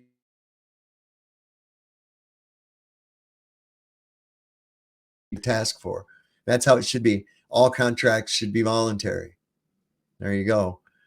Like that. I mean, I think that, yeah, that is freedom, economic freedom. Absolutely. 100%. But like I said, I'm going to have to shut this down. It's getting late. We've been on here almost going on 7 hours. I Hey, guess it's a Marvin, thank you. monster stream. But listen, Thank what you. do you got a regular name I can go by? AJ. I told you last time. AJ. You're That's very. right. That's right. Hey, rumor says what?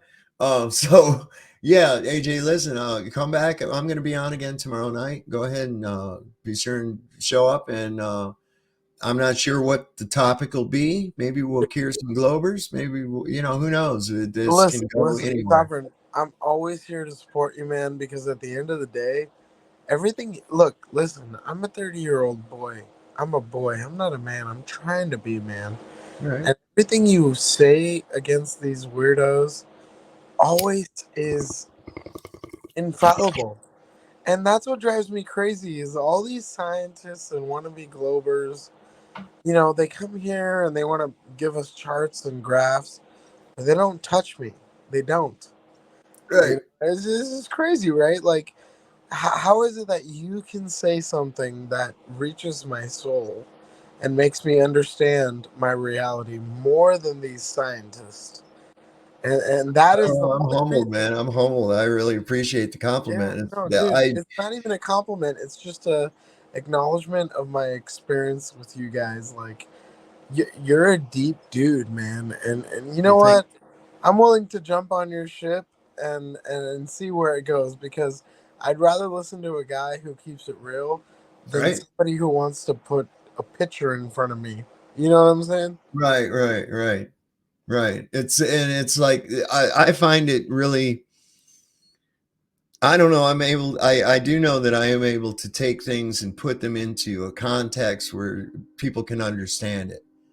You know, you don't have to be all complex about things. You can, and I like to use analogies. I love to use analogies and similes, you know, and that kind of drives the point home a little better. Put it into context of something that people can relate to, and then that way it's easier to understand, and that's absolutely tantamount to the point of communication is to give a point to another person. This is why we communicate, man. You know, so Listen, well, you got any last get words some for us rest, before brother. we Get cut some out? rest. I love you, man. God bless you. Oh, My name's AJ. I'll be back, dude. I'm all always. right, back at you, AJ. Well, thank you for coming on tonight, man. And I want to thank everybody in the chat for coming in tonight. Those that stuck with us this long, my God, we're doing marathon streams here these nights, and we're going to go ahead and shut it down. We'll go ahead and go live again tomorrow, probably a little bit earlier, because that way we can I can incorporate some of my people that are over east of me can still pick it up. Sometimes I've gotten some comments saying, oh, it's too late for me over here across the ocean and da. So we're going to try to, balance it out, see if we can try to make everybody happy. But as you all know, if you try to please everyone, someone will not like it. I guess that's all I've got for you tonight. And as we always say, Lord loves a working man. Don't trust Whitey. See your doctor and get rid of his ass, because he'll probably kill you. Good night, everybody. Or good morning, I should say.